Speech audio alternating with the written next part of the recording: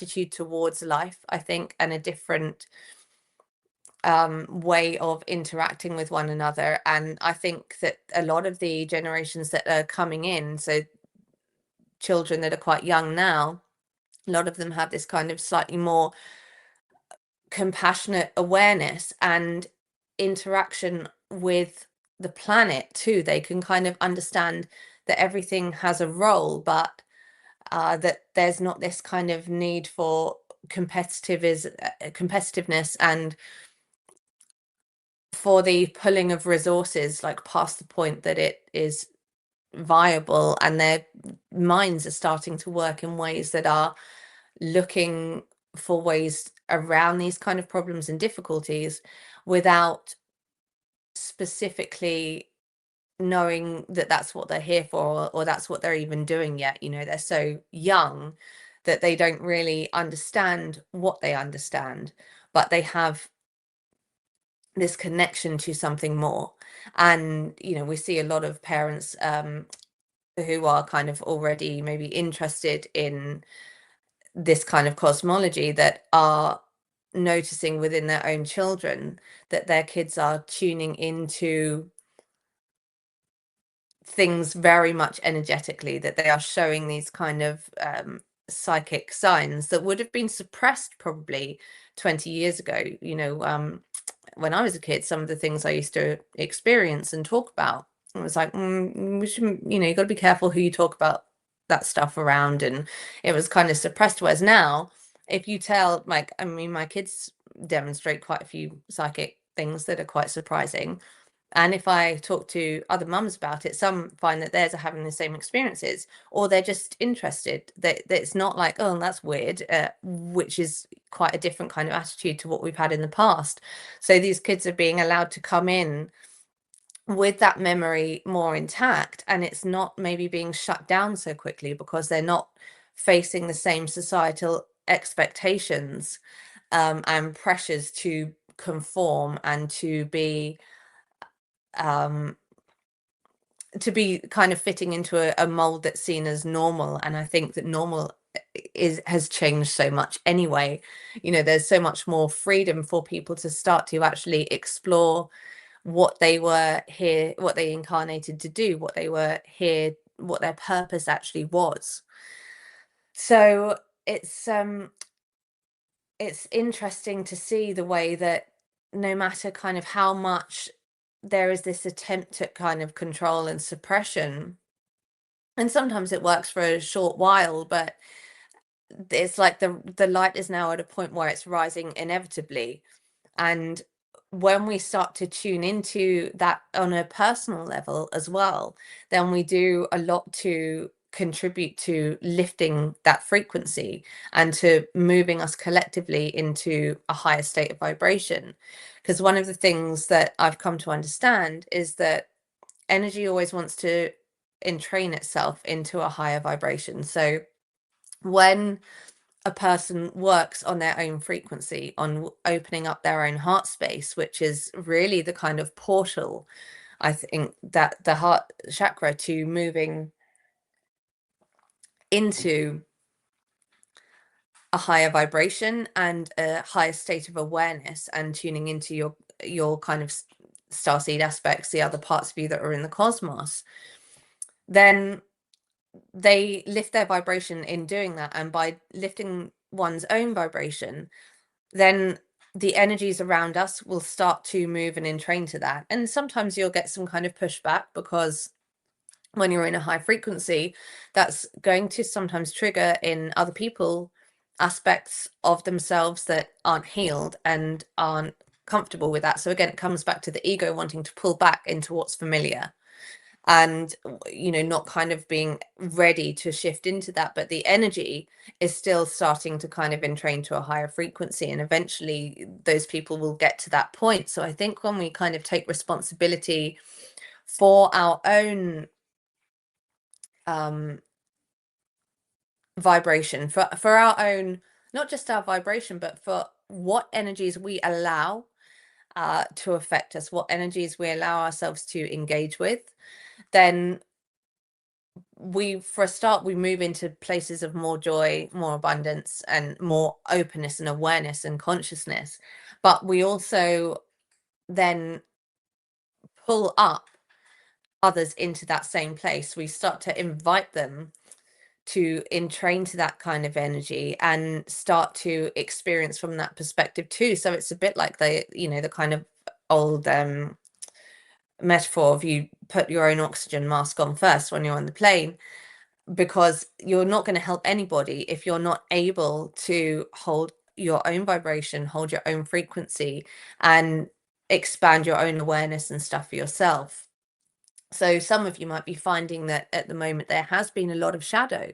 There has been a lot to kind of strip. And I think that this year in particular, it was a year of beginnings in a lot of circumstances, but for new things to begin, for rebirth to be able to happen, then things that don't fit, things that are heavy and holding on to an old paradigm that no longer is where we're going to, has to be let go. It's like you can't kind of keep rising up in a hot air balloon if you've got lead weights around the bottom of it.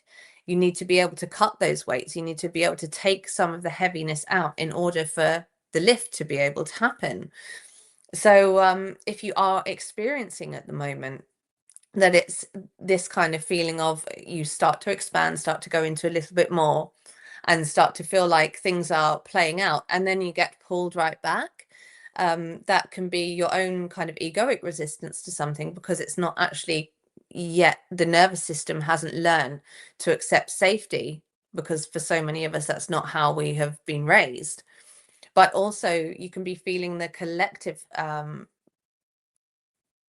projection of that as well. So what is felt on an individual level is often going to be felt throughout the collective too, particularly when it comes to things that are affecting the subconscious and the ego, because we're having a human experience. So that is often predominantly what leads the experience. Like, I understand the ego to be essentially like the personality, the human part that comes here to have an experience, not the kind of higher self that is tuning into different fields and different knowledge and kind of creating.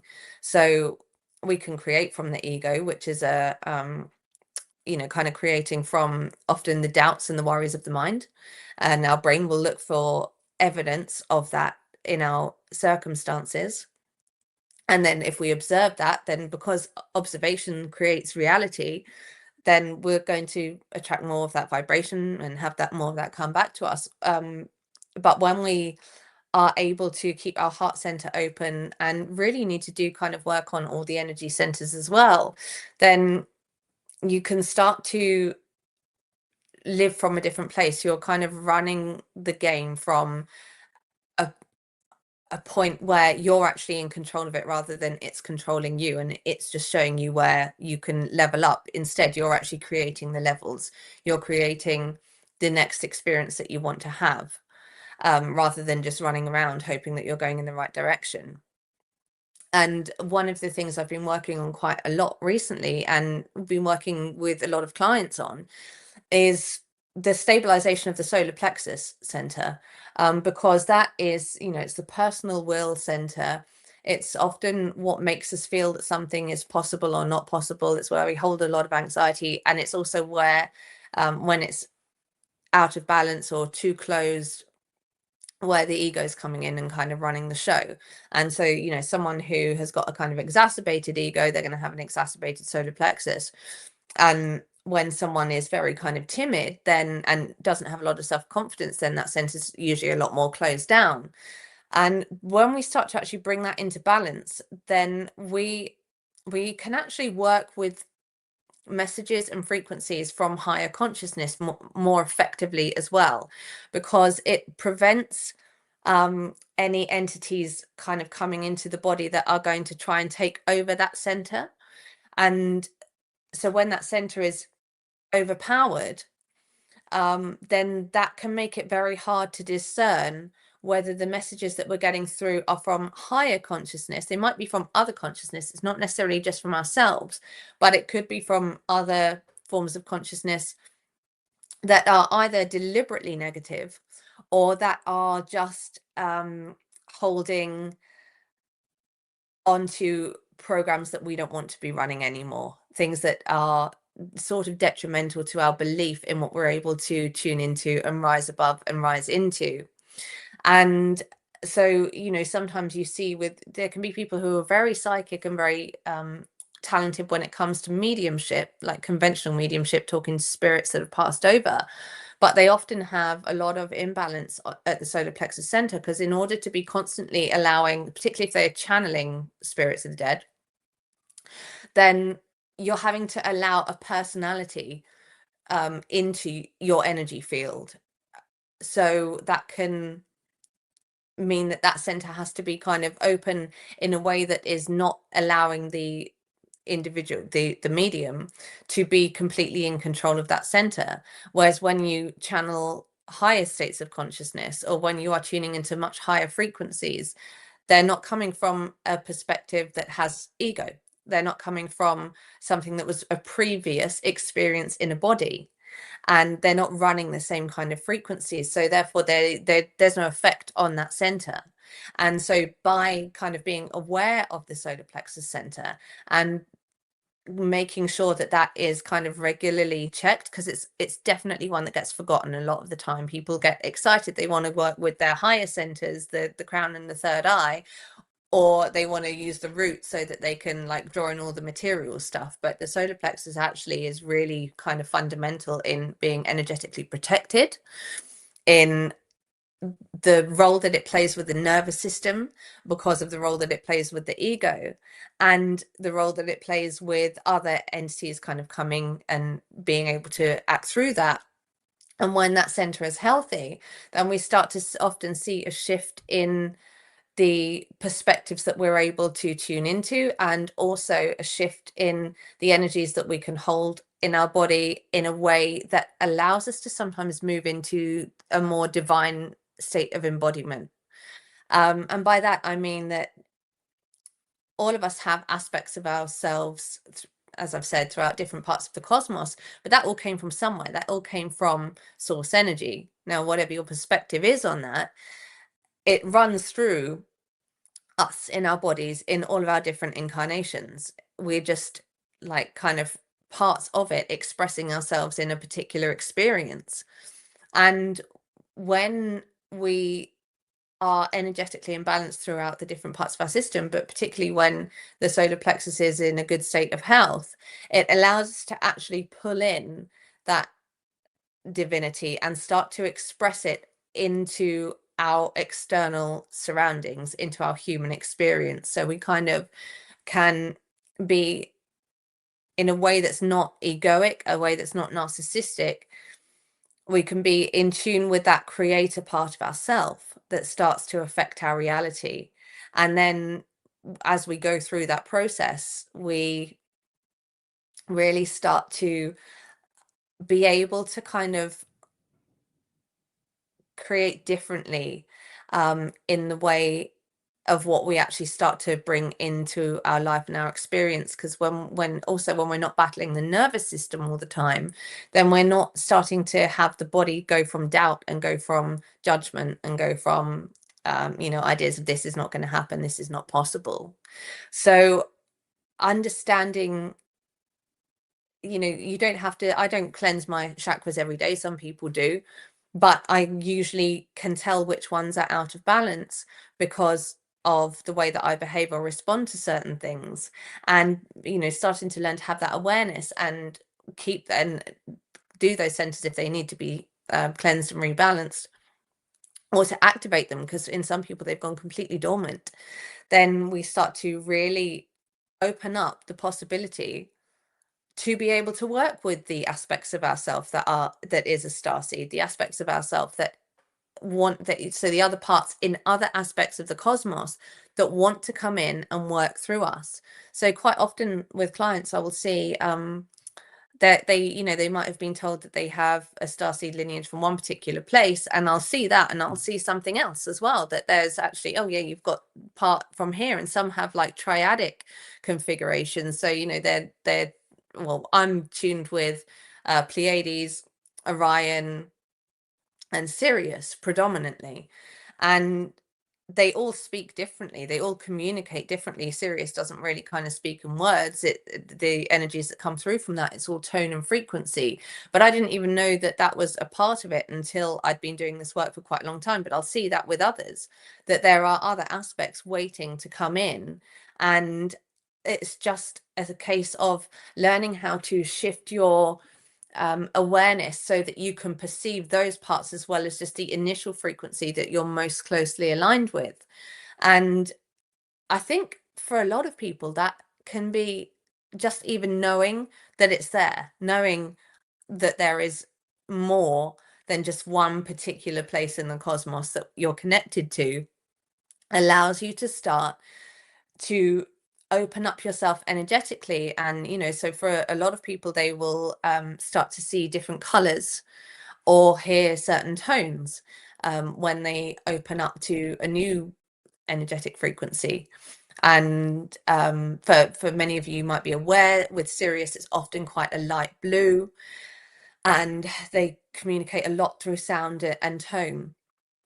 And so by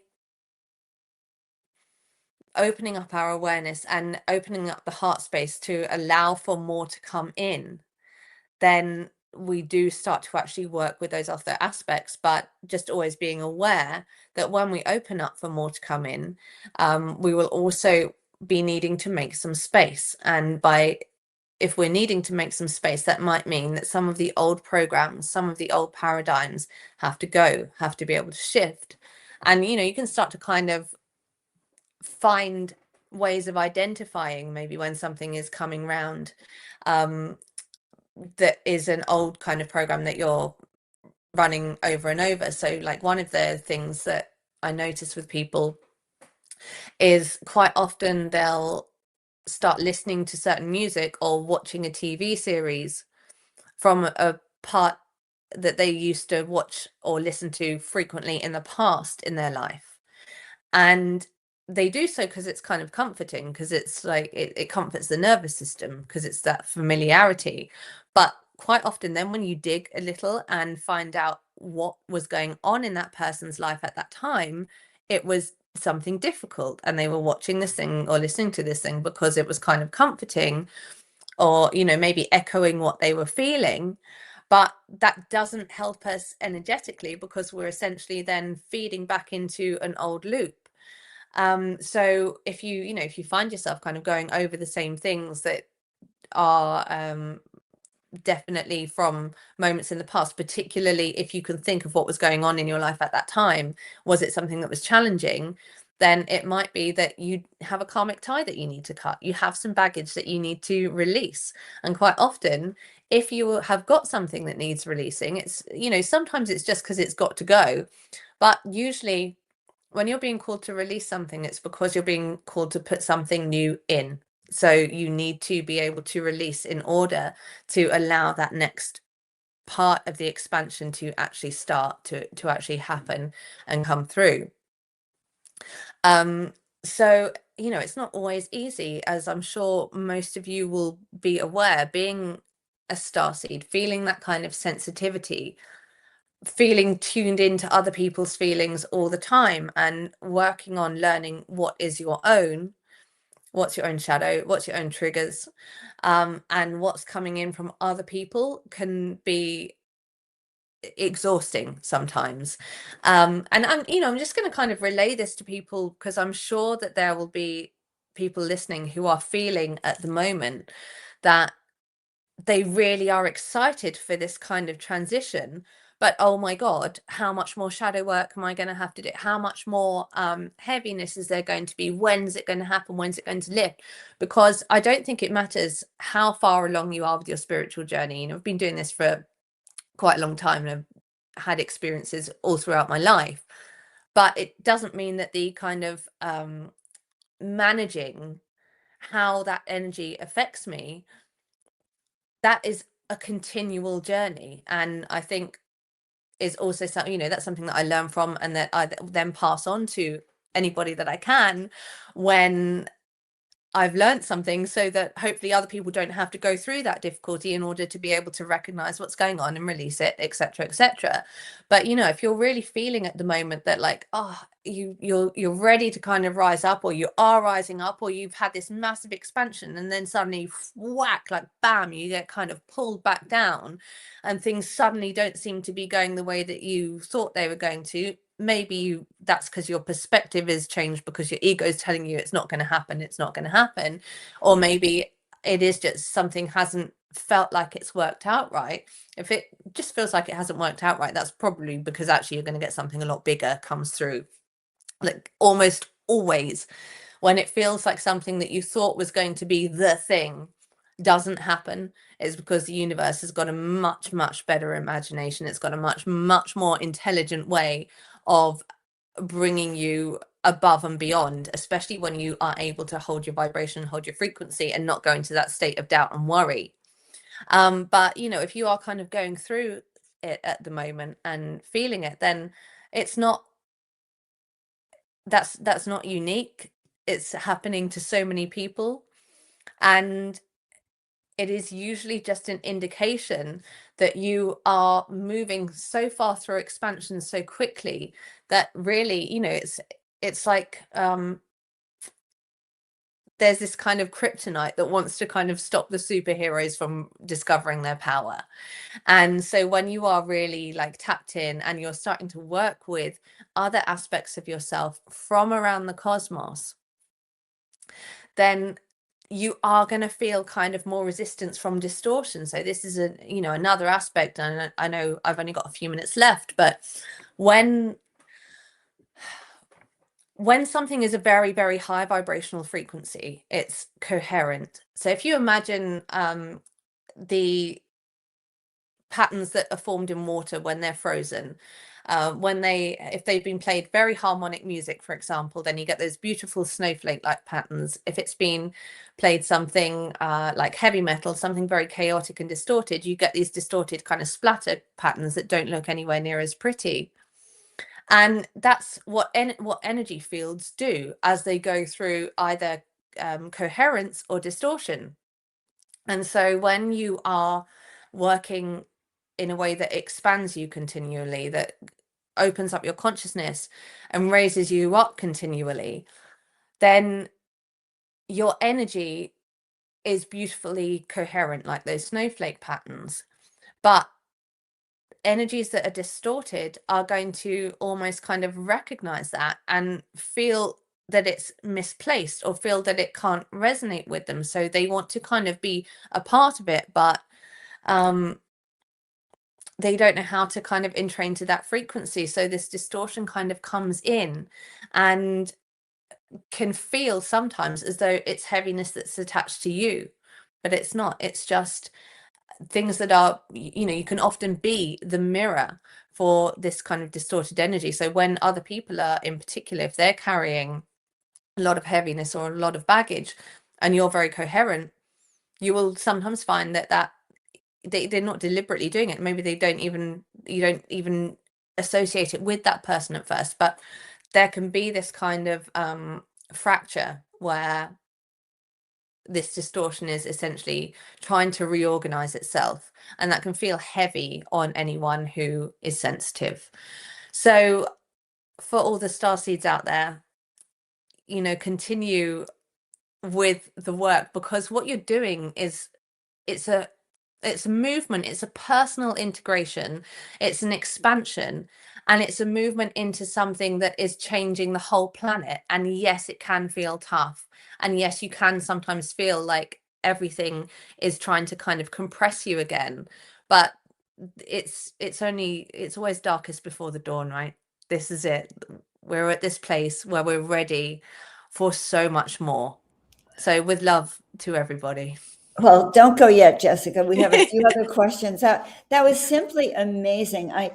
I love how you told everyone, by the way, do not stay stuck and confined to one star system. That you're multi dimensional, multi species. Like we're really, there's no pure at this point, I think. No, no, we're a mishmash. So I really love that. And it was so helpful in terms of releasing what's holding us back from connecting and being all that we can be. And Mm, for instance, the chakra system, like yeah, really reminding people to clear it from top to bottom, maybe yeah, even as a daily practice, because these are things that interfere with our yeah. ability to be our pure self. We have a question about your connection with Sekhmet. And so and I'm curious too about if you want to dive a little bit more deeply into her and your Yeah, so connection. she started coming through in meditation probably about 4 years ago. And I could feel I actually used to just see and this was before I knew it was Sekhmet, but I used to just see a lot of big cats, and I thought they were just spirit animals. And then there was this one particular moment in a meditation where something had been going on in my life personally, um, that was, really quite draining me.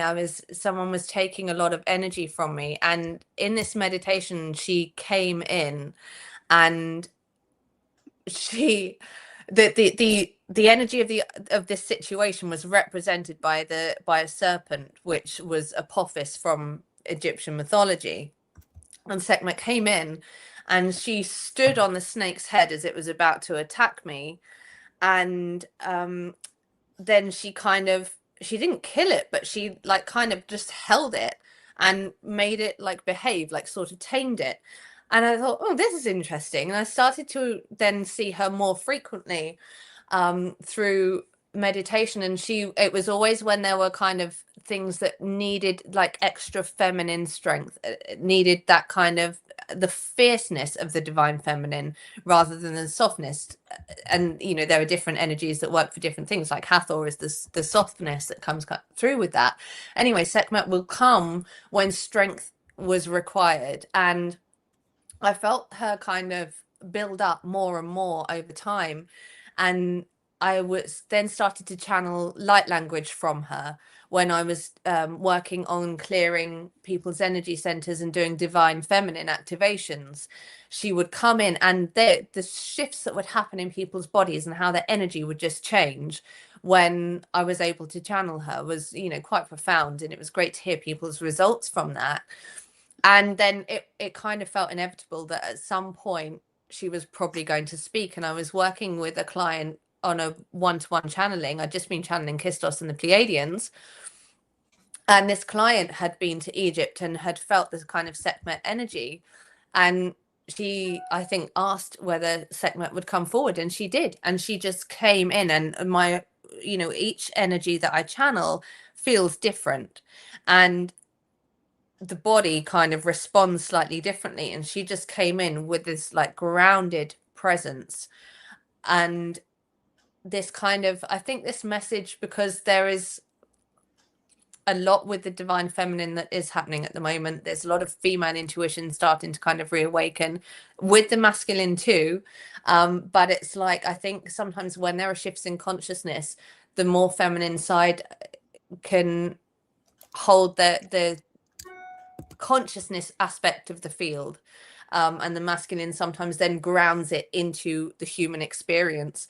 And so it felt like she was starting to come through now, because it was like, yeah, women in particular, not just women, but people need to be able to step right into this embodiment of strength and to remember these codes. So a lot of it was about remembering these energetic codes that were coming through, assist, and also passing that into the kind of collective, so that can start to be tapped into by newborns that are coming in. Just because they can't talk when they come out of us, it doesn't mean that they're not tuning into kind of consciousness fields. So I think that is an aspect that comes through with her. She's very, very powerful for shifting energy, particularly with women. Well, that's a great understanding, by the way, of Sekhmet. I think she's formidable. She is, yes. Just so you know, but loving, and Yeah, and so cat-like. Okay, just such yeah. feline energy. So I have another thought for you too. Why don't I? But first of all, tell people how they can reach you and what you offer. Okay, sure. So I offer one-to-one channelings. I also offer light language and energy recalibration activations. So activations for the divine feminine, clearing of chakra systems. But when we do that, that's like a real blast through and tapping into your soul's lineage, finding out what your kind of incarnation pattern is in terms of the multiple aspects from the cosmos that you might be attuned to. And you can book all sessions for that at jessicataylorintuitive.net. You can also find me on Instagram as Jessica Taylor Intuitive is my handle. So when I'm doing live channeling events, so I do also do group ones that you can buy a ticket for. If that's a more kind of slightly cheaper way of accessing my work, but you can get to, I announce that on Instagram, so you'll see when there's live upcoming events and stuff on there. I love it. I want everyone to know I did go to one of her channeled events. It was quite amazing, quite fascinating. And I highly recommend Jessica. In fact, every speaker who's coming is really good. Jessica's work will also tune you into what star systems you come from, right? We have a question about that and channel personal information for you. So Jessica, I so appreciate you being here with us and to see you again. Love it. Thank you so much, Joan. It's so nice to connect with you again. And I just loved how you really broke down like what we need to do and clear within ourselves to really get to that higher dimensional space. Well, it's been happening a lot, we're seeing it a lot with people it's funny how often collectively we're getting certain centers that need more work and need more balance. It's partly individual, but we are a collective consciousness having an experience. We absolutely are. All right. Well, I'm going to actually, why don't you go out, see if there's any questions, put your website back in the link for us, and we'll see you next time. Oh, thank you, Joan. Lovely to see you. A lot of love. Oh my goodness, that was so powerful. I took a lot of notes on that, but this is really interesting. So I want to tell you a little bit about our next speaker. Our next speaker, Maria Martinez, is really lovely. Okay, you are going to love her. She's with 360prosperity.com, by the way. And I've had the chance to interview her and connect with her for a few times, and she's really magical. So I want you to think about this. Imagine a woman who has walked the corridors of an extraterrestrial ship, conversed with interdimensional beings, and been recruited for cosmic missions beyond the wildest imaginings of most. We're talking about Maria Martinez, a cosmic weaver and an architect of divine sovereignty, a quantum alchemist who ignites soul transformations and bridges the gap between seen and unseen. We're going deeper, folks. Born with an ancient knowing, Maria has traversed the tapestry of dimensions and timelines since childhood. Her reality has always been interwoven with the ethereal, where spirits whisper secrets, celestial beings become trusted allies. Guided by angels and ascended masters, her journey has led her to the luminous beings of distant galaxies, the wisdom keepers of the Galactic Federation, Mary Magdalene, and the Order of Melchizedek. But even that, okay, she has had face-to-face conversations with beings from star systems. I can't wait to hear all about this, by the way, leaving her with profound knowledge and deeper understanding of the cosmos. She's been aboard her own starship. I don't know how many of you out there have your own starship, but she's not just a healer or guide. She's a living bridge between worlds and a testament to interconnectedness of beings. So I'm really excited to bring Maria up. Hello, how are you? Maria, it is so lovely to see you. Yes, it's so lovely to see you too. It's been a little while. Well, it has, but I'm realizing, I saw you at the New Living Expo, but that's right. Surrounded with your family, which I think is amazing. And then I think did I see you at Contact? Were you at Contact? I wasn't. I was there in spirit. You were there in spirit, but I even remember feeling sad that I was so busy I didn't get a chance to hug your family and dive in. And I love it that you bring your family with you. I do. They're part of this, so they're there to experience it, and have their own connections with everyone as well. Sweet. And I hope you share with us a little bit about how your children are part of this too, because I've seen other channelers bring their children with them everywhere. My Yes. children wouldn't go anywhere like that with me, but I'm so impressed. So do you have a presentation for us? I don't have a presentation to show, but I do have a conversation to have. Well, first of all, thank you for having me in this experience. This is so much is going on in the world right now, and we want to really step into what is coming and what is available to us, and that's what today is about. This conversation that everyone, all the guests are having about the next you, the highest potential, the connection with the divine within you, and your ancient wisdom. So I want to invite everybody just to step into the space of creation, to step into the space of the deep knowing within you. So my conversations are, and my transmission is both receiving, education, and an activation. So again, I invite everybody to just step into the field of infinite possibility, the field of infinite probability, the field of I am. The field where you know your true authentic self and all aspects of you that are available to you. And as we step into the field, go ahead and begin to feel within yourself the knowing. All the questions that you seek are already available to you. All the timelines that are available to you are within your reach. We're here because there's a part of us that understands. There's a part of us that desires. There's a part of us that longs for the higher knowing of ourselves. So go ahead and expand your heart. Expand your awareness. Go ahead and elevate your awareness beyond your body, beyond your mind. And you can breathe into the space of creation. Breathe into the knowing of who you are. And as you breathe into the space of creation, as you breathe into the space of who you are, feel yourself expanding and becoming one with the field.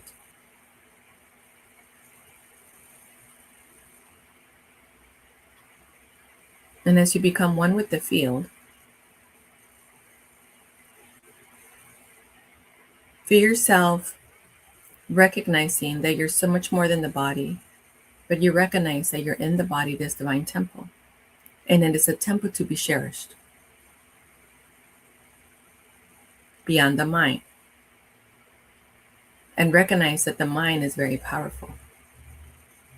That in this reality is the first place where you create from, the thought. And recognize that you have a powerful mind as a creator being. Continue to breathe and expand into the field of creation. And as you expand into the field of creation, again, recognize yourself as your multidimensional self, as the physical body, the divine temple, as the mental body, your imagination, your curiosity, your creativity, your consciousness, your higher consciousness, your ego. Recognize all parts of you are archetypes of you. All part of your happy family. There's no separation. And within yourself, recognize the feelings, the emotions, that other aspect of you that can embody, that can hold the state of creation, that can hold the field within you, that can bridge it into the 3D. Experience all these aspects of you that you have mastery over. Continue to breathe and expand into the space. As a multidimensional being, mind, body, physical body, You're also energetic. So begin to feel as you are in the field of infinite creation. You becoming one, but also recognizing your individuation.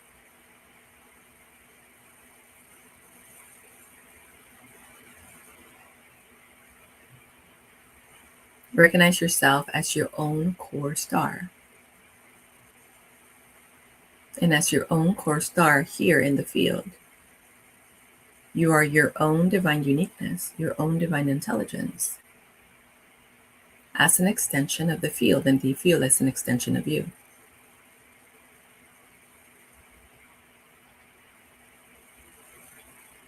Now you recognize yourself as your mental body, emotional body, physical body, and now as your energetic body, and as the intelligence within the energetic body, and as the intelligence of the soul, as the spirit. So see yourself as soul, spirit, energy, frequency, vibration. Recognize all these aspects of you that play in the field of creation. And if all these aspects of you were working together, what could you create? If all these aspects of you were playing in the field of creation with you, what would your life look like? What would your mission look like, feel like? What would be the impact of who you are? If all these aspects of you were playing together in the field, how easy would it be for you to bring in your technology? Go ahead and take a deep breath. So first, let's recognize how you play in the 3D and 4D so that we can begin to access the 5D and above, the higher aspects of you. Continue to take a deep breath. And as you're in the field of creation and you're recognizing all these aspects of you, let's begin to integrate all these aspects of you. The thoughts that you're holding. Let's begin to pull out the strands, the memory crystals of the ideas that have been projected and implanted. Everything that you accept that it is not yours. Not being enough, not being worthy, having to sacrifice, having to forgive.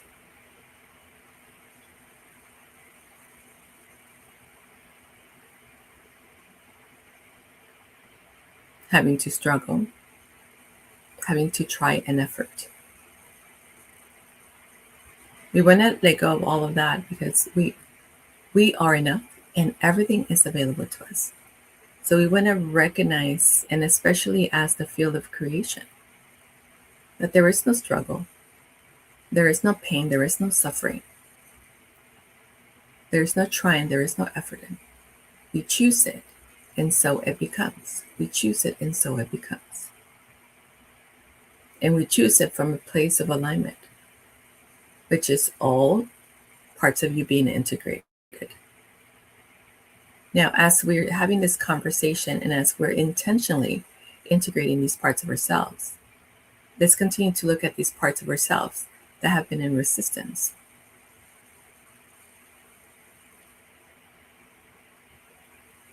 Some of these are the inner child, the victim. So we want to invite all those parts of us to come and play. We want to invite all these parts of us to let go of the pain and suffering. We want to invite all these parts of us to let go of the programming. And we are creation, and we can command, and we can invite, and we can't bring in a new program because we are the masters of our own architecture. So as you're here, and as you're creating space for what is new in your higher wisdom and your higher knowing, go ahead and begin to calibrate within the field yourself. Recognize the parts of you and where they were hanging out in the drama, in the trauma, in the pain, in the suffering, in the resistance, in the struggle. and the blame and the fault and the guilt and the shame. And let's go ahead and elevate all those parts to more possibility or infinite possibility of creation. Let's go ahead and invite those parts to come in and to step into I am, to step into I create, to step into my reality, my life is my design, because we are creating everything. So if we recognize that and we take full responsibility of that, we can start pulling out from the field everything that no longer serves. We can release from our reality what we no longer need or want. When we create more flow, go ahead and take one more deep breath. And continue to expand into the field of infinite possibility. Continue to tap into your infinite wisdom. Now, there'll be a moment coming up soon where we're going to start working with your Starseed DNA. So we want to create the space for that. So what we're doing is releasing the I don't know, that I don't understand, or that I have to work hard, or there's more study to do, or that it has to look a certain way, or that I'm not ready for this, or there's more for me to clear. So in this moment, what we want to do is make that decision of I am, and I have access, and I have direct connection. It's available to me because I am creating my reality. Because I am creating my reality. I am the designer, master designer. Go ahead and take one more deep breath.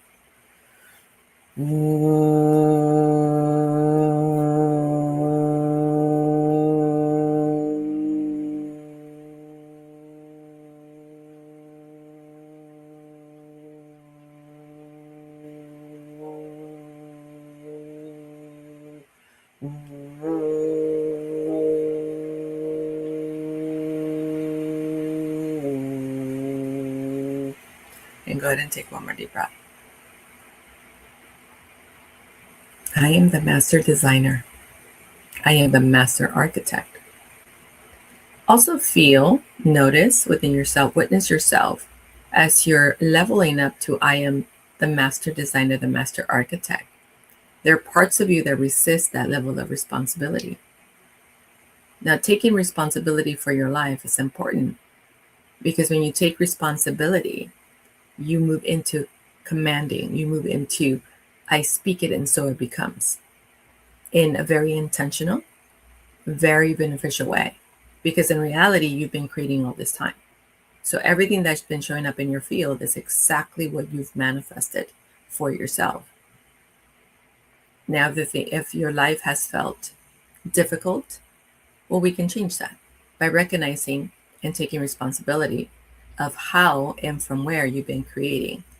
So take a deep breath, and all the fears of being the leader of your life, all the fears of expanding into more and accessing more in your life, all those fears, all those what if I can hold it, or what if I take advantage, or what if I'm taking advantage, or I'm afraid of my power, or it's too much power, or what if I abuse my power? Those are very old programs. Some of them are not even from this lifetime. So let's just go ahead and unravel all of that. You can see and experience some of you, the wings, they're like budding out. I can see them coming out. Yeah, so it almost feels like a rebirth of releasing and then allowing the new you to come through. Go ahead and take one more deep breath. In the space of creation, we want to remember that we're so much more than we've been living. We want to recognize that within us, there's a body of intelligence that is far beyond this galaxy. We want to remember that we've been many different beings, and we have the knowing, and we have the wisdom, and we have the intelligence of each of those beings. And as we remember, as we recognize, we want to step into that wisdom. We want to step into the truth of who we are very courageously and completely open. Go ahead and take one more deep breath.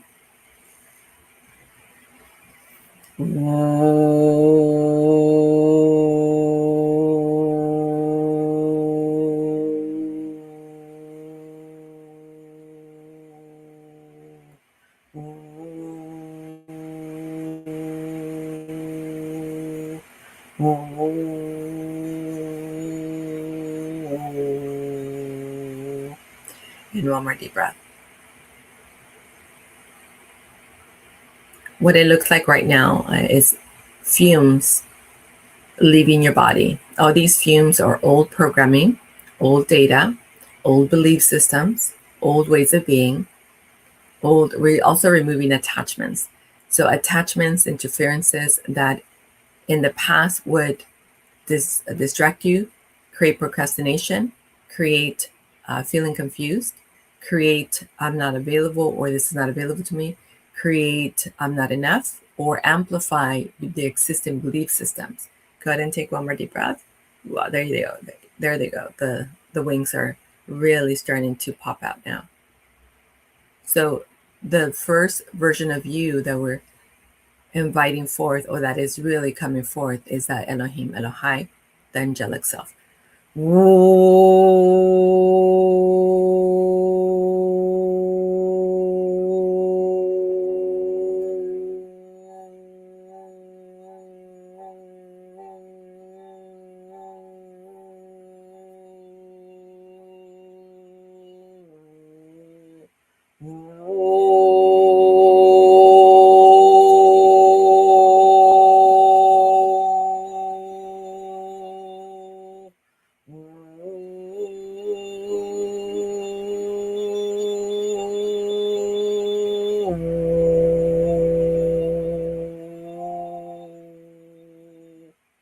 And one more deep breath.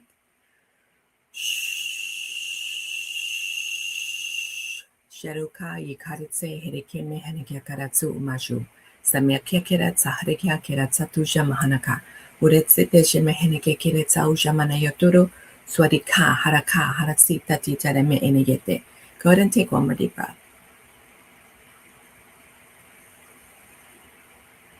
Again, feel yourself as this higher version of yourself. And we're going to go ahead and open up.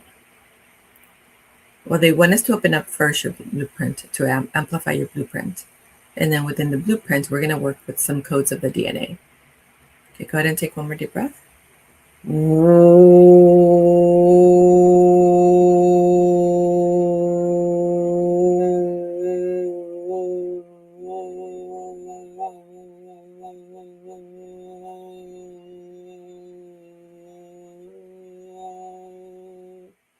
And one more deep breath. So see, perceive your blueprint, your divine blueprint.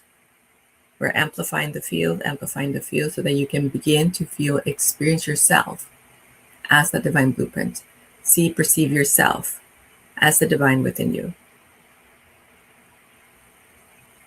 Wow, there it goes. Just imagine being surrounded or being in the middle, being the knowing, the awareness, the intelligence in a beautiful field of creation that is yours. Go ahead and take a deep breath. Go ahead and feel into that. And within the field, I want you to perceive, imagine, see, notice, witness every aspect of you that is available to you now, your higher selves. Go ahead and take one more deep breath. We have connection. When we say we have connection to our incarnations or to our ancestors, we have connection to the Starseed family, and especially those aspects of ourselves. Go ahead and take one more deep breath. So as we open the field even more, as we amplify the field even more, I want you to begin to experience within you and all around you as if you are now recognized, those aspects of you are now becoming present in the field. And then within you, notice the codes that are being highlighted within the field. These aspects of you may not be part of this galaxy. Go ahead and take one more deep breath.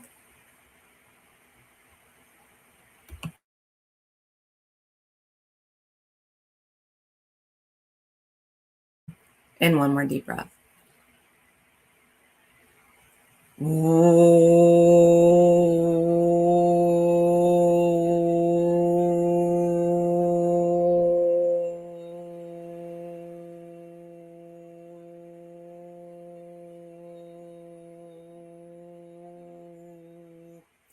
So that what they're showing me is within you, there's a pillar of light. Within that pillar of light, there are strands moving out. to many, many galaxies. Each strand represents the connection or the lineage that you're from. So from the left to the right, we're going to go one by one, and you can experience for yourself. Go ahead and take one more deep breath. There are 17 lined up from the left to the right. Go ahead and take one more deep breath. Some of them are pure beings of light. Some of them are luminous beings of light, pure consciousness, pure intelligence of the highest vibration, highest frequency, that haven't taken a form and are not showing up in a form, just as pure essence. And some of them have more of a form. They may be more of a starseed, Andromedan, Arcturian, Sirian, Lyrian, in hybrids of Andromedan and Sirian, Arcturian, Andromedan, also Pleiadian. So go ahead and take a deep breath. And in this experience that we're having, we're going to go, within this time that we have, we're going to go quickly, but you're going to connect to each one. And so right now, out of the 17, there's 3, for some of you 3, for some of you 4, that are stepping a little forward toward you. And as they step forward toward you, these are the ones that are bringing you a message, sharing that technology with you, connecting or helping you connect to a part of you that is awakening. Go ahead and take one more deep breath. Again, we're going to begin from the left to the right.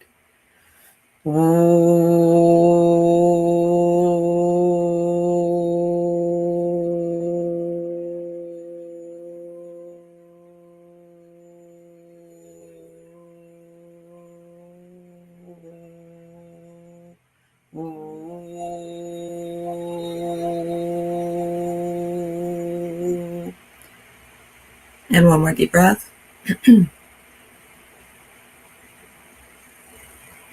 There are a few that want to transmit a message for the whole group. And those of you that have connection to them will, within you, you'll notice the activation, because for some of you it's a transmission, but it's also an activation. So the first group that is stepping forth, so these are the ones that I mentioned, 3 or 4. And again, allow it to be your own experience. Allow this message to be the message that is for you. Take a deep breath and just feel, stay open, receive.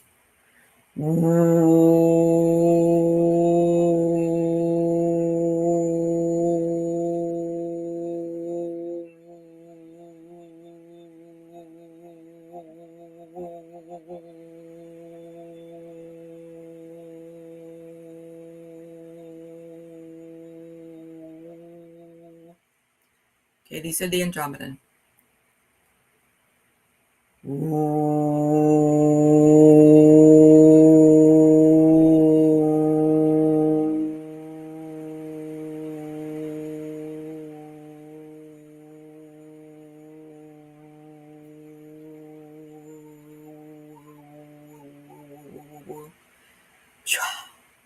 Yakyurama Hanakaruai Ara Atsatujai Yarakura Keratsara Hariakakara. Bring your attention to your heart space, and especially the back of the heart space. Experience the activation within the field of creation, the connection back to your wisdom, the connection back to your memory crystals, the connection back to your starseed family. Uratsi Ariakya Karatsa Mahanakuru Uyaturatsi Ima Uma Amakakeratsara Hunakekere Taraika Taramaka Taraka Niataro Turu Yitari Tarekere Esha Ahara U. Urula itaratsa ura ukaratsanaha ira eneyetsetereke mausha yukurutsu hurukuyamayaya yero tsu shayima samahu maharaka urete serete saratum mahanaka ushehia kya tsarahanaka ushahiara karaka. Feel within your field, feel within your body, feel within the frequency of vibration, the frequency of the field of creation. Uretsatirania kya katsarahanaka.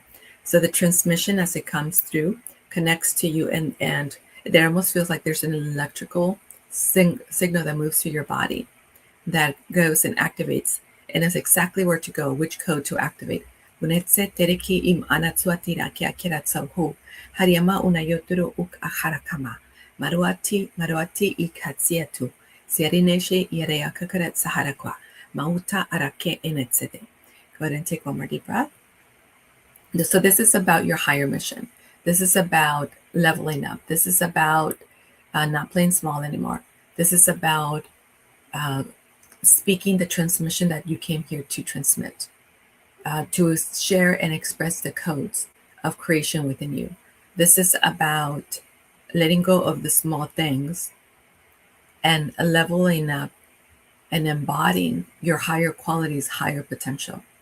This message is about your readiness, knowing that you're already ready now, or recognizing that you're already ready now. And it's also about transmuting and transcending the things that you have been attached to in this lifetime that are not allowing you to be bigger, create bigger, attract bigger, live that greater version of you. But it's also about the heaviness. So for example, if we worry too much about money, or we worry too much about not having, if we worry too much about competition, if we worry too much about creating and building, meaning that our energy is in building and creating versus bringing it to us. Go ahead and take one more deep breath. So that's the remembrance. That's what they want to bring into the field. That's what they want to activate within you. Retsi anaha hiako mahaha twatira keketse ijauma maukaya karatsa huarea akuratsa manonagita ikaima anashau shauka harayau ua eatsia teraji mauma ma okaye kare kere me etsetuja anwa atwa eke mahuka ukaretsete jeneyete yerutsatu taria maratsatura tere keketsada ham autati arene setere kekereko. Go ahead and take one more deep breath.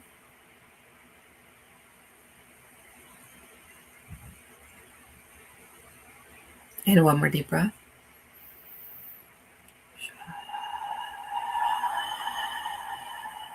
And one more deep breath.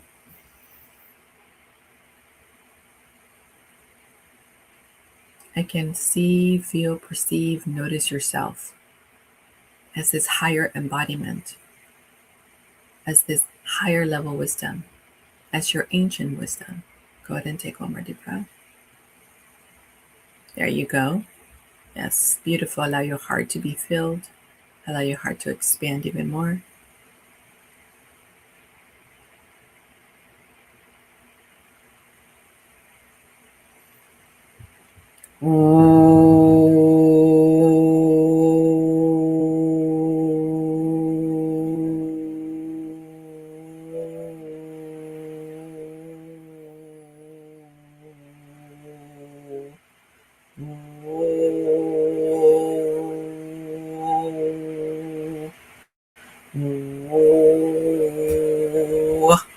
Okay, one more deep breath.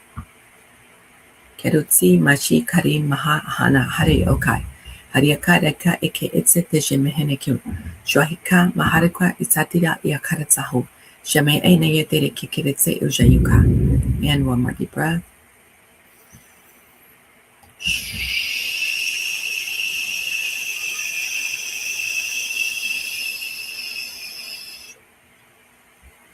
And go ahead and feel the expansion. For those of you that experience the wings, go ahead and experience your wings. They expand even more. Notice how much stronger they are. Notice the radiance in the wings as well. You're unlocking different aspects of you.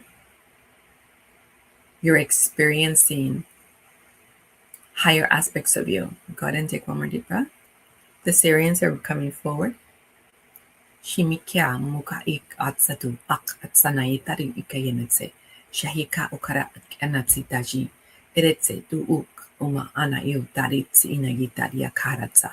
Mahura kikare etsete jinegetia. O tsa ki ik etsete jimehanaga. Go ahead and take one more deep breath. So the focus is in your power center. You as the great central sun. You as the brilliant, core star, you as the eternal flame. Ure me mahaha terako, shahina nina tiik atsita, shehereke ke meheneke satusa aria.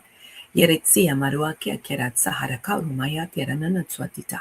Shehereke keret semahana kwariat saturana yeteretsete. So what they're working is through many timelines where, so there's a part of you that's afraid of your power because you abused your power. So they're working with those timelines. So they're collapsing and they're reminding you you're not a victim to anything. And everyone who you feel you victimize also participated in creation. So we are bringing up the agreements, the contracts, the oaths, all that was, and we're awakening everyone else into their highest possibility, into the power of being, into their higher self, into their core star. Go ahead and take one more deep breath. As the creator, Inat ik ara hanaka diat sitaji. Maruatu tare ere ketse here kekere manai odat sutaji. Go ahead and take one more deep breath and feel the light coming in. For some of you, it funnels out and it tightens, it narrows toward the back. So we want to open the back of the power center as well.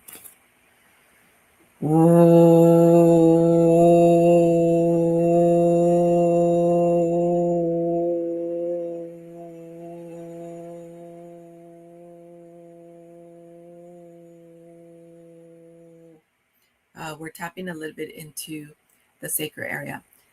Notice some of you had trouble in the heart space, not forgiving yourself, not believing yourself, waiting for permission, waiting for others to tell you how magnificent, how powerful you are, waiting for others to tell you that you have the gifts within you. You have your own connection. You have your own power within you. You have your own wisdom. Punishing yourself, punishing self-sabotage, self-sacrificing, playing the martyr, playing the victim, and like checking yourself out from a life. In this case, it's more about the fear. There is a little bit of waiting for permission, but it's the fear of your power. It's the fear of either you abusing it or others manipulating you or others abusing your power or you stepping into who you are and others around you being hurt by who you are. So one, you're not responsible for anyone else. You're responsible for who you came here to be. And as taking that responsibility and embodying who you came here to be, that's how we help everybody else. Not by playing small, not by hiding, not by sacrificing, not by playing the martyr or staying stuck in the victim. Go ahead and take one more deep breath. So again, feel the presence, the essence of your core star, of your great central sun. Feel the communication, feel the messaging. And as you're feeling into your body and as you're perceiving, continue to perceive, imagine, and receive from your Syrian family.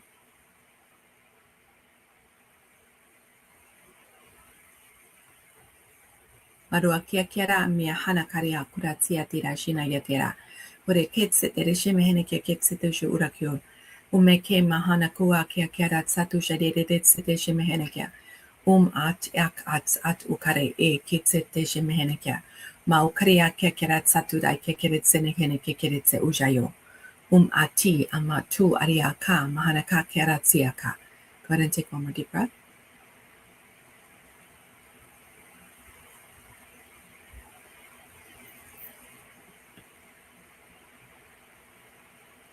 And one more deep breath.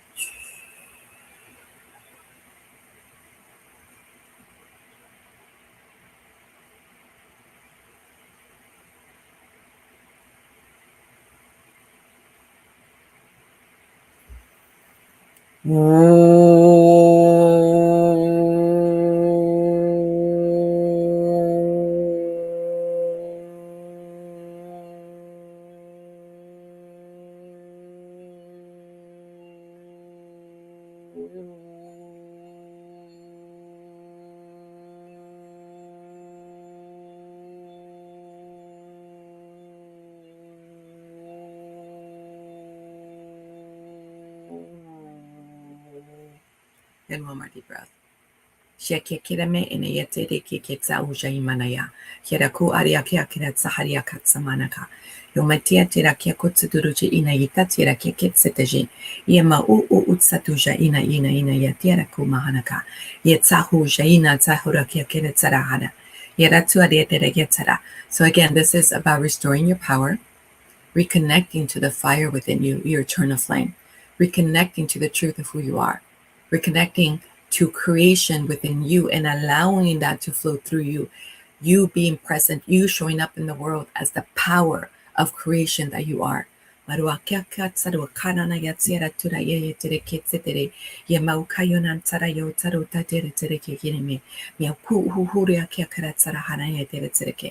Umaitiara tira karana yetsara una yetere keketsa tujania.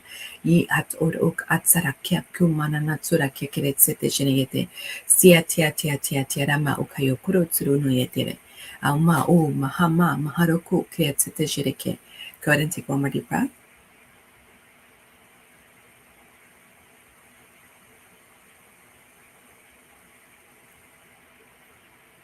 Okay, so we have two other races coming in. The Lyrans are, so they're holding a big star, right? It's like in front, so it's in front and above your crown.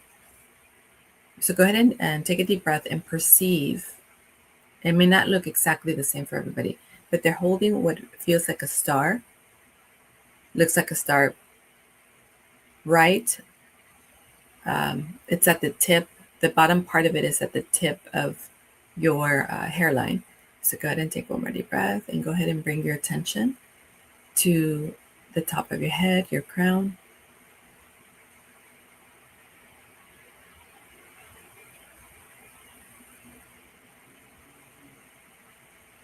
And this is about remembering, again, coming back to the greatest creation. You are the greatest creation. You are the divine gift. You are the gift. You're the gift in humanity, within humanity. Go ahead and take one more deep breath. But also they're reminding you of your royalty. You are royalty. You're God, universe, greatest creation. Go ahead and take one more deep breath.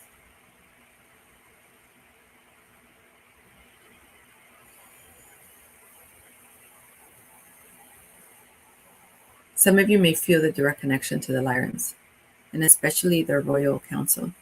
Shudakyo kuramayo tsatu janeyama hanaka. Uraha nahayu ahorat sita tera ut aria. Ureme kekeretsa husha yama ut ariaka. Hariama utsa tera nenetsete jehere kema ukayo. Ha nia dia tu ti iarea hatiara ko. Shwayayana tsatu zahiara keketsetere me eneyatu. Ana. So it is also about your power. Again, they're reminding you who you are, your connection to your Starseed family, the power of creation within you, the power that you hold, that you can bend, that you can expand, that you can amplify, that you can transmit. Suta tera uk atset eshe ene etsatu hariaka hariaku suturu shuhuru. So this beautiful star that's sitting in the crown, it's also connecting to the center of the head and to your pineal gland.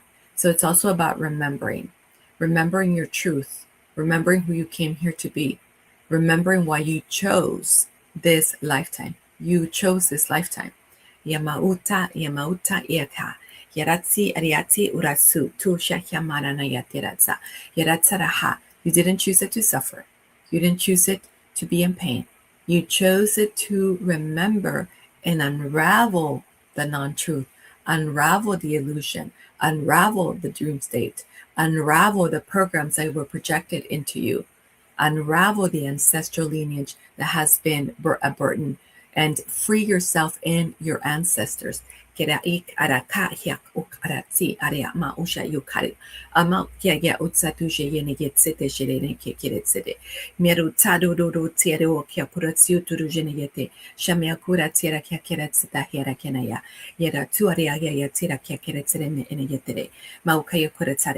Okay, so the others are Pleiadians and Mantis. So Pleiadians are working in your sacral area.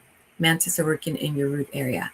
So again, they're helping you open up these energy centers to connect to and download your own technology, download your own wisdom, access your own codes of creation, and bring them, be the transmission, and bring them into manifestation. Share them with others. Share yourself, share your divine gift with others. Ura ma ha ha hiaro o satu shai nani nani aka. Yama utaria matiera tera kia kera satura kia kera tsete. Yera u mahu maha aat satusha ikayat satushi. Go ahead and take one more deep breath. And as you're experiencing the activation, also continue to connect to your starseed family that came through. Again, be pure intelligence, be the consciousness, higher consciousness that you are. Observe, know. Go ahead and take one more deep breath. Let's amplify the feel even more. Uma'ik atu ariakatsu aninai. Shahika yakaratsa hariaku karama. Mariaku karetsete she ina yatsutashi. Yako aku atsata iajo yoro. Atu aria tera tera kia kia tera tutari anayetsa. Uje eats ariakadaka. Okay, there's a beautiful crystal codex that is beginning to spiral right above you, and it's going to run through your central channel, but it's going to amplify and expand through the field of creation, awakening. Some codes that you have are running in reverse, so it's going to repair them. Some codes that are not running at 100%, they're going to be up leveled. Go ahead and take one more deep breath.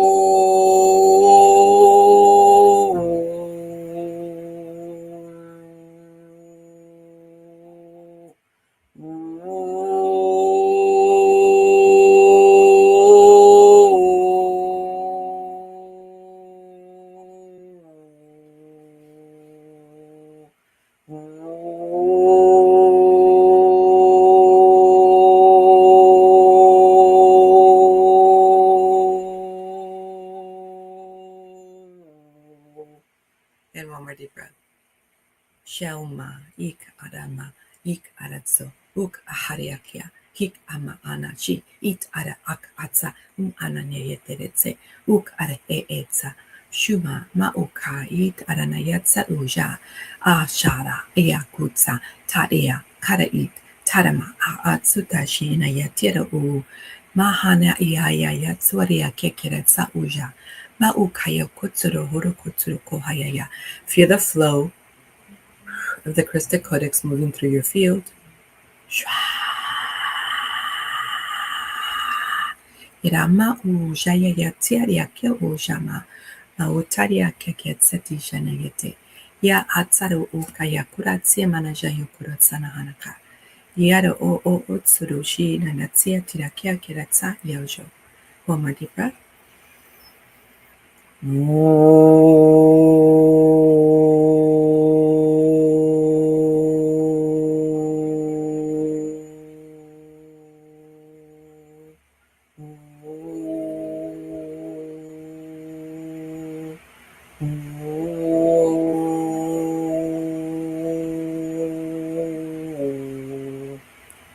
Irama shayaya tiaraku mahariakura tiariana sita shehereke keretse hereke meauno yoturu shayo ayo ayo ayo mario kai na yatiara higai yariatsi taria mahanakayo u maha nahanaka uhure aterati hayana yatira u masia turatere hereke kira u maha nahaha sariati tari tari agya kerotsu Shuamaria Kara Karena Yatiraku, Sho Umahiaria Yatira Tira Utsatu Mahanaki, O Dariana Yatira Keketsatarena Yatira, O Mahana Yara Satura Yaya, Mariatura Keketsara Here Kekeretsa Mauta, Yorotsati, Ratira Taria Keretsa, Go ahead and take one more deep breath.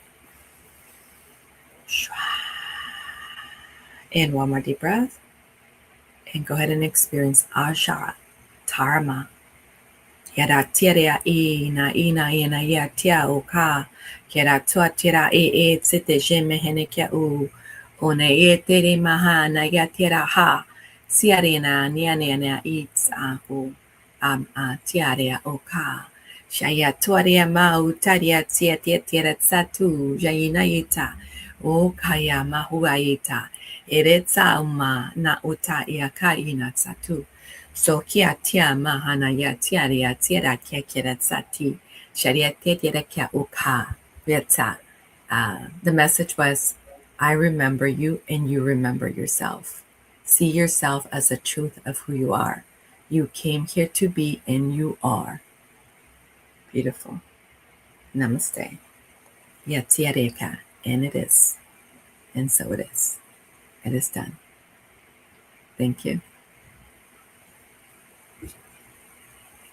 Wow. Maria, that was transformative. Sort of feeling wordless at this moment. Really appreciate it. Guys, if you have any questions for Maria, put them in there. And, you know, I particularly, first of all, I love how you have our wings going up. but I really love how you're showing people how they can change their frequency, how they can hold it, you know, how they can go beyond this level and stay in that higher dimensional frequency all the time. And how actually imperative it is for all of us to start to do that. Mm-hmm. And yes, absolutely. And I think the takeaway, guys, is how important. And I know that's why you're on here with us today. So if there's any questions, put them in the chat. And Maria, tell everyone what you offer and how they can work with you. Yes, thank you. I offer one-on-one sessions. I also have 3 group programs that I run. One of them is the Christic Codic practitioner and architect. So that is you becoming your supernatural self and embodying your full technology that you are now and everything else that's available to you as the starseed that you are, the galactic being that you are. The other one is wealth consciousness mastery, where you unlock your wealth codes, manifest or become the master manifester of your life, and create your wealth architecture in your life beyond your generation of wealth into legacy. And the other one is divine body code, where you activate the intelligence within this physical body, upgrade this physical body to hold that higher version of you, and heal your generations. So you're coming online in every aspect of your life. You can work with me one-on-one, or you can come into one of my group programs. You can also do a discovery call if you don't know where to start, or if you have any questions of where you are and what is next for you. And you can do that at 360 Prosperity or evolve360.online. Thank you so much. I love that. You know, I love that you're doing the prosperity and abundance manifestations, because when you raise your vibration and frequency, that's a natural evolution. So it's also a confirmation that you're, absolutely. Right? It's a confirmation. Yes. All right. So do your children channel? Do they do light language? They do. And it's very natural for them. It's very play. You know, when you're very playful and when you just allow, things happen very naturally. So that's what, the Starseed family teaches us. That's what the Elohim Elahai teaches. That's what their higher selves want us to move into, the joy of who we are. And the joy is what amplifies the field and allows you to easily download. So they read energy. They can clear whatever's in the field. They also channel. They can remote view. They all, I share with them when we have different conversations what they're doing as their higher aspects of themselves and the technology that's available to them. And as soon as they hear it, and this is what we were doing today, as soon as they hear it, they immediately move into it and hold it in the field, because it becomes, it's your architecture. They're like, oh, let me calibrate that in. Let me calibrate that in. Let me calibrate that in. And so that's what we get to do whenever we hear, whenever we experience it. We get to allow it to be our knowing now and become available to us now. You know, I can take a little bit more time right now because our next speaker isn't here yet, but I have a great presentation anyway. But here it is. Do you understand what you're saying in the light languages that you speak? Yes, I do. Yes, I translated some of it. When I said this is the message that they want to bring in. This is, so when they bring in, or when I experience a light language as they come in, I also see it. So I see it and I tone it, I hear it. So I'm clairvoyant, clairaudience, clairsentient. All my clairs are open, claircognizant. So as it comes in as the light, the frequency, the symbol, and then it transforms, or it allows me to see it in the way that I can speak it, in the way that I can transmit the tone. But I can see the translation as it's happening, and I also see how it's connecting to the field of the individual, so the whole group. I saw it, how it was connecting to your divine blueprint and where it was activated. I think at one point you heard me say they're connecting to the codes. This is what they're running. They're looking for the ones that are. So yes, I can see the directive. I can see how it's commanding the field. I can see and experience the words in the translation in the English language or Spanish, because I speak Spanish as well. I love that. So it's just wonderful seeing you. I know everyone loves your presentation. Why don't you hop in the chat, answer some comments, and then we'll see you next time. Thank you. Thank you. Thank you so much. Thank you for having me. It's great seeing you too. Well, that was just simply wonderful. I feel like it's very magical. I love how so many of you are commenting on the magic of it, the divine divinity. And speaking of that, I just want to, if you haven't let us know where you're from and why you're here and who you feel you are connected to as a starseed, put it in the chat. I'm just going to mention a few of you. Audrey, we're happy to see you. Good morning. Good morning from Tucson. Mayanne, thank you for being here. Well, Scotty, we're glad you're here. Thank you. You're excited. Jennifer. And then I see Hillis, of course, he's going to be speaking later. Ronnie, thank you. We're glad to see you. Welcome, Bridget from Oregon. Happy to see you. We have Al, wonderful, 1111. And we have, Chris, I can't see it quite with my glasses, but Christoph from Norway. So far, that's the furthest away we are. We have Ronnie from the UK. We have Al from Malaysia. Neil is in Thailand, so we have Neil from Thailand right now, or India. I'm not exactly sure where he is. We have Bridget, who's a beloved Arcturian. We have Hillis, who's a Syrian. We have Ronnie, who's an Arcturian. This is so great. As I call your name and we talk about where you're from, I want you to hold this consciousness that the whole tribe is here with us. They are literally, let's see if we can turn off your sound there. They're literally here in the field with us.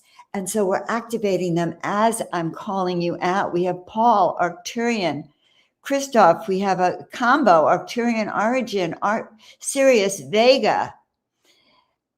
Aparijita, blessings from India. Oh, beautiful. We have an international tribe of starseed seeds. That's amazing. Diana is from Atlanta, Georgia.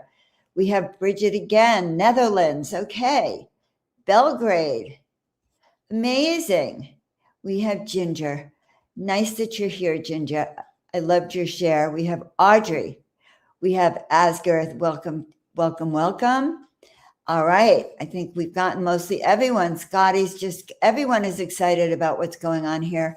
By the way, I am an ascended master, Arcturian angelic frequency. So celestials. Oh, I just started getting that ringing in my ear as I started talking. The celestials are also starseeds.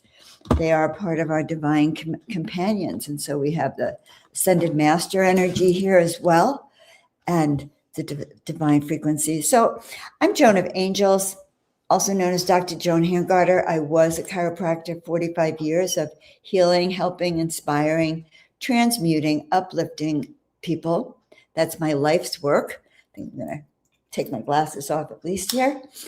And I began this work intensively in 2013. In 2013, I was begging for a miracle, which is kind of unique because I had written a book on miracles and how to activate them.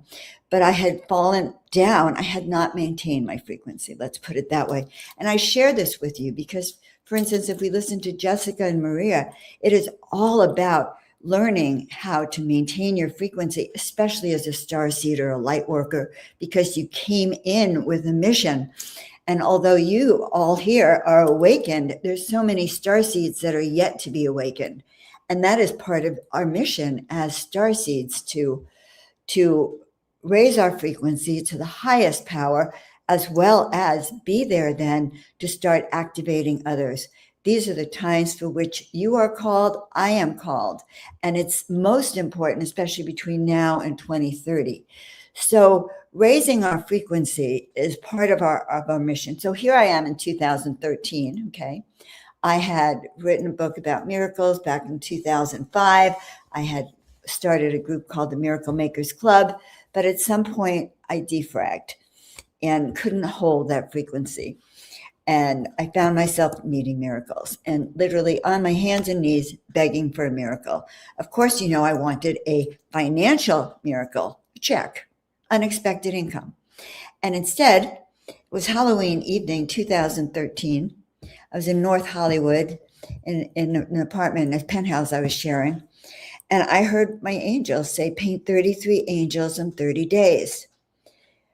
Well, looking back upon it, I could see that they were extending me a hand that if I dived into that work, it would pull me out of a deep space. And I say this again to you because I want you to interpret it for yourself. When did you find yourself in a deep space and now a hand is coming from literally the heavens to reach out for you, right? It's that dramatic. Because they watch over us, they care for us. And when we ask them for help, they are always there. So here I was, and I said no. I knew I needed a miracle, but I was expecting a check, okay? Holding to my rigid beliefs about what it should look like. And so, again, they said, paint 33 angels in 30 days.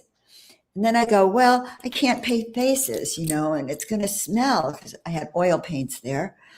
And then I heard it again, almost as a whisper, because for some of you may notice you get your guidance 3 times. The third time, when I heard that whisper, I knew that they wouldn't ask me again. I also knew that it wasn't just me they were asking, that they were asking many others at the same time.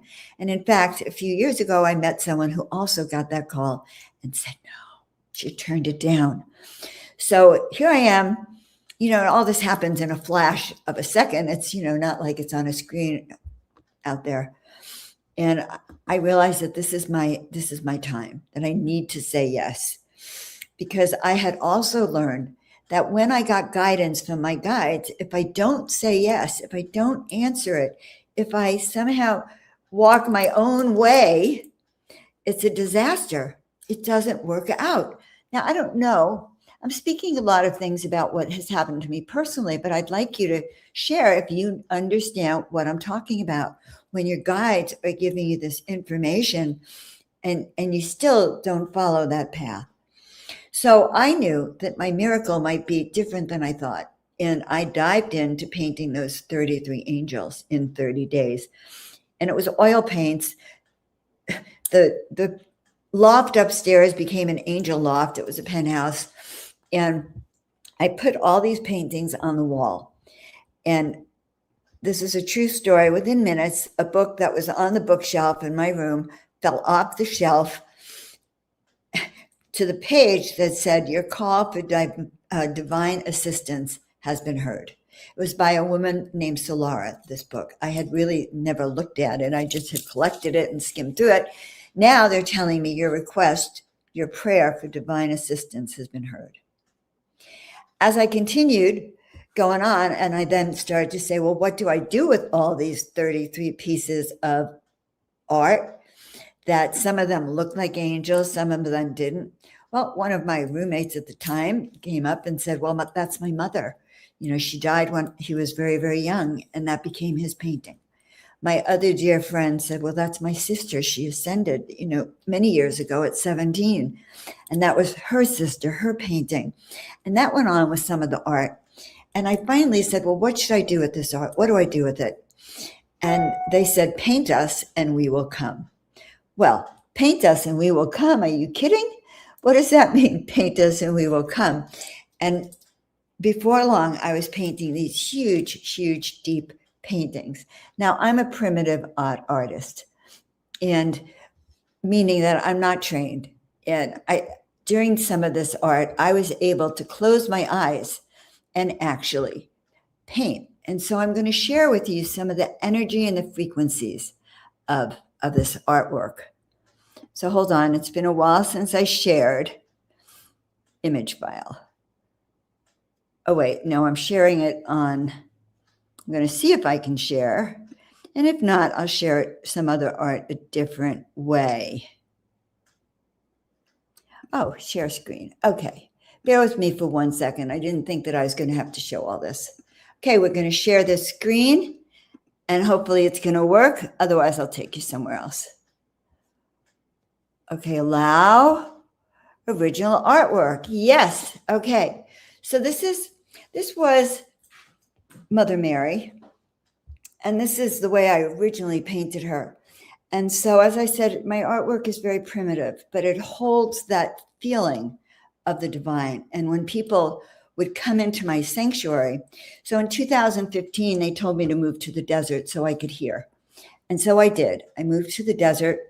I dived in 7 years. I dived in until I left with Neil in 2023 to travel around the world and produce conferences with him, online and in person. But as we began with this, the energy here is very healing when you're in the room. So I opened up a sanctuary in 2015 in Desert Hot Springs, and I had all my art hanging up on the wall. And occasionally people would come in and actually bow and pray to some of this art and experience the energies of this. Let's see. Oh my gosh. And this is the very first tall one that I did. She's known as the Oracle, of course, because it was a self-portrait. And notice her eyes are closed. I usually close my eyes when I'm channeling, but she has her hands on her hip. She's kind of got a big head, but feel the energy of her. And she was, I still have some of this art in a storage unit because I put everything in storage. This is one of my most profound images, and this is the Gathering of Angels. So I could always feel myself here when I'd be at the Council of the Angelics. And you can sense that energy of this, of when you're feeling part of, when you're just feeling into the divine. And this has graced many walls, that one. And here's one of my oracles, my beautiful angel of the Purple Heart. She comes, and I have her as a scarf, by the way. Well, I used to sell some of the artist scarves. But as you can see, there's a penetrating feeling of the art. And this one's the Mystic Goddess. And again, she's one of my favorite. And guys, just to feel it, one day I'm going to tell you a little story about even this painting. But stop the screen share for a second. Stop there. Okay. So I was lying. So the angels told me that I was a paintbrush for the divine, that I was to share the images and not to worry that they didn't look perfect, by the way, that I was transmitting the essence, and that the angelics, the celestials, wanted humanity to see them as they really are. And, they're not all perfect with wings. The first angel I ever saw was Metatron. I saw him in the temples in Damanhur, and he didn't have wings. And I came home, and that's the first. Oh yeah, I'll tell you about that painting in a second. And he was the first angel I painted, Metatron, and I painted him without wings because he did not have wings. And I had a friend come to the house, and she said to me, Joan, where are the wings? Angels have wings. And she so freaked me out that I tried to put wings on Metatron, totally kind of ruined the painting. I had to eliminate all the wings because he is a frequency, a 15th dimensional frequency of light. And that experience overwhelmed me in two ways. One was actually seeing him literally with my eyes open and closed. So often I'll see things with my eyes closed, but when I see it open, that is the best. Well, I'm going to show you some more because Tamara did not show up, and that allows me to share this presentation, which is actually very different from the presentation I'm going to be doing towards the end of the day, which is about your Starseed mission and how to really know what you're here to do and how to access those tools of becoming that activated starseed, because there's a difference between an unawakened starseed, who can almost be dangerous, by the way, and an awakened starseed. I didn't actually realize an unawakened starseed can be dangerous, but they just told me that. Okay, so here I am. My sister had this house overlooking the ocean. The deck was right overlooking the ocean. It was a private deck, and everyone had gone to sleep in the house, and I'm laying outside on a chaise lounge, just in my own head, enjoying everything, really, I mean, totally enjoying it, really happy, and eyes closed, almost in another state, and I feel something just like this. It was very delicate, and it happened a second time. Well, I'm alone. And so I freaked out. I opened my eyes, and above me, probably no more than I think 20 feet, was this big puffy cloud that had eyes, little nose, the most beautiful lips I have ever seen on any angel or any human, ever, ever, ever.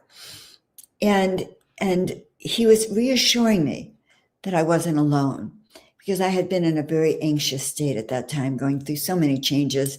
Listen, I'm just a Pisces, I have a sensitive nervous system, and he was calming me down, wanted me to know that he was with me and to not be afraid anymore. And I think that was so profound.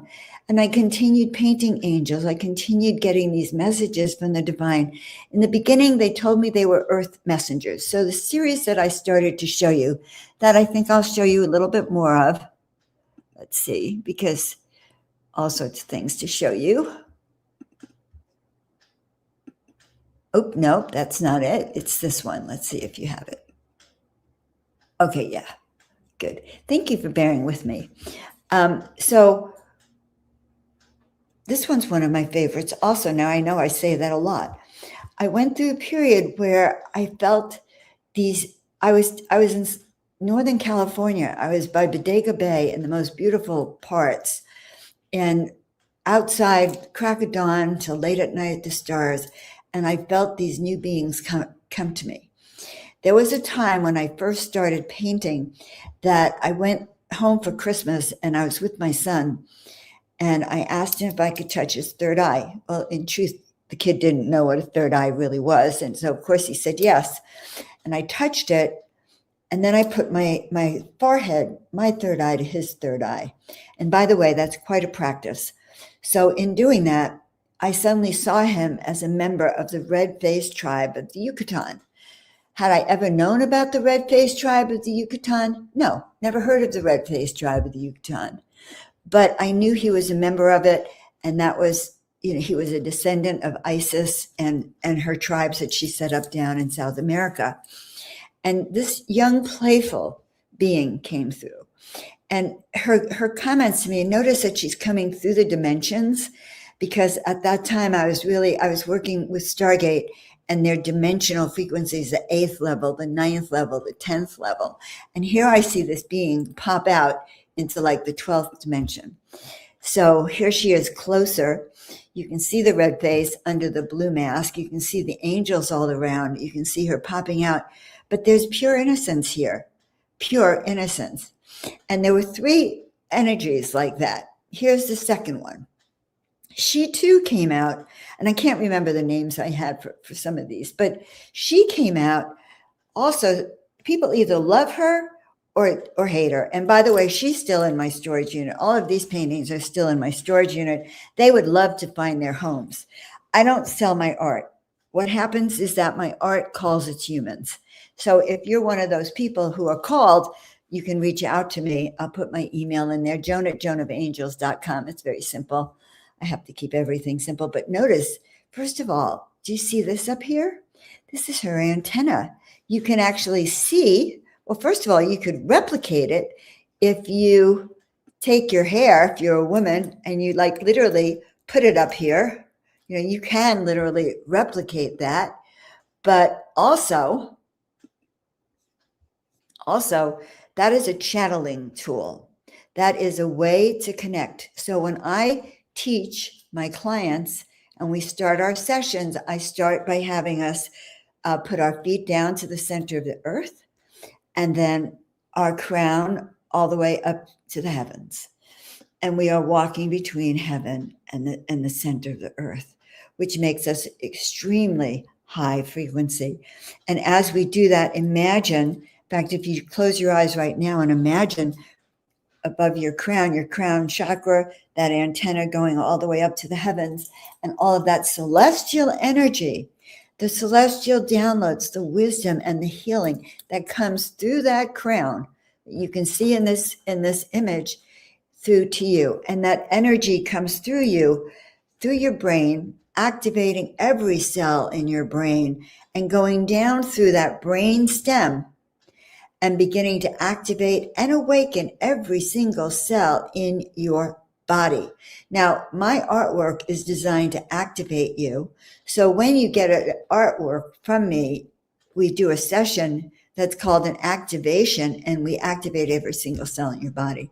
You become a living vessel, a living vehicle, and this art downloads information to you. It's a personal oracle tool, a personal, intimate relationship that you have.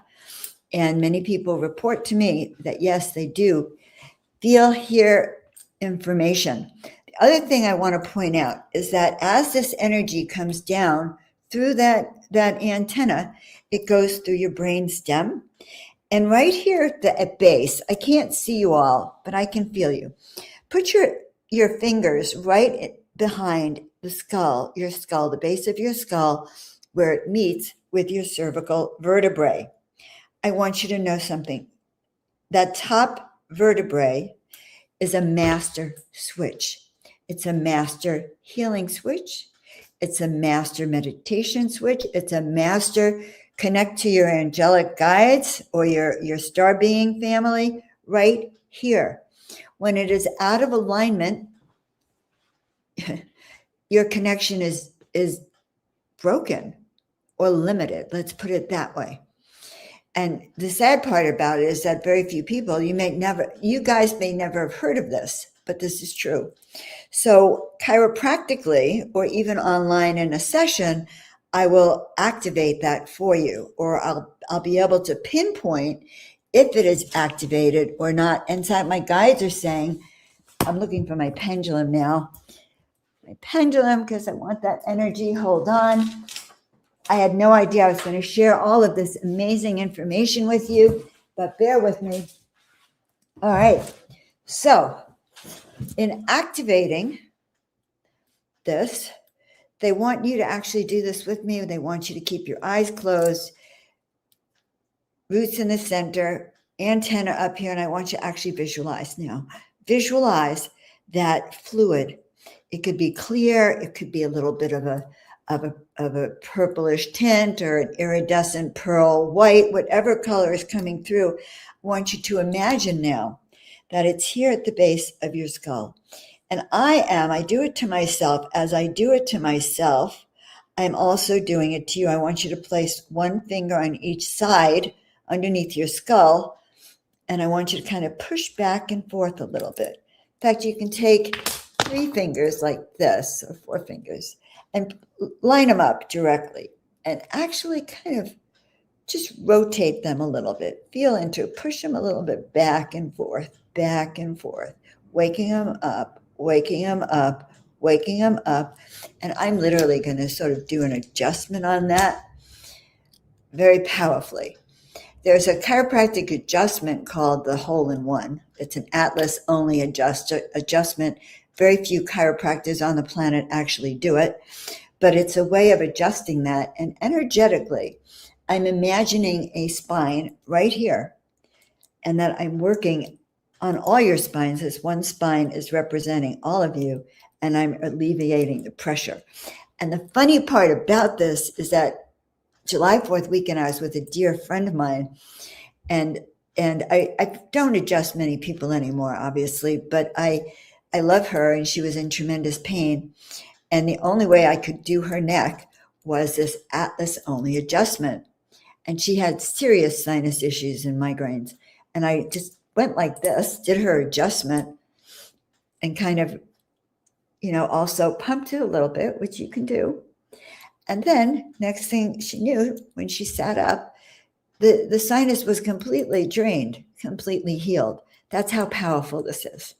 All right, so now I want you to take that energy as it runs down through your body. So go down through your spine. I want you to feel that energy going into your upper shoulders and wake your body up. Now, one of the things science is actually showing these days that physically talking to your body, talking to every single cell in your body is healthy. It's good for you. It wakes up every part of your body.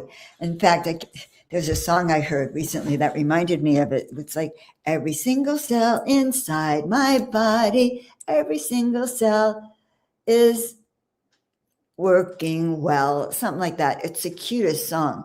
Every single cell inside my body, every single cell is working well. Those kinds of things, singing to your body. Every single cell inside my liver, inside my stomach, inside my heart, my gallbladder, my digestive organs, my hands, my feet, my back, every single cell is working well. So that's the power of working with my art, because honestly, I had no idea I was even going to tell you all of this, but the art works with us and channels with us. Okay, so if I haven't lost you all yet, I'm kind of feeling every piece has an activation associated with it. So we're going to call this session with me today your Starseed activation. This is obviously a golden temple. I painted this temple over the new year of 2015. I moved to the desert May or June of 2015, and over the holidays, I was told to paint this temple. And you can see the angels, you can see kind of coming into the temple and gathering this ray of light coming out and beaming, and all in all, it's a great painting. I took this painting with me, along with several of the others, to Tucson, where I had been invited for a 2-week retreat with Jaya Tara, who's an amazing shaman. And it was also to go to the gift show there, the gem show rather, and work with color, learn how to work with color. It was an amazing retreat for me. It also included plant medicine, and this painting played a huge role, and I'm going to tell you what happened. So that night, 2 things have happened of interest. I'm going into the medicine, and one of the participants asked me if she could give me a head rub. So she gave me this head rub, and when she was done, she said, well, I'm done. And I went back and I laid back on the floor in the other room. And the next thing I know, I'm laying in a tube, a most gorgeous like canal or a tube, and sacred writing everywhere. And there was an extraterrestrial holding a tray of implants. So apparently my friend who had shaken up my brain had sort of removed some of those implants. And there it was on a tray for me to look at. And then the next thing I knew, first of all, I kind of opened my eyes for a second. I didn't know if this was real or not. It really was real.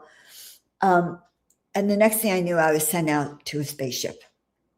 So that was part one of this particular evening. Now, the second part of the evening was, now I'm really deep in the medicine, and there's a young, beautiful woman there who my guides told me was an AIT, angel in training. Never heard the term, but she was an angel in training. And I took her hand and I did a meditation for her, or with her. And I started bringing her into the temples and having her feel her wings. And the next thing I know, I'm in this temple, and it's a real temple. I'm inside, I'm standing on the stairs at the gateway of this temple. And I guess I'm going to have to paint this, because I was standing and looking outward. She was up there, and these amazing, well, she was sort of on the stairs in front of me. I was in front of the, facing out, and other angels were behind me welcoming the angels in training. And they told me that this was a reward for work well done. So I think it's astounding that I painted that painting, and then I found myself in that painting. Crazy, but true. That's my life as Joan of Angels. So how did I get my name? I moved there May or June 1st. I'm not sure if it was, I think it was June 1st. And on June 2nd, I went to breakfast with a friend of mine from LA who was out for the weekend, and she was introducing me to her friend Robin, who had lived in the desert her whole life. And we're sitting in a very crowded coffee shop. And she looks at me very intently. She said, "What did you say your name was?" And I said, "Well, it's Joan." Actually, I said, "It's Dr. Joan Hangarter." I didn't get that all out. It was like, "Doctor," and she said, "Say nothing. I know who you are." She said it very authoritative, with authority in her voice. The coffee shop went silent, and I heard her as if from a tunnel. She said, "You're Joan of." I thought she was going to say Joan of Arc, because I have been connected to Joan of Arc my entire life. She says, "Joan of Angels." And I heard the Hallelujah chorus. I knew that was my name. I said yes. And I spent the next 7 years learning how to handle the energy of stepping into Joan of Angels. So Joan of Angels energy is not Joan Hangarter, my name. So stepping into that energy requires me to actually do a lot of what Maria was showing us. Raise my vibrational frequency, fluff my wings. I teach people how to fluff your wings, which she did a really good job of. But let's remind you right now, bring your scapular back so that you can feel that energy there. And so that wing fluffing also was something that I had to learn. But there came a time in 2020 where the angels told me that if I didn't step into the authority of what I was here to do, note that that's a different level, that leadership that I was afraid of, that I was being asked to step into that leadership, and that if I didn't want to do it, there were thousands of people who wanted that job. So it was like getting little angel slaps. It so woke me up that I started out and I offered a 30-day intuition activations with Joan of Angels.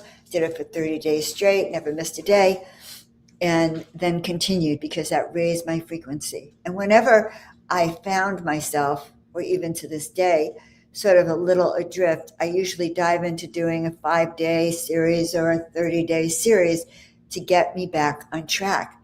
One of the things Maria mentioned, and I'm sure Jessica too, it's so important that we wake up. There's no luxury. Now, so what is this painting? I find myself out in Desert Hot Springs. It's the desert. It's shrubs. It's not like its sister city across the freeway, Palm Springs, which is beautiful developments, gated communities, beautiful houses, and all the shops right there. So it's a tourist town, not Desert Hot Springs. Desert Hot Springs felt isolated, kind of a little depressing in a lot of areas because it's actually an impoverished area with the median income being $20,000 a year. I had no idea of that, but I still loved it. And right behind me were these mountains. They were called the Painted Mountains. And I would go out there every night, especially at sunset, and I would see these beings in the mountain. And I finally was called to paint them. And so this was one of the first paintings I did of the angels going up through that portal. I'm touching the painting as if I think you could see it, going up through that portal into the mountains there. Let's see. And by the way, I haven't opened this Google Drive for so long. I'm happy to show it to you. I don't actually even know what's in it, so it's a surprise for me. As I said, most of this art I still have, and my art is looking for its humans. So if you're one of those humans being called, when I come back to the screen, I'll check to see. I'll put my email in there if you're actually interested. This is not a sales thing, by the way. I didn't even expect to show my art. I haven't shown it for years. And Neil said, if someone doesn't show up, feel free to really engage in some other aspects of who you are. And this is another aspect of who I am. So this is Krishna playing his magic flute, and this is the ascension. And you notice that they're going up different levels all the way up to the top. 5th, 6th, 7th, 8th, 9th, 10th, 11th, 12th, 13th, 14th, 15th, all the way up to the 15th dimension. I am a 15th dimensional frequency, not all the time though, when I am in my highest of Joan of Archangel energies. And I say that also so that you can start to look at, when are you in your highest energies? When are you like being your nerdy self, your low frequency? So how do you measure that? You measure that. Oh, speaking a long time, this is great. You measure that, guys, by creating a scale of 1 to 10. So I always show a horizontal line. Let me close this for a minute. A horizontal line that's like this. And this horizontal line has 0 on the left, 10 on the right, clock hand in the middle. Now, when I do this with your health, I can tell you 5, 5 is the neutral zone. This is turned off, might as well be dead, maybe slowly coming back to life. And then this goes all the way to 10. So right now on a scale of 1 to 10, what is your vibratory frequency? Or your soul resonance? You can ask and you'll be shown. So if your soul resonance, and put it in the chat. Actually, I'd be very curious to see your soul resonance right now. And usually, I forgot to do that this morning. It's been a while since Neil and I hosted together. But usually I ask in the very beginning, what frequency were you at when you started this morning? So if you want to answer that for me, that would be great too. Where are you now? Where were you when you started this morning? Because that's a really good judge of where you're going and the energies that you're stepping into as we move along. So on a scale of 1 to 10, where are you at this moment? All right. Now, one of the other things I want to share, someone asked me about this beautiful painting. And I spent a few weeks up in the Redwoods up in Northern California last summer. So profound to live and have these massive redwood trees on the property. I was house sitting at the time. And so I would sit with them every day. And the colors, I mean, you can even see the colors that come through the just sitting there and the sun coming in. But I knew my guide was there, and you can see her. Her name is Thaliora. She came through. She channeled a lot for me last summer. She taught me a lot about soul resonance and what's called your soul signal. And that's so important to surround ourselves with people who are at our resonance. So this tool that I just showed you is something that you can also use when you want to check in with how you resonate with someone else or what their resonance is. So you can say, like I might do on a scale of 1 to 10, how resonant are Neil and I feeling today? Or in general, or not at all. So you can check in to understand. And your close, intimate circles needs to be people who resonate at your frequency. The home you live in, the car you drive, the way you dress, the clothing, the fabric, the foods you eat need to be at your resonance. So I definitely have been excited sharing all of this and letting you know a little bit more about the work that I do. This visionary art is all about waking up your senses, waking up to who you are. As you can tell through some of the paintings that I showed you, there is a very deep connection that you can have, and these paintings become your personal oracle tool, which I find quite fascinating. So that's one of the things I wanted to share with you. I wanted to go back to two other stories that I had for you. One of them is when I was a chiropractor, and I had this old couple that had been patients of mine for years, and he was slowly deteriorating. He was slowly deteriorating. He could no longer speak when she first brought him to me for this episode. And so I did work on him, and we brought his voice back. And then she brought him back to me a couple of months later, and now he had really deteriorated. And she had been taking him to all these doctors trying to get him well. And the poor man could barely move. I mean, barely move. And fortunately, I had an electric table. And he comes in the room, I get him on the table, and I get him down. And the next thing that happens for me, when sharing it with you brings me to tears, I felt this incredible fluttering around my ears. Now remember, I may have felt the presence of angels, but I didn't. This is back in 1995, so I wasn't actually talking to angels then. Even though I would play angel music in my office all the time. So they're fluttering around. There were thousands of angels in the room. And they said to me that I needed to tell his wife that she needed to let him go, that it was his time, that he needed to go home and be allowed to rest in peace until it was his time. So you have me with tears literally streaming down my face as I'm trying to tell her that she has to let her husband go. And so I did a healing on him.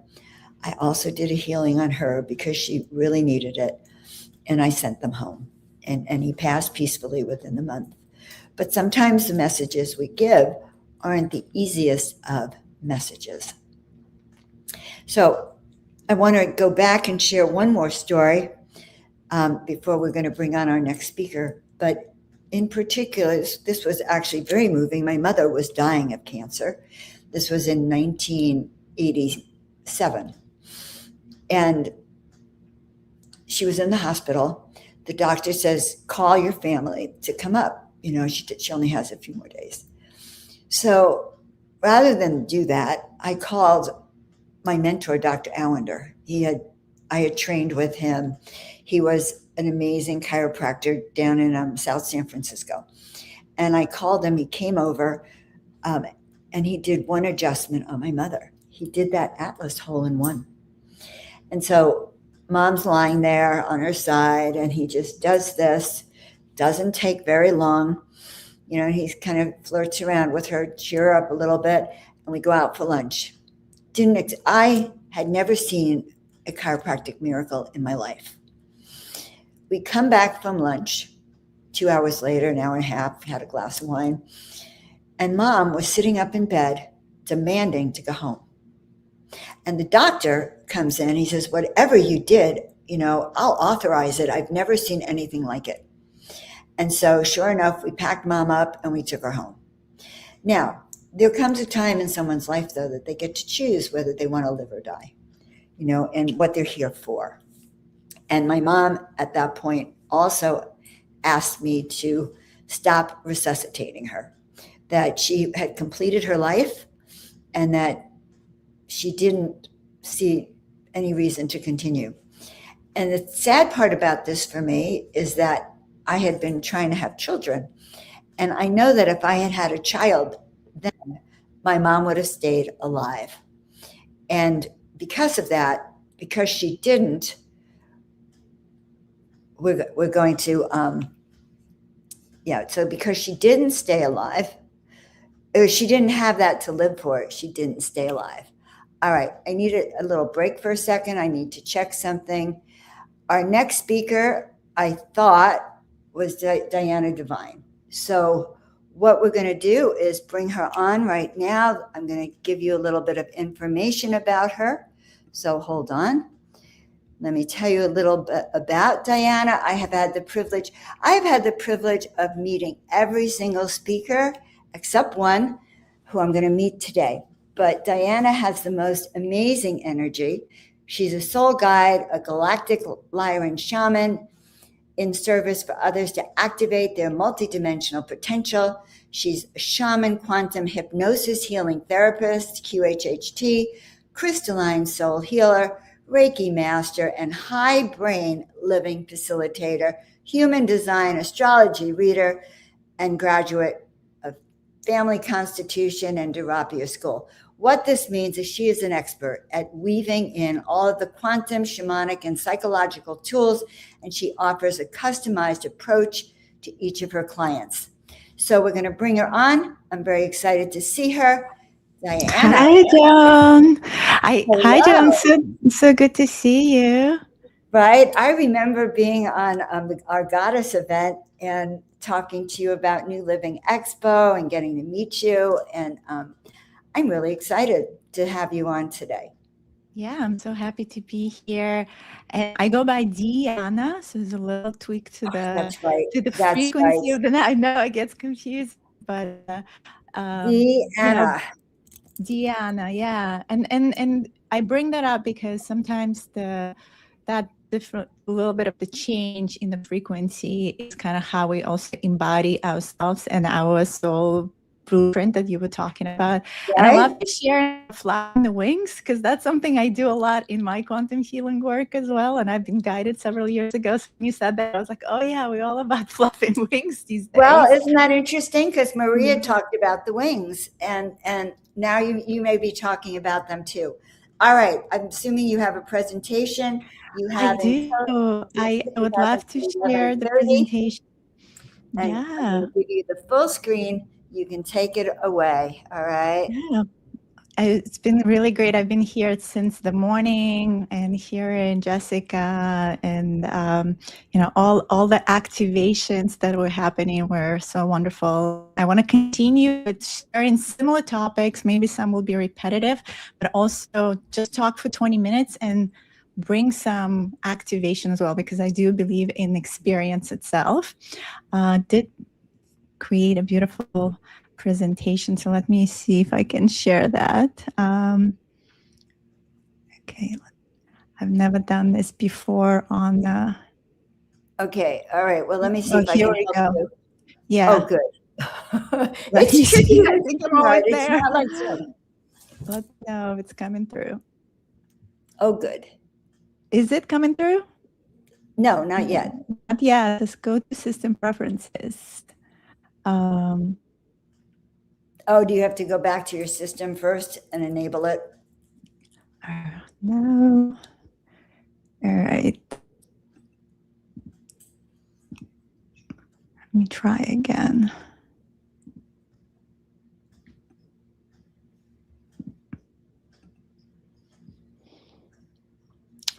It's not letting me do it. Such pretty presentation. I found that if I open up the PowerPoint on my screen and then go back here and click share screen, then it might show you the presentation. Yeah, it's saying something about system preferences. So No, you're in the wrong place. Go. System prep. So tell me exactly what it says. Yes, something about me doing something in system preferences. Let me try. Okay, so so sometimes you have to go into system preferences. It's a Mac, I'm guessing. And it is. All right, well, I'm going to start talking, and if I'm able to share, then I'll share. And if not, I'm learning to also be flow. All right, so multitasking, and I love that. Multitasking, this is what we are. We're multidimensional being, learning. And I think this is a very big theme right now, that things are really shifting, and we know this influx moment in time. And it is about finding a way to be really adaptable to what's happening in the moment, because you might have a plan, but things just gonna not work out. And it's important to really hold your center, hold your core, because the rug is definitely pulled under the feet. And when you think you already processed a lot of these, some people have been doing shadow work for a long time, or things or emotions are coming up, they're resurfacing right now. I'm seeing a lot of health issues coming up as well. I don't know if some others be feeling that too. Is like, oh, these unexpected events are happening. And so sometimes all we need to do is take a deep breath and figure it out as we go. Yeah, my first slide was actually about where we are astrologically. And as I'm still looking through here, I do want to talk about kind of where we are in a point in time.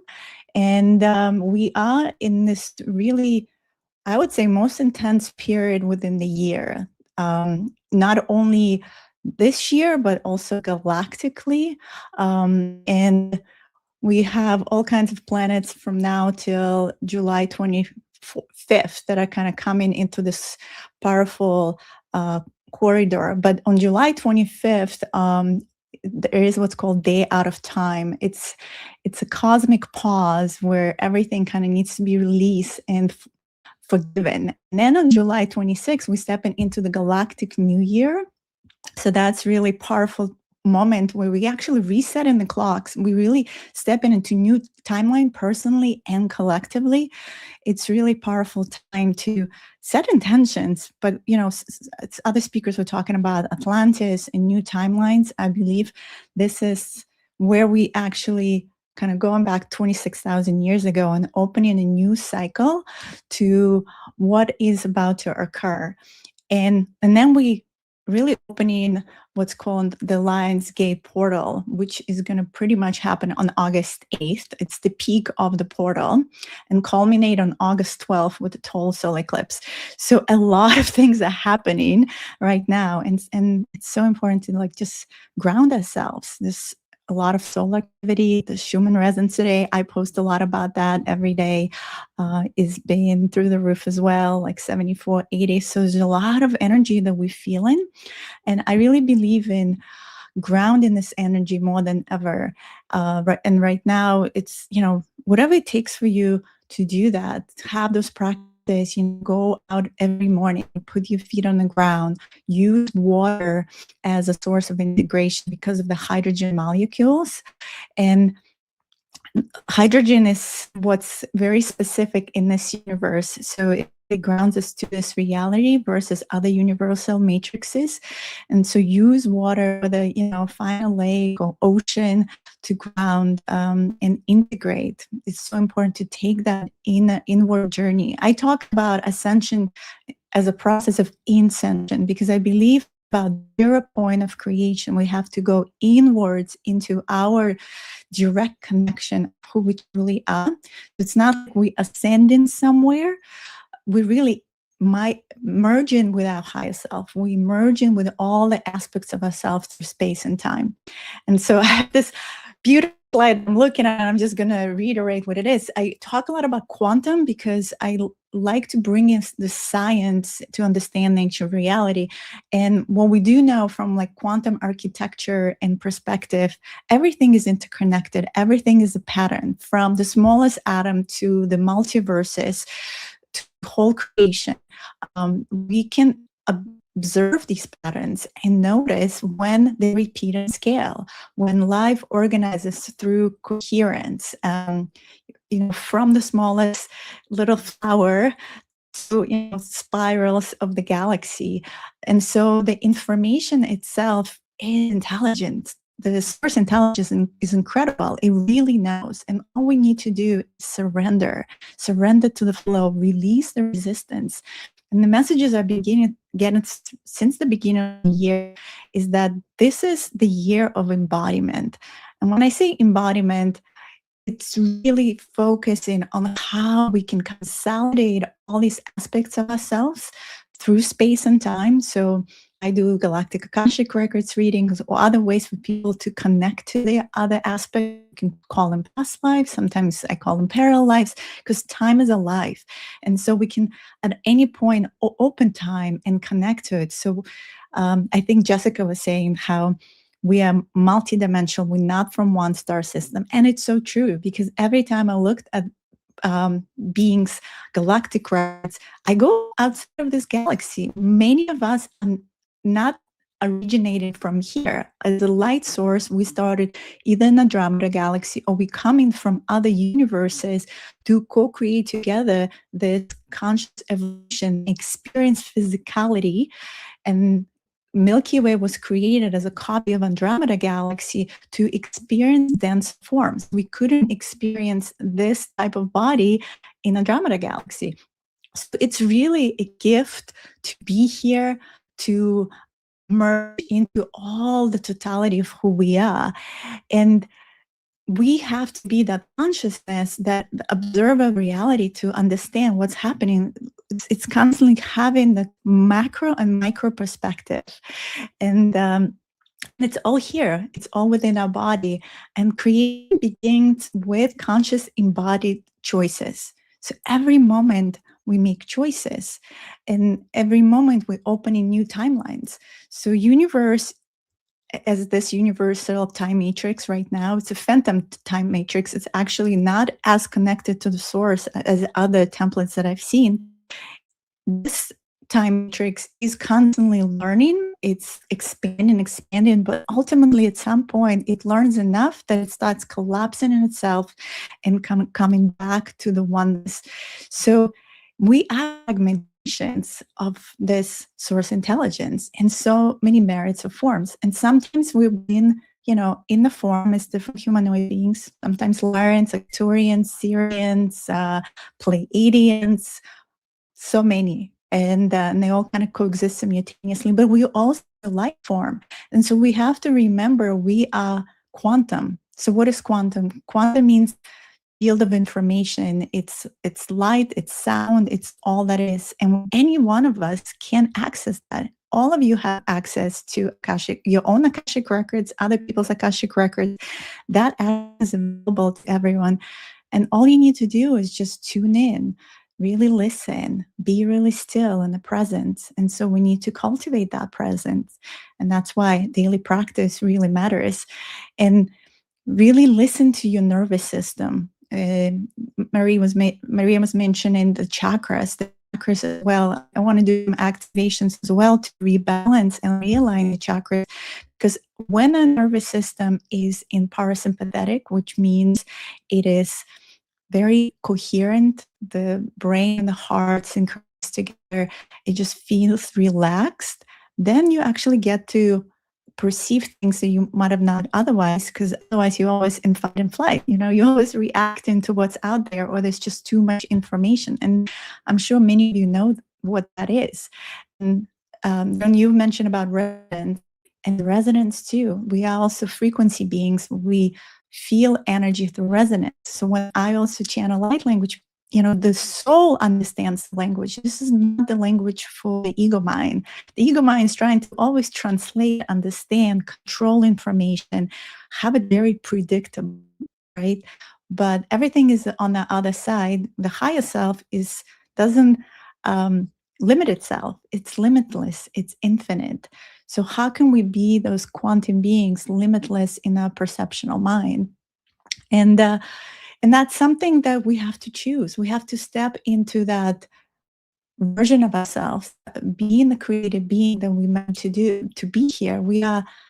Many of us are here, chosen to be in this moment in time as architects, as way showers, as bridgers between the worlds, as those who are anchoring frequencies on Mother Earth, on Tara. She is also evolving, and there is a lot of changes happening on this planet, and we are here to support her. So some of us are also earth grid workers like myself. I get called to different places around the world when the time is right to activate different nodes in a body called planet Earth, Mother Earth. She has certain nodes of energy. It's like acupuncture. Imagine doing acupuncture on your own body, and your body needs to come into alignment. So is hers. She's remembering who she is, and she is stepping into her evolution. And so I know the next big expo that we have is in Glastonbury, and I'm really excited about it because I've never been in UK, and I've been receiving messages since last year when I did work in Turkey that it's time for that heart energy to fully open up. And it is a lot of it in UK and, Avalon, Glastonbury, Mica line, and all these ley lines that connect. A lot of them been dormant since Atlantean times. They've been hijacked by other beings. And so many of the codes have been dormant because some of us have been high priests, and you probably know if you have this calling to remember things, and these memories just, they come online, and you remember, your Atlantean lives, your lives in Egypt. And so with that, each one of you carry these incredible codes to activate also certain places on Earth. And I know that where you are right now, you activate in that mode too. There's a reason why you live in the area you do. And so you can go and find a body of water, a lake, an ocean near you, and activate it as well, just with your intention alone. You'll be guided if you listen how to do that. And I also want to remind you that at the core, like I was saying, you have what I call original divine blueprint. You have this beautiful innate wisdom, but also many more strands of DNA that can be activated and reconnected to that original divine blueprint. You have this innate wisdom and coherent heart. You have this celestial, really divine blueprint that connects you to the source. So if we get all that noise, all those traumas and dramas, and I would say all programs that often are not yours out of the way, your DNA starts reactivating and it carries the galactic instructions, the biological instructions for your body and for your consciousness to expand and hold that. The holding of the frequency really matters. And sometimes I use sacred geometry. So today in activation, we're going to use octahedron. So one triangle to my earth, another I anchor it to the universe, because we need these containers of light to continue expanding and holding more and more. So it's really about capacity. How can we increase capacity and release resistance? The more resistance we surrender, the more energy and capacity we can hold. And another point I want to make is, and that's what we're going to do in activation, is about Kundalini. So Kundalini is the life force energy that's within our body. It's that toroidal field, may show in yogic tradition as two snakes coming from the root chakra, and then they start kind of weaving through and they come together into the third eye. And eventually, actually, they come into a central channel when they all merge together and all chakras open up. And it's called Shushumna Nadi, which is central channel. Kundalini is the divine feminine energy within our body. And so if you can think of cosmic energy as the positive energy, it's the Shiva, the negative is the Shakti. And it sits dormant often in our body because we have these densities that we're still processing. So a lot of my work this year has been bringing Kundalini activation, even on the Zoom calls. And because we're quantum, it doesn't matter where you are, Kundalini can still activate and start moving through your body, start feeling the heat.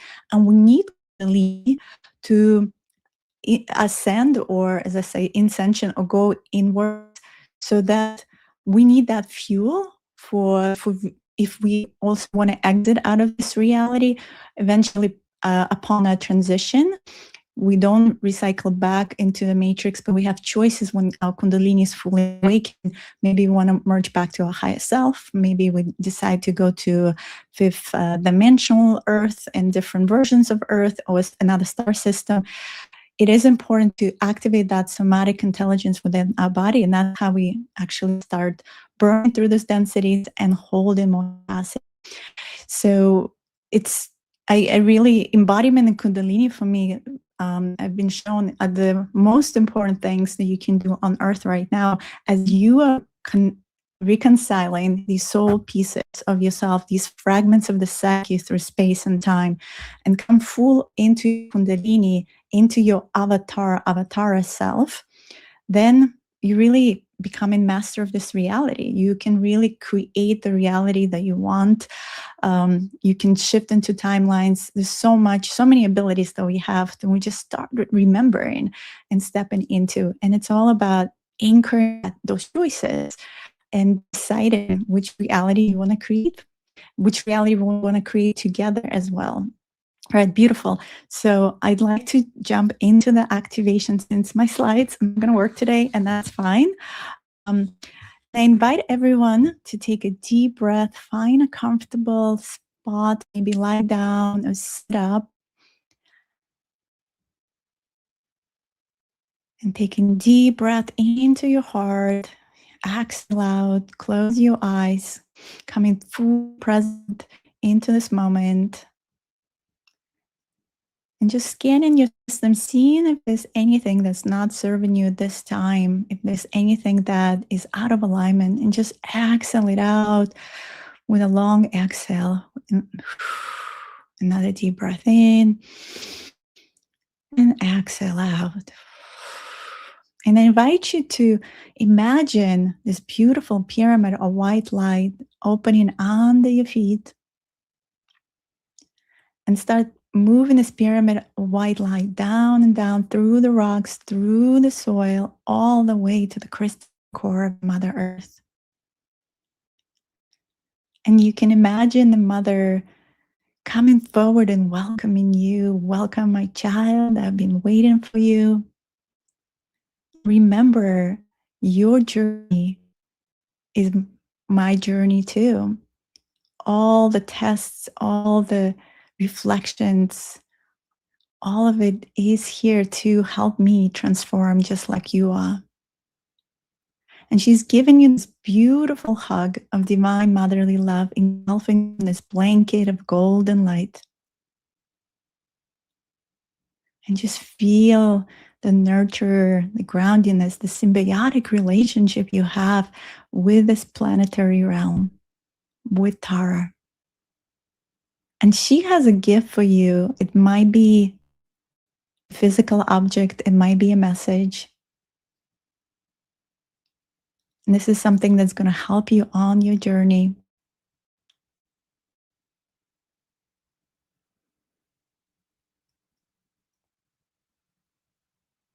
And you are receiving this gift. She's stepping forward and giving you this gift, or whispering the message into your ear.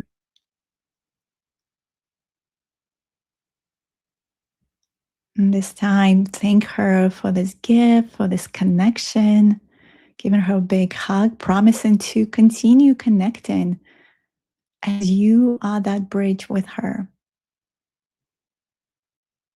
Beautiful. And taking a deep breath, bringing this energy now up through the feet, up and up into your root, squeezing the pelvic floor, squeezing the muscles, feeling your root chakra, this beautiful red color. Remember, this is where the Kundalini energy, the life force energy is sitting. So pull it up as much as you can. Beautiful. Activating the root chakra in this beautiful gold and red color. And now another deep breath and pull it even more. Now bringing this energy into your sacral, into your solar plexus, and into your heart. Deep breath into your heart. And just see your heart now radiating with this beautiful gold and emerald color. And another deep breath in, and just making this energy larger, rippling it out from your heart and creating a sphere of light, a bubble of light around your body. And see yourself now in this bubble of light. Beautiful. And now we're going to open another triangle of white light. Open it from your heart space around your body, facing towards the sky. And we're going to start stretching this triangle of light up and up towards the stars, the constellations, the nebulas, all the way to the galactic core, to the center of this galaxy. Beautiful. And now I want you to stretch it even further. You're going to stretch it all the way to the universal core, to the center of this universe. And doing that to connect to the universal consciousness, remembering that we are universal beings, universal creators. Beautiful. And now see this octahedron of light, and you stand in the middle of it. As above, so below, anchored to Mother Earth, anchored to universal core, fully anchored and supported through all the dimensional layers. And at this time, we invited your star family, your oversoul, your guides, your angels, all that need to be in the space to be with you here and now. And we're going to open this quantum field. Kistumba karina kurama kianashtia kununaya nukundia tishtakana. Umbaria nira ia ushtukuna imkia ishakua maya kia na tushina, and seeing how the space, this octahedron of light, is filling up now with this beautiful plasmatic light. Tura makia lina stuma kaya aya undru aya kimaya shuku una andia kuia kushwa. Taking a deep breath into your heart, pulling this energy up towards your throat, opening your throat, softening your jaw, making your mouth wide, making a sound. Uarikia hanua, speaking your truth.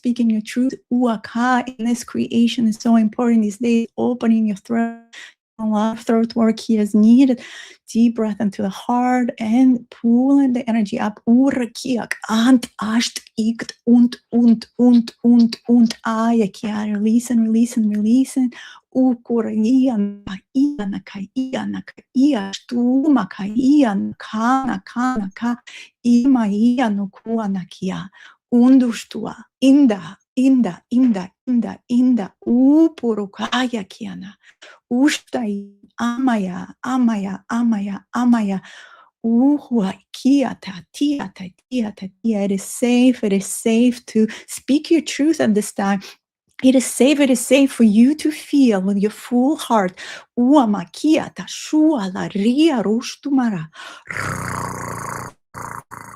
Rishtani kia umbanaya intari ishturukua arrashtua maya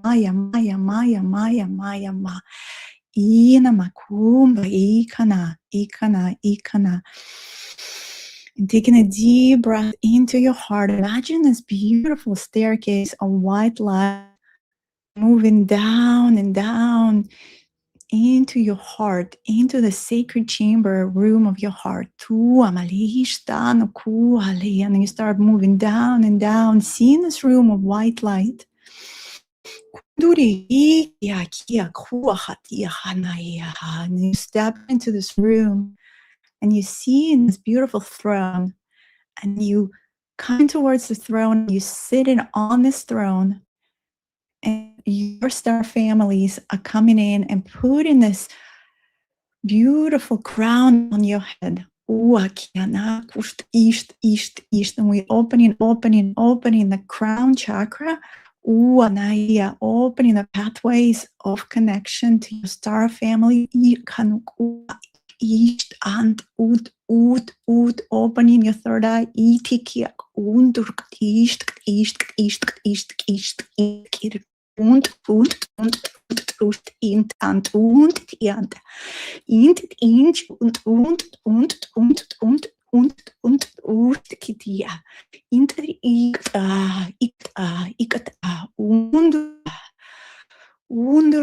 Big breath into your heart and big exhale out. Big inhale and big exhale. Integrating. Umburuai. Akana. Ishakuari makana. Muturuai. Indaya. Kia mushtuma. Imwa. Ushtukuana. Taking this deep breath and feeling how this energy starts moving into every cell of your body, connecting to your internal ecosystems, connecting to every cell of the body, filling up with this beautiful golden plasmatic light from your heart to Maliana. Every organ, every fascia, every tissue, your whole being is filling up. Your heart is opening and open. Your body remembers this original blueprint.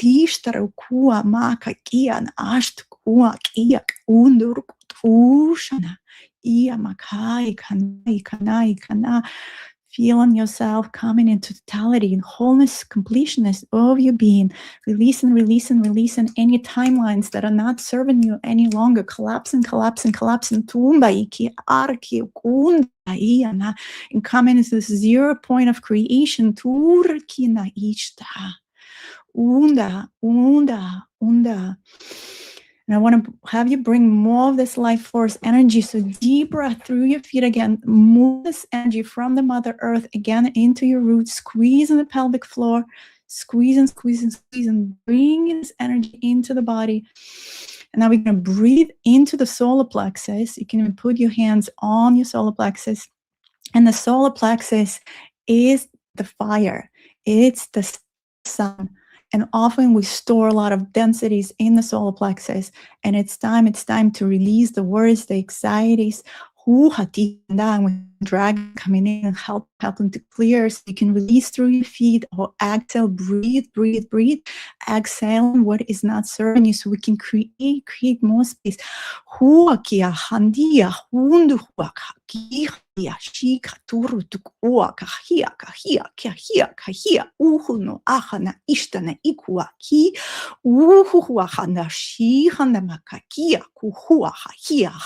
And seeing this flame burning through densities. And you can see the sapphire blue flame.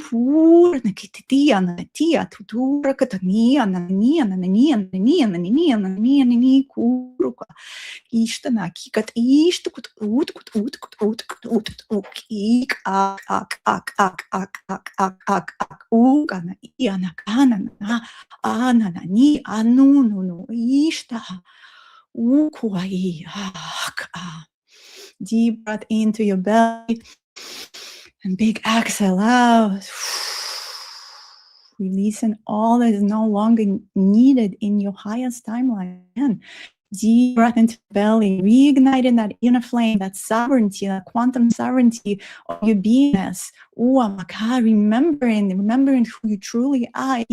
Stepping into your power, fully into this moment. Another deep breath into your belly. Big exhale out. Releasing. Creating more space in your belly. For creation. Tap into your womb now. Into the sacral. And this is the space of creation. Remembering that you are a divine child, and see yourself in the womb of the mother, the womb of the cosmic mother, fully supported in your evolution. And now you can even tap into that moment where you were in the womb of your mother. You are just a fetus surrounded by a beautiful, nurturing energy and her love and her excitement for you to come to this reality, to be here with all of us. And so feel into that moment, into that frequency of love, into that frequency of joy. In this moment, you can even see yourself as a little one, maybe 2-year-old, a 3-year-old, when you were just playing and having fun. And just feel it and see that moment. And feeling that frequency of joy permeate through your beingness. As you remembering now that this creation game is all about play. I'm having the galactic fairies coming in to remind you about having fun and having joyful experience here, because that's what matters the most. We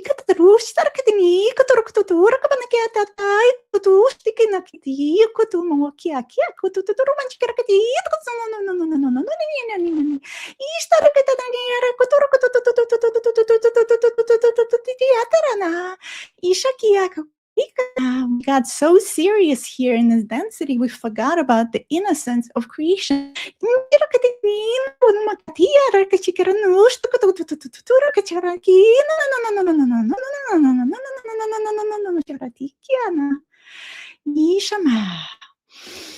Deep breath into the heart.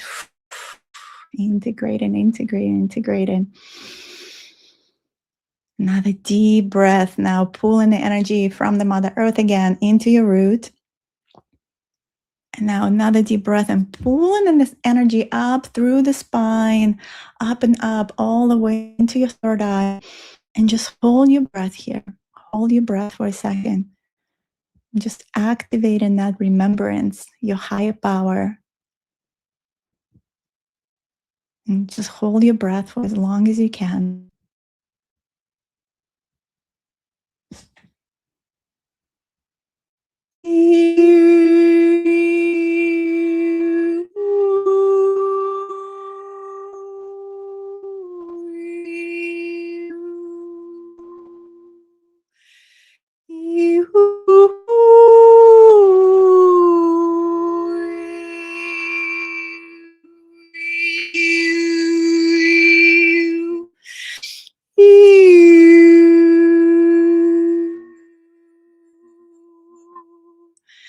You can feel your angelic wings in the back, opening up, fluffing them up, expanding your hands. You can bring your hands up into the air and just feeling into your celestial blueprint, into your wings and how big they are. They're filling up a whole room. Expand them out. Move your arms up and down, feeling into the frequency that you emanate in from your heart around your body. Feel into your auric field.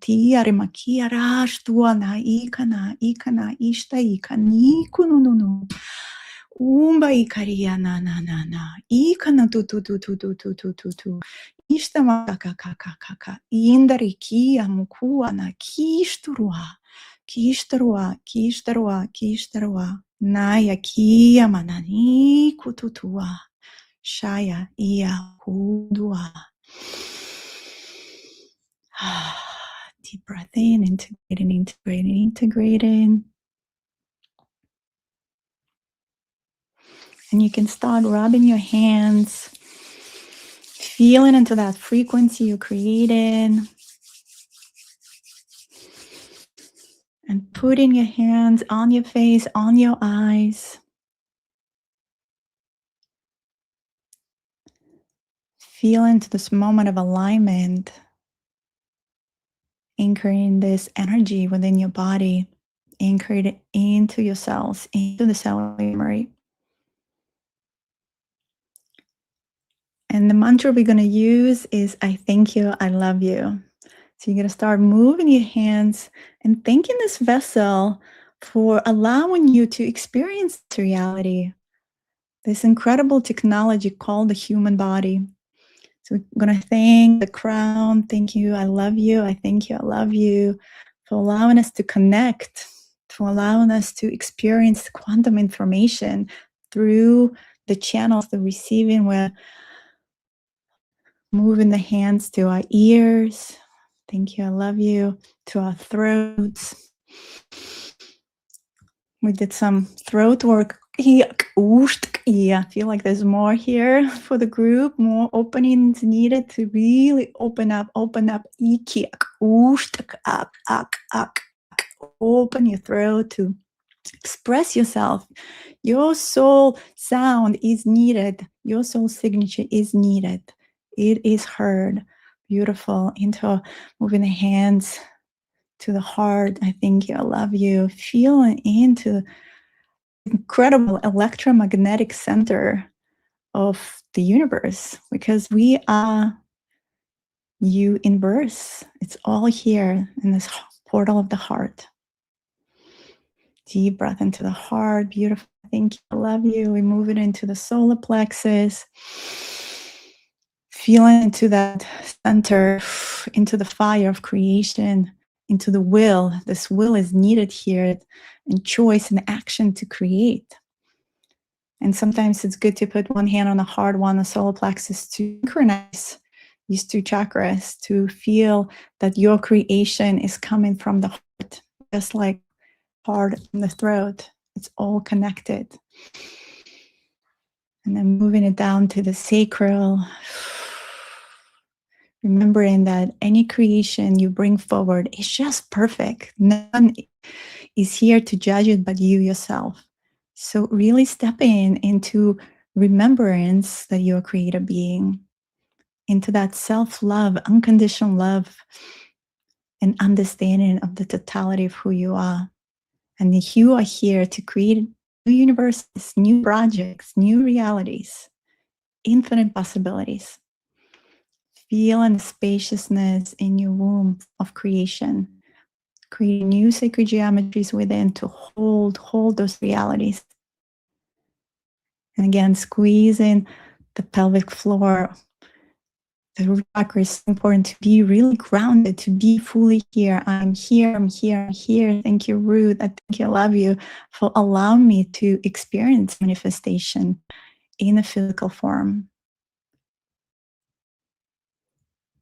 Makaria tumba hashtiana ana. And it's, of course, chakras above, head, and under. And so I'm going to just bring your attention to the Earth Star, which is 8 inches below your feet. It's important for you to really create foundation in energetic field. Some of you have Earth Star on your knees or ankles.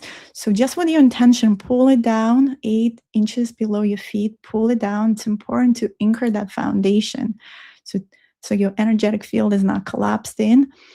And just expand and also expand above. And just feel the energy moving through your field. Maria, Tia, Maria, Kaya, beautiful. The spine is longer.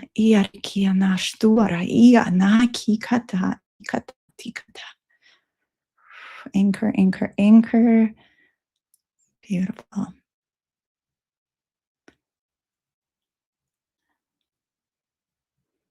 Take this moment for breath of integration. Kish tramakia mukuna. Isha ima eta. Your star family is here, reminding you you're always supported, you're never alone. So many beings here cheering you on your journey of remembrance, of expansion, mastery. And so it is, and so it is, and so it is. Beautiful. I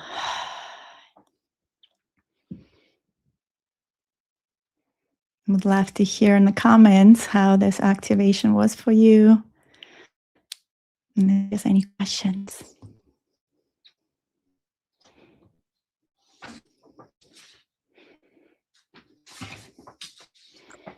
That was lovely. Absolutely beautiful. Let me get myself on the screen. Let's see. There. I especially loved, there was a section where you were so delightfully speaking light language like a child. Like Oh, that was the fairies. It wasn't that it was like childlike. It was more that it was a think of joy. It was so joyful and moving. Yeah. Yeah. They're always so fun. I like anytime you remind me how serious we are here, and we need to like really, really serious and go back into that innocence. And they just, always bring that joyful frequency. Like there's always a smile on my face. It's just so playful. And yeah, so that was a message from them to really step into the playfulness, because creation requires playfulness. It does not happen when we so serious and heavy about it. When we're more in the flow and joy, it just happens. I'm looking to see if there's any questions. Anything you want to ask, Deanna? First of all, I really, after you corrected me on your pronunciation, I really got it. It's like, it has to be Deanna. It can't be anything else. I didn't like the sound. After that, I was like, oh my God, that's no, I can never call you that again. Well, so it's it'll never happen again. Yeah, it's so interesting with the name, because for longest time, I didn't accept, Diana was always my full name, and then Ma'at was actually my spiritual name that came in only a couple of years ago. Ma'ara actually is my Egyptian name or Atlantean name, which kind of like, if you know what Ma'at is. So it's like, It's a big concept. It's a big concept, right? It's something about like holding the consciousness of Ra, but also it comes from being high priestess of, of that energy. And so that's like, it felt like it filled in the gap. But for the longest time, I always went by my nickname, and I resisted this name. When I remember my husband met me, he was like, no, you're not Dina, you're Diana. I'm like, I'm not Diana. What are you talking about? So I stepped into Diana, into this version, and that old name doesn't resonate anymore. So we do go through these, like, I call them like resurrection moments, where we step into the next version of us. And that version seems so far out, right? It feels like, who's that person? Yeah. So Joan of Angels, or Dr. Joan Hangarter. I love using the doctor, but it's flat compared to Joan of Angels. Like, I could sing Joan of Angels. And in fact, later in my presentation, I'm going to have everyone sing their name, just because it anchors it in. So I really get it. So why don't you tell everyone what you do, services you offer, how they're going to reach you, and then hop into the comments. Sure. Yeah. So the best way to reach me at my website, dianadivine.com. And I offer a quantum healing certification course. I'm actually putting the cohort together for the fall. So anyone who is already, has some energy healing work, but they want to go deeper into like opening up to light language, stepping into like really being a practitioner and weaving different modalities like open Akashic records or doing quantum healing or something similar to what I just did. So that's something that I'm offering through my school. One-on-one sessions. Yeah, I do a lot of galactic Akashic readings, which essentially me looking in your soul blueprint and tell you which incarnations you have. It's very detailed, but it's also about what's happening in the current moment. So people ask any kind of questions, because in the Akashic information, everything is available. So I look at all of it. Sometimes people come to me for just, upgrade to the system because they feel distortions or health or whatever is happening to them. So I do this quantum healing and quantum attunement, which I call also crystalline soul healing. The template itself comes from the Lyran Council of Time. So I run the template, but I also do the direct kind of healing, clearing in the moment, and then I upgrade the system, because I do believe it's our bodies and our energy field is like software, hardware, and it needs to kind of tuning as well. Sometimes when we carry a lot of these densities and blocks, I offer also master classes on a monthly basis. So you can come usually during the portal days. So we just had one on 7/7, 6/6. Next will be for Gate. I think it'll be on 8/5. So you can find links to that. And usually during that one, it's very experiential. We do Kundalini activation, and I do transmission with light language. And so, yeah, people really have their fields activated. And I used to do these sessions in person in New Jersey, and I just took them online this year, and people join from all over the world. And with the quantum, everything works. I wasn't sure if it's going to work, but people are receiving the same results, if not more. So I'm really amazed and so honored to be that right instrument to bring these transmissions through for people to really activate their fields and step into their sovereignty. Sovereignty is like my biggest theme, because I'm here to empower and help others on their journeys. So, mentor in other ways as well. And there's many different sessions I offer, but those are like the popular ones. Beautiful, beautiful, beautiful. I just loved hearing your presentation. I'm always happy to see you. And I have such beautiful slides, but I guess I didn't get to share them, and that's fine, right? We kind of flow with what is. And I feel the Well, information coming actually more as a transmission, which is even better. Yeah. I think what I have discovered with StreamYard, I have a slideshow for later, but I'm not doing it either because I didn't have a chance to practice. So if you have another StreamYard presentation coming up, reach out to me and we'll practice together. Yeah, absolutely. Yeah. And okay. then in terms of like, just follow me on Instagram. I have also a podcast on YouTube. I just put my Instagram in, Deanna M. Divine. I post every day about energies of the day. So I follow the Schumann resonance. Like I really tune into the field and astrologically what's happening as well. And it's, share a lot about quantum. So quantum concepts from that related to consciousness. I'm really here to help people to bridge all these gaps of like understanding this reality. And so, yeah, it's a communication podcast. I also bring great people on, and sometimes I'm on the Portal to Ascension podcast. I want to be on your podcast. Yeah, I should bring you on, Jen. Totally. She brings great people on, right? Yeah, I just had Vivian Chavette on, and she, I was on her podcast too, so we did an exchange. So that was yeah, fun. she's great. She's absolutely great to work with. I love her. Jennifer asked, can I ask about the Lyran portrait on your wall? Yes, thank you for asking. That's actually drawn by Jessica.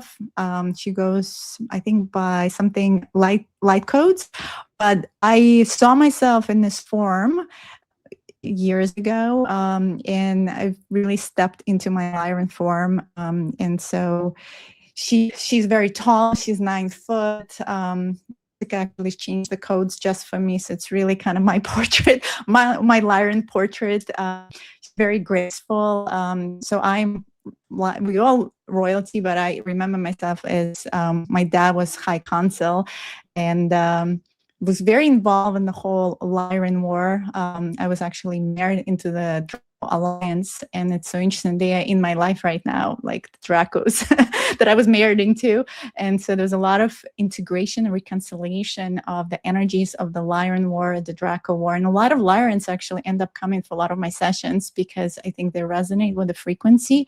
And I'm Andromeda. I remember myself as from Andromeda Galaxy. A lot of us from Zenate system, which is Andromeda constellation, where I was an ambassador for many lifetimes. And I've been here, of course, like many of us on Earth from the beginning, but I was here prior to any civilization and building the grids. So before Atlantis or anything, in my Andromedan form, putting the grids in, which that's what I'm redoing right now. That's and it's amazing. It actually came doing through. a good job of it, Deanna. Trying my best. It's a lot of work. I feel it's doing a great job. Everyone is doing their pieces. We're remembering our parts of how to do that, how to reactivate that. Yep. Beautiful. So glad you were here. Absolutely. Thank you so much. I also know you have a presentation coming up on Portal to Ascension, or an event that I saw, or a conference. Is that right? Well, I am coming to Glastonbury to support Neil. Okay. So I'm going to be New Living Expo in April next year. I was just with you. You're going to be at Glastonbury. Okay, I'm not there. Going to be in Glastonbury. I'm not going to be a speaker, but I'm always doing the work behind the scenes, which sometimes I feel is even better because it gives me more opportunity with everyone. Send photos.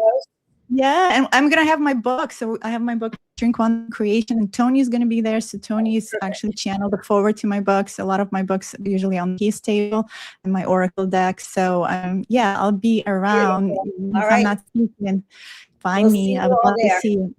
All right. Thank you so much. Divine. Thank you, everyone. People want to talk to you, I'm sure. Oh, yeah. All right. Bye. Thank you. Bye, everyone. Oh, wow. Okay. That was very profound. And I loved that childish, joyful energy, because I'm a heavy Capricorn rising. And even when I'm enjoying these events, part of me is like focused on, oh my God, I have to get it right. What time, where's the introduction? Oh, all that other stuff. And suddenly she snapped me out of it with that. So this is check-in time. Remember, we started this morning. I started asking you on a scale of 1 to 10, what's your vibrational frequency? Let's put it in the chat. Let me know where that energy is lying for you at this moment. And, and let's sort of, I think these have been some intense presentations. Let's all fluff our wings for a second, okay? So this is one of my favorite things to do. We've all been talking about wings today. Bring your shoulders back. Your scapula is actually your wings. That's actually in the scientific, biology books. Wings. We got wings, guys. In fact, I used to have shoulder pain, and I'd go, oh gosh, I wish they'd take my wings off and give me new ones. So bring them back. That will activate it. And then in your mind's eye, just visualize Archangel Michael right behind you, taking out every feather, cleaning it out, oiling them, kind of putting you in the angel sanctuary so that those wings can start to be in their full color, their full size, their full embodiment. And so it is. And get those wings shining. So when I introduce and bring Julia on, you will feel it. So our next guest is Julie Swain. And by the way, I love wing fluffing. And you can always put in here what color your wings are and how tall they are, right? Because that's what we're doing today. We're fluffing wings a lot. All right. Now, our next speaker, oh my gosh, she's another amazing woman and someone else I shared a booth with actually at Conscious Life Expo this year. We ended up at Portal to Ascension's booth together. I heard all about what Julie's doing these days. She's an amazing star mother, cosmic oracle, New Earth architect, and a template keeper weaving cosmic wisdom into real world systems. As New Earth trust and long-term trust and estate attorney, which is so good to know about her. So many of our speakers have another side. So she has that attorney side. She merges multidimensional intelligence with practical frameworks that support starseed children, conscious parents, and visionary creators. Julie leads global initiatives, including the New Earth Children Roundtable, the Star Children Academy, Star Children Family Retreats, an upcoming documentary, and a New Earth school under development for Star Children. I think that's just awfully amazing. She offers remembrance, purpose, community, and future-ready education. She doesn't just channel the codes and visions, she helps bring them to life. And I want to remind all of us, our future is in our children. And so the star children are the most important. They're so precious to us. And the systems we have here on the planet Earth are not designed for star children. So let's introduce you to Julie. She is the star. Let's see. I have to bring you up here. What am I doing? Okay, let's see. Oh, no. Wait. Add to stage. This is crazy. There you are. But now I have to add myself to the stage. This is even crazier. I don't know. It's been a Mercury retrograde. It's been so intense for me that I'm lucky I got you on the stage at this moment. I don't know what happened. Julie, and I was happy. I wanted to see you. Come in when we're finished with your presentation. I have to go with this. I know. It was so fun to hang out with you at Conscious Life. Oh gosh, that was amazing. Yeah, I really enjoyed that. And before we go, you have don't you have an event on Portal to Ascension coming up, or a star? Didn't I see a Star Children? Tell us about that. Yeah, I'm very excited about it. It's going to be on August 22nd, 23rd, which is the third weekend of August. And the title of that workshop, conference, whatever, online is Star Children Telepathy and the Future of Humanity. And we are featuring speakers. Everything okay, Joan? Yes. I got so excited when I heard. I'm sorry. I got so. I hate myself. I'm going to have to take the time to figure out how to get myself back on here. All right, no worries. But yeah, hide the preview. No, I don't have to. Oh, okay. Well, it'll happen. But it is the star children that are so important. And I was smiling because teaching them things like telepathy and telekinesis. Like in China, they are teaching the kids telekinesis. I've seen amazing videos, and teleportation. And teaching them that Wow. is just the most amazing, and awakening them to their intuition and their gifts. So I love what you're doing, Jen. That's amazing. Teleportation. I didn't know they were going to teach that to children right now. Go online, We'll be like- China and teleportation.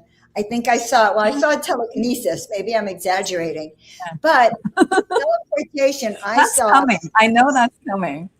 the monks in the monasteries in the 1500s and back then actually reported being able to elevate themselves up from the ground. Just like they could also turn water into wine and flour.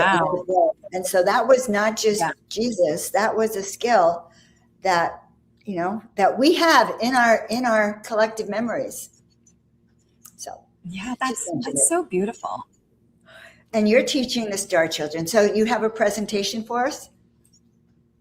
I do. I don't have any slides. That's okay with me because I'm not in my slide mastery mode today. I may have to get into it, but I'm not into that. So yes, do your thing. And ordinarily I'd say, okay, I'm going to leave you alone, but you're alone. So go for it. You're on till about 12:20. Okay.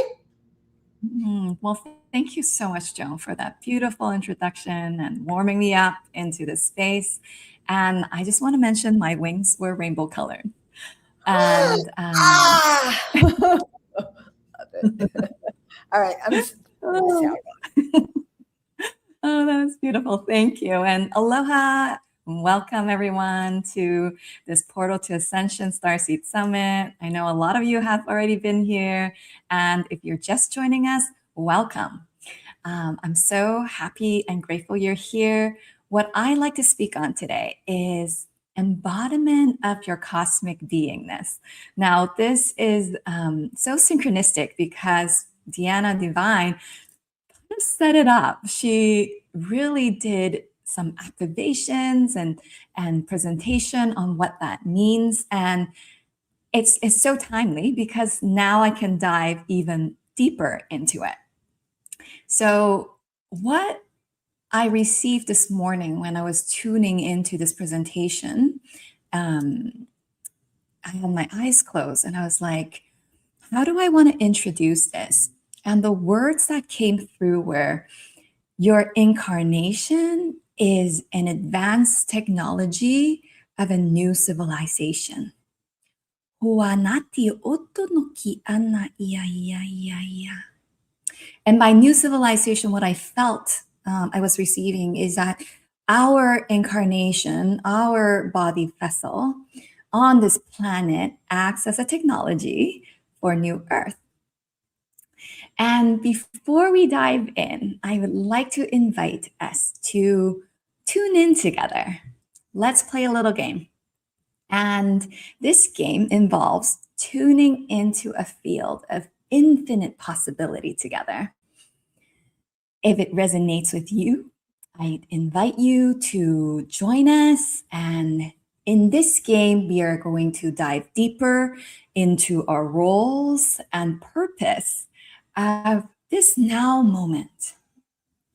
A now moment where we are at a precipice of an entire new way of being and living. And for now, I call this game a threshold between worlds. So if you're participating, I invite you to gently close your eyes and take a deep breath into your heart space. Exhale with a sigh. Taking another deep breath, allowing your awareness to descend from the mind, entering fully into our body. Feeling our feet anchored into the ground. And if you're not seated with your feet on the ground, feeling your root anchoring into the surface on which it's sitting on.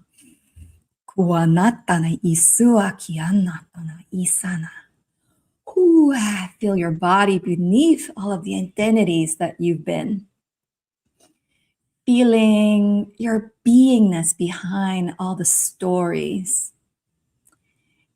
feeling the ancient intelligence that has brought you into this exact moment. And now tune into our heart space. Let's have a focus, a little tap on our heart. Visualize our heart space emanating light, like the sun, a blazing sun.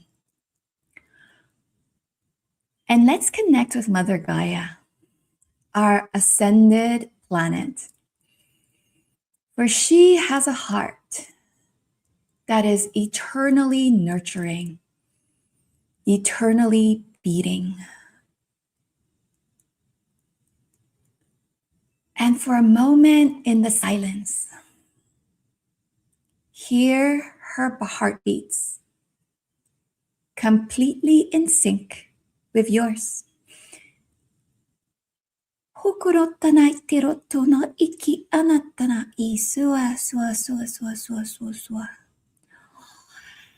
We're now standing between worlds. Behind us was a world that taught us to separate spirit from matter, separate the human from the divine, earth from the cosmos, the ordinary from the sacred. This old world taught us that consciousness lives somewhere, but not in our body, beyond it, above it. It has taught us to compete, to belong, to conform, and to perform so we could fit in. It's taught us to search outside of ourselves for permissions, belonging, and looking outside for truth. Now before us is a world that we cannot fully see. A world in which cosmic consciousness is no longer something we only visit in meditation or we have to be guided into. It's already us.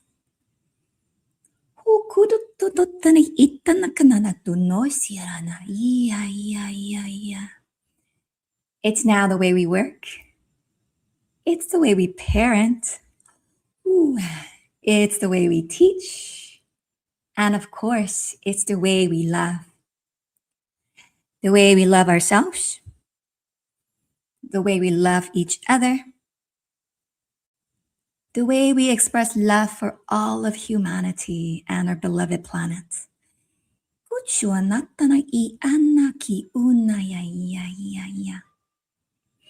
It's the way that we co-create.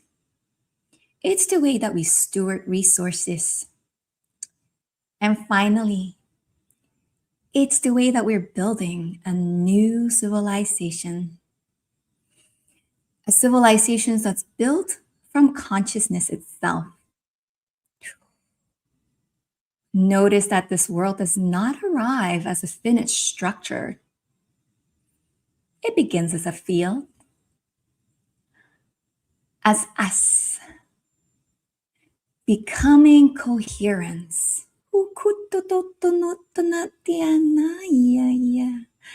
A circle of people willing to embody something before our external realities have the language for it. Just people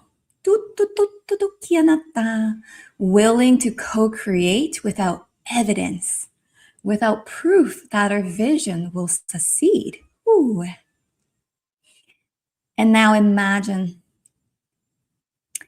that in this circle, every one of us is holding one frequency, a thread of a much larger tapestry, a much larger cosmic design. And not a single one of us is going to weave the future entirely. But each of us must become responsible for the thread that we individually carry. Now, ask inside of you, what is the frequency that I'm holding? It might come as a vision, a word, or just an energy. Hiyoko no iya, iya, iya. Anchor, muoto no iya. Anchor this frequency into your physical template. Ukuto no iya ti uto no iya, iya, iya. And now ask, what expression of consciousness is coming through me? Kuko no tono iya, iya, iya, iya. That consciousness is the building block for your new earth reality. Ooh, and finally ask, what am I willing to embody so that it can become real? And that question, you don't even have to have the answer yet. Just hold it in your field, or it will come to you. And whatever answer comes as a key to unlock this portal, a portal to ascension that you uniquely carry. Now take one deep breath to honor the human that's within you. And take one deep breath into your heart space to honor the cosmic being within you. And finally, take one deep breath. This breath is for the new earth founder. That is you.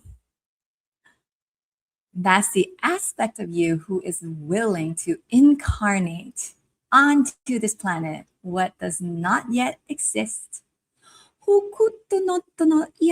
At least not in our reality. So when you're ready, slowly open your eyes and welcome to the threshold of infinite possibilities.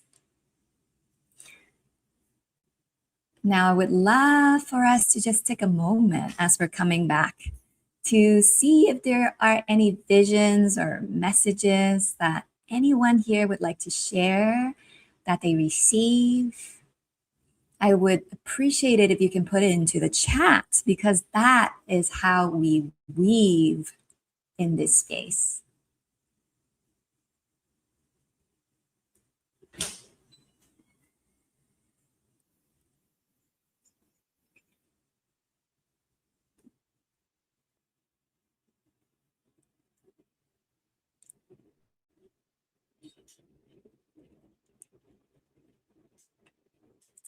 Okay.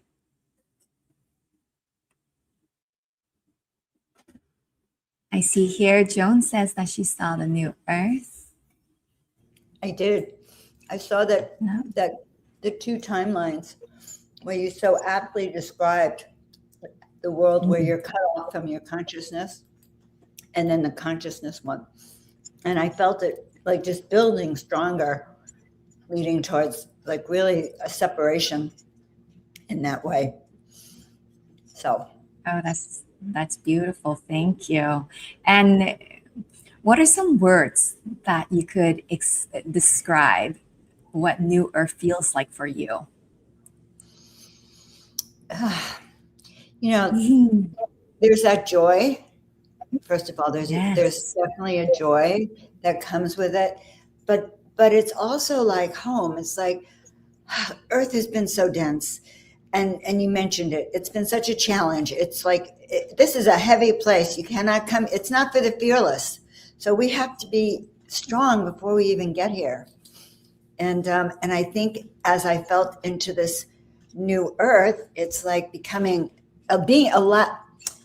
I suppose, being finally resonant, completely resonant from top to bottom, whole and complete. Wow. Wow. That's beautiful. Thank you. Whole and Wings up, complete. wings out. Wings up a hoe to that. That's beautiful. Yeah, let's So see if there's Bridget any. says, Okay. Yeah, so, yeah. okay, Ginger says telepathic communications are free to flow. You're so right. Oh my God. And I'm thinking teleportation is going to be easy. Yeah. No more Let's plane rides, see. everyone. Thank you. Oh, I'm so sick of that. Or car rides. Okay, Exactly. Bridget, vision of sonic architecture, floating on plasma and frequencies, building crystalline structures from ground up. Yes, I see us there right now. Yeah. Wow. And then she also says healing frequencies, humming, willing to embody frequencies of love, light, peace, joy, and harmony. Ooh, tana I okoro tana tia na na na na isu. I'm anchoring that. That's beautiful. Seeing a world of peace. That's Rani. Beautiful. And what does peace mean to you, Rani? And Stephanie says, oh, she has a stepson who, since he was little, speaks light language. And she did not know about light language until I met somebody on one of these presentations on Portal to Ascension. And this guest speaker spoke it. And she understood now that her son was speaking light language. And he also mentioned a super cat planet, which is probably connected to Lyra or Lyrans. That is fascinating. Thank you. And I'm going to actually speak a little bit about Lyran myself as we proceed in this presentation. Ginger adds happy bubbling up laughter. Al says indigo, crystal, rainbow generations in their starseed children. That's so beautiful. Thank you for putting that into the chat, Al. And I invite all of us to like even go beyond all of that. These are beautiful frequencies that anchored a new way of understanding our children. I feel like what's coming in right now, I don't even want to put words to it. The frequencies of the children that are coming in right now and are activating within all of us, it's new. I don't even have a language for that. And I don't feel like we require a language to explain that anymore. Yes. So Rani explained that peace means harmony, alignment to Earth and the cosmos. Beautiful. And that is precisely the kind of peace that I want all of us to impart onto our children as we are building a new way of living and new systems for them to grow up in. So before we dive deeper, I want to share a little bit of how I arrived here, as my own path was not one that fit neatly into one box, one world. And as a little starseed, I was born in Hong Kong, which is and was a very busy city. And to me as a child, felt very crowded and intense and extremely loud, like all the time. Why is it so loud? And I was quiet, like very quiet. I spoke as little as possible as a kid. And my parents thought maybe something was wrong. So looking back, of course, I know nothing was wrong with me. I think I was just deeply sensitive. I was listening and observing like most little kids do. I was trying to understand how to be in a world that felt so much louder than who I was inside of me. And much of my life has been this journey of searching and trying to belong, wondering why I feel so different. Why do I like not quite fit in? And what do I need to change about myself so I can belong here? And when I was still young, our family began receiving death threats. People knocking on our door.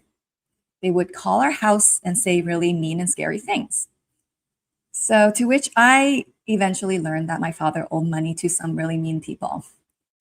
And when I was 10, in order to escape that debt and the threats surrounding my family, my father moved us from Hong Kong, one of the busiest places in the world, to middle of nowhere, Canada.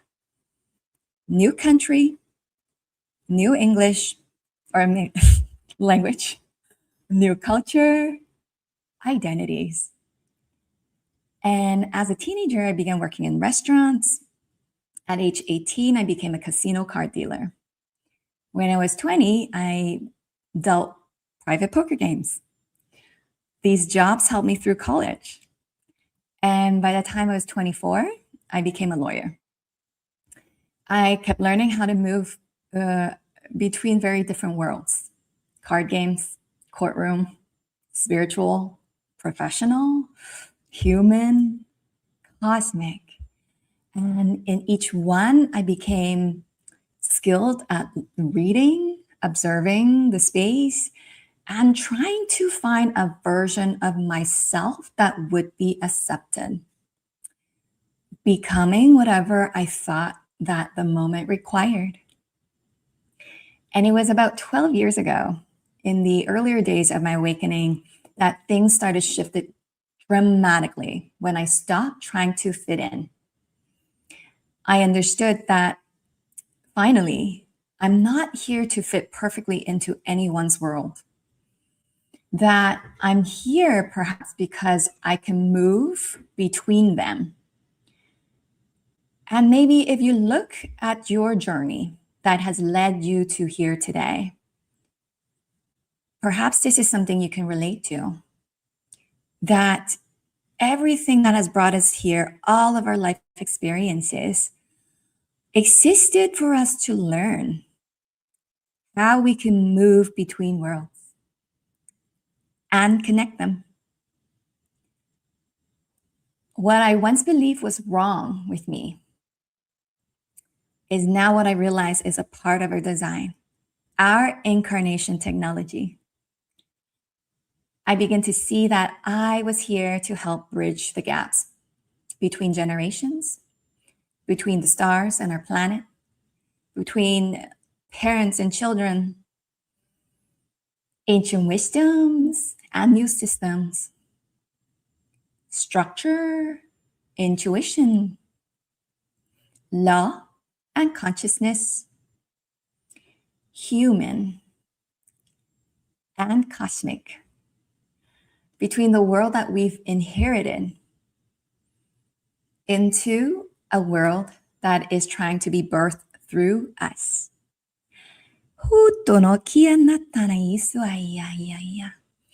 And when my son came into my life, my calling became more impossible to ignore because I started asking deeper questions about our children. It's brought me back to where I began. And I asked, what kind of world have we been asking our children to fit into? And what if their roles are, they are here to help us create a new one?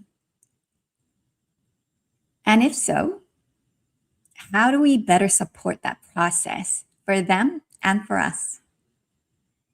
That's precisely the inquiry that led me to create New Earth Trust and Star Children Academy and the Star Children events, to explore what becomes possible when we stop asking children, families, their caretakers, and each and every one of us to fragment in order to belong.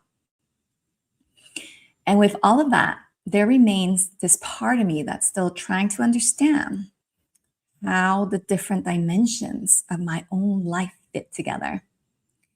For years, I thought that integration meant finding the form of me that was the truest expression at that time. And I've also heard others express this in a way of like the highest expression of your soul.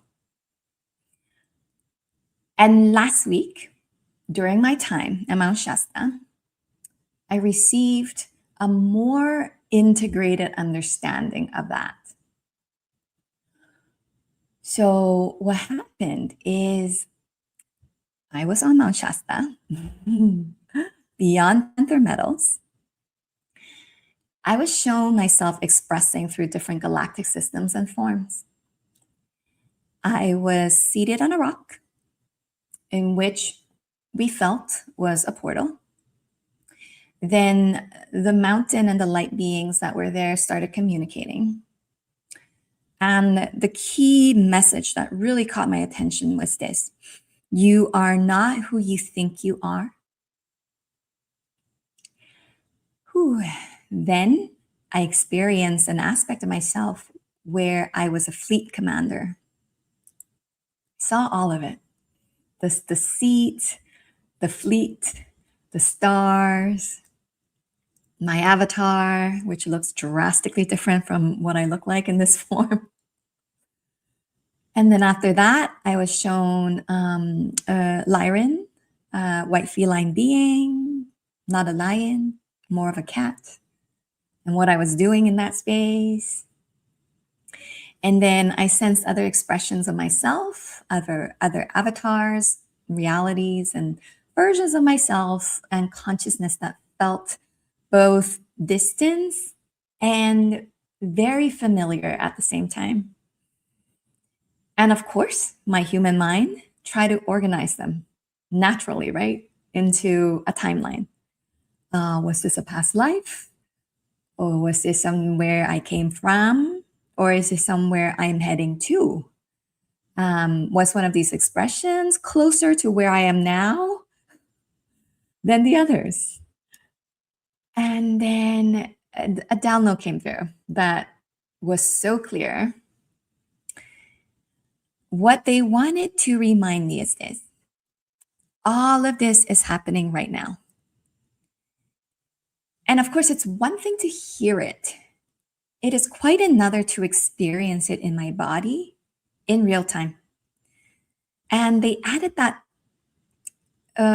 most of us have an impression of what Lemurian consciousness is. And they wanted to share that this understanding of how all of this multidimensional aspects, all of us in these galactic avatar counterparts that are happening at the same time, if you can understand this and embody this, it's pivotal to being in Lemurian consciousness. So I just wanted to take a moment right now for us to just tune into that frequency. As I said, I'm sure you've heard of this before, that all of it is happening all at once. But it's quite a different thing to be in it, to embody it and sense it, so that our entire cellular structure could remember what that Lemurian consciousness feels like.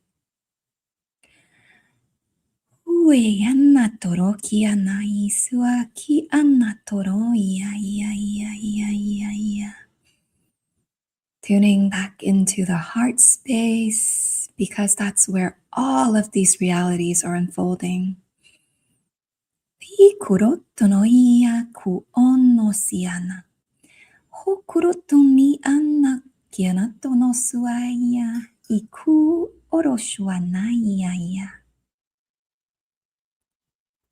This is not a memory of an ancient civilization. It is an embodied expression of all of our humanness, our earthly and cosmic expressions coexisting all at once. And it's a reminder not to choose between being human and being multidimensional, to stay in the body in order to access the stars. Our body acting as the interface system where our realities meet and coexist. And our heart is where these realities recognize one another. And our incarnation is the technology through which all of these expressions converge and become coherence to co-create one physical reality together.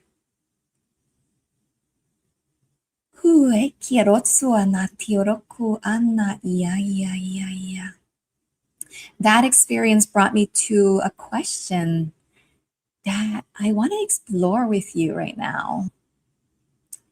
Are we here to remember who we are? Or are we here to remember and embody who we are? As many of us have spent years remembering our lives, timelines, lineages, cosmic gifts, civilizations, and remembering why we came here. All of that remembrance is honored, and it's all sacred. And in the now, I want us to play with something beyond. Asking ourselves one question. What happens after remembrance? Don't try to answer this question with words. Just tune into the feel that question is weaving between all of us. What happens after remembrance? Toro ni ana o kuai isu ana ikia ia u uno. It's the presence of a rainbow dragon. O oki anata na isu akana isua I ia o. And it's reminding us, hukuroto no o ia. Our cosmic aspects, who has a way of being information about who we are. And it also has a way of reorganizing itself to become part of ourselves, our cellular structure, and also the way that we live, fully embodied. And as we know, the evolution of a starseed journey is not another revelation about where we come from. It's about becoming capable of expressing these realities through our human form. We're not here to just remember the stars.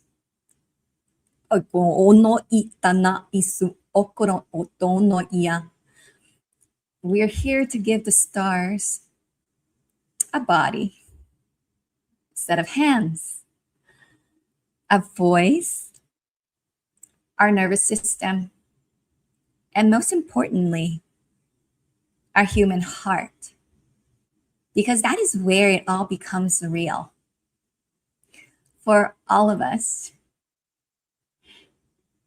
And before we close, I like to bring us back to where we were standing between worlds. And here before us is a world where perhaps it doesn't fully exist yet for everyone, and a world that's not meant to be a finished structure, where we were each holding a thread, but we are not meant to weave the entire future alone. Where you hold the full responsibility, which is in Hawaiian, we call that kuleana, a sacred responsibility. That thread that comes through you, where my thread involves creating spaces where families and children do not have to abandon who they truly are in order to belong here. But I leave you with this question. What future is being incarnated through you, your sacred technology? For we know that ascension is not about departing this world. It's becoming so fully present into all that we are in the now, so that you can bring the stars with you through this human heart. For the stars never asked us to go to them. They've been waiting for us to bring them here.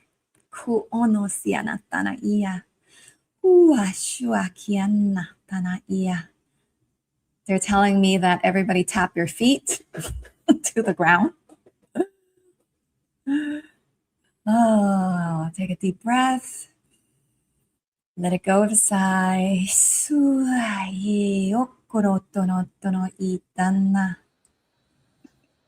All right. So I have a couple more minutes here. And for those of us who feel a calling to explore embodiment more with me, I would like to share one final invitation with you. Next year, August 2027,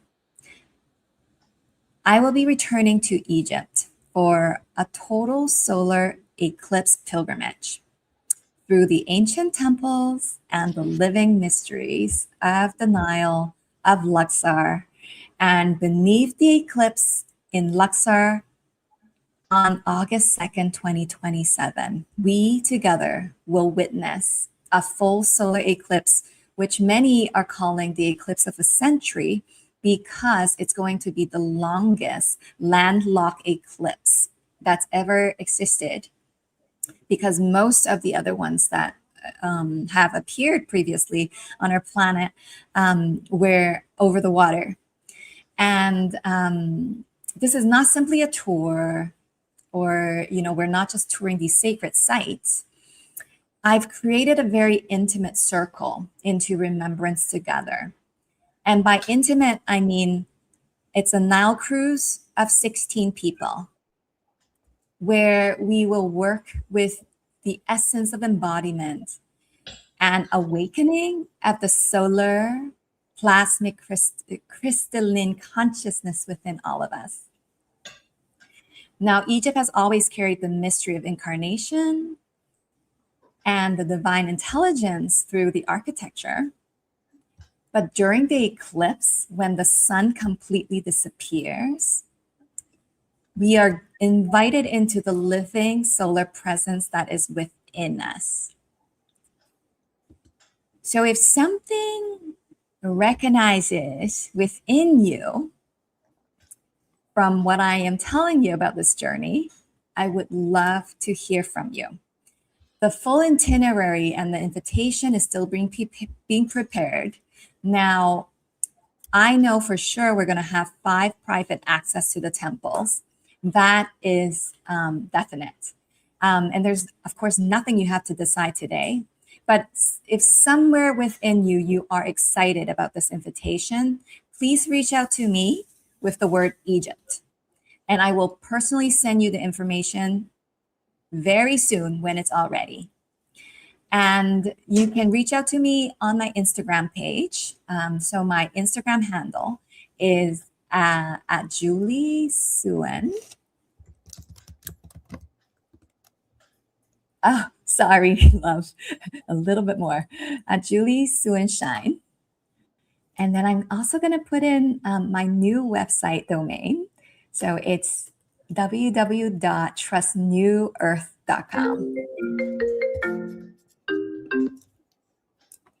So I invite all of you to reach out who are interested in this. I mean, of course, come and check out my Instagram page regardless to keep up with all of our offerings. But I'm excited to offer this very special and unique pilgrimage to Egypt. So if you're interested, DM me with Egypt at Julie Suenstein on Instagram, and I'll send you the details. And I want to say that I have a special Portal to Ascension discount offering for any of you that have. Thank you, Julie. So I don't know, something's weird on my thing. If I pop up, I'm going to kick you out for a minute, but don't get worried. No worries. Okay, don't get worried. I'll put you right back. Okay, now. No, there's something wrong with my computer. I don't know if I can get you back up. Oh, yes, I can, but only one at a time. So I loved your presentation. I especially love how you're reminding us that we are responsible. Like you had something you said about being a thread. Each of us is that thread that you're weaving. And I just had such an image of you as a weaver, you know, the weaver of souls, weaver of destinies, weaver of these threads. And it just was really powerful, very powerful presentation. So hop into the chat and everyone's going to want to speak to you. Okay. Scotty, hey, nice to see you here. Yeah. So thank you so much, Julie. We love you, appreciate you, and we'll see you next time. Thank you. I love you, Joan. Love everyone here. Thank you. Always so great to see you. Great to see you. That was great. That was wonderful to see her.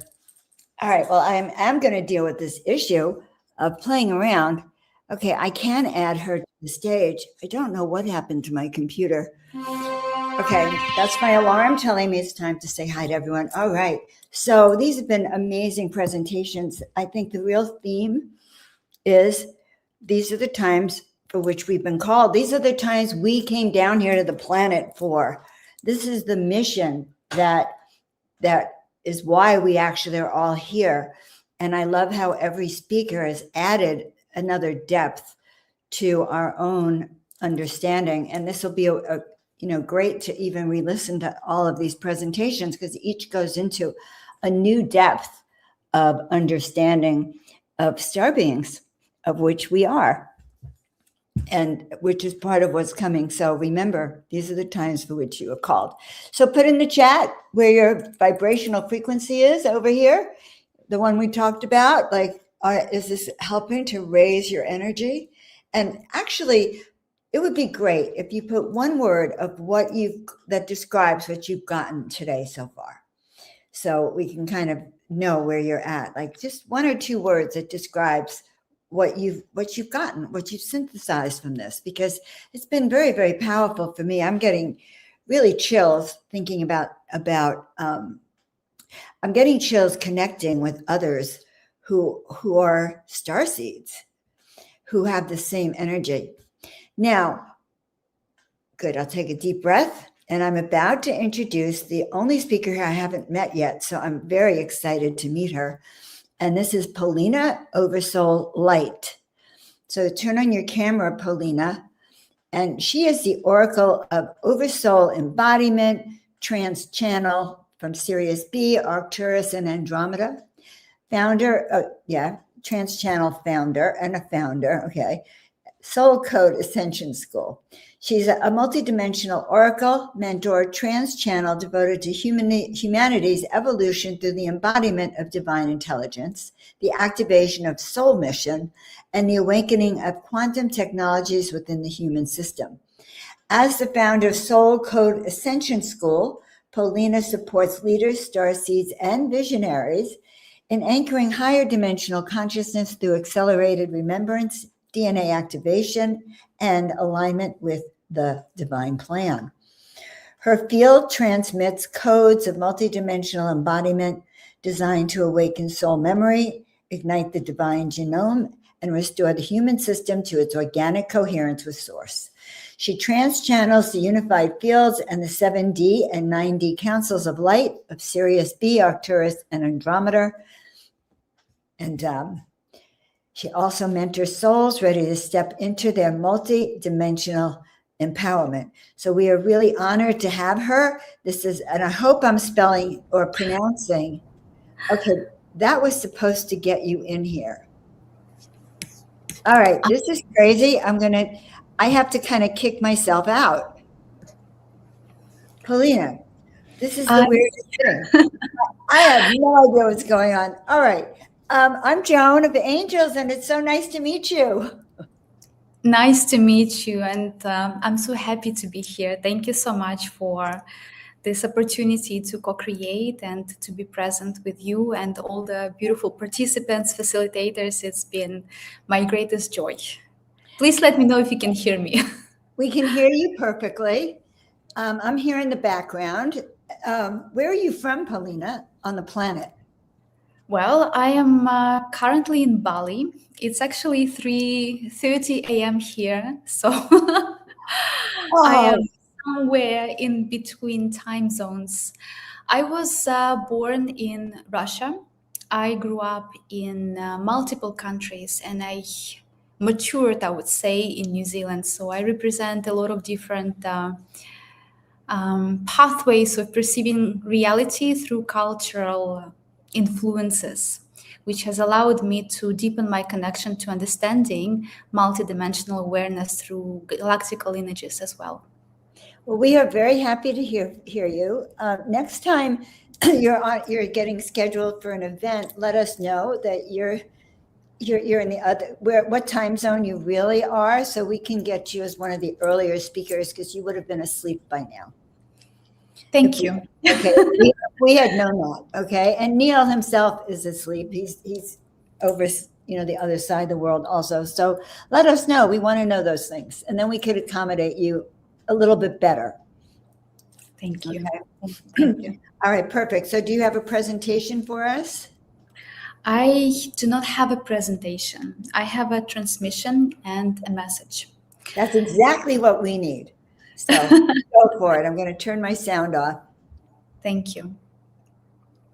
Every time when I facilitate experiences for my community, I never follow a plan. So I always channel and transmit whatever is serving the highest purpose for those who are receiving.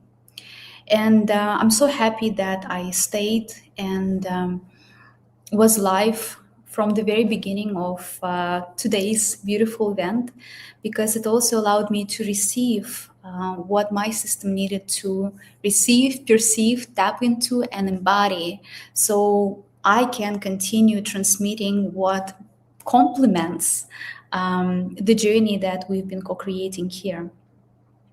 I know that the event is about starseed consciousness and future timelines, so I would love to speak a little bit about these topics. When I started trans-channeling star nations, my human awareness was undergoing rapid expansion. So much needed to be rewired within my human system. And it started with activating heart consciousness. When heart consciousness activates, we not only access connection to parallel timelines and begin to perceive realities that are parallel, vertical, horizontal, and so on, but we also transform on a human level. So multidimensional awareness is not something etheric that we have to kind of visualize and trust that it's there. We have to embody that. And embodiment, in our case, on a human level, looks like changing in our value system, changing and switching gears from human-made order to divine order, to divine plan. And when we begin to connect to intelligence of our higher self, to intelligence of our soul, and also parallel expressions of who we are throughout multiverse, our personality changes. And the reason why I want to speak a little bit about personality and freedom of ascending into future timelines, because our personality matrix is also multidimensional. Our human character is not just a cocktail of different qualities and characteristics that make us human, that make us unique. Everything about our human physical and divine makeup, design is intentional. Absolutely everything serves its own purpose. And we understand this when we are speaking about fears, when we speak about excitements and preferences that we have in our human system. But we also have to understand that absolutely everything that is encoded into our physical body and into our characteristics that we channel, that we transmit, also serves purpose. And this purpose is always scripted or coded by an intelligence that originates somewhere. It can originate within this galactical part, it can be somewhere from parallel universe, angelic realities, and so on. So the origin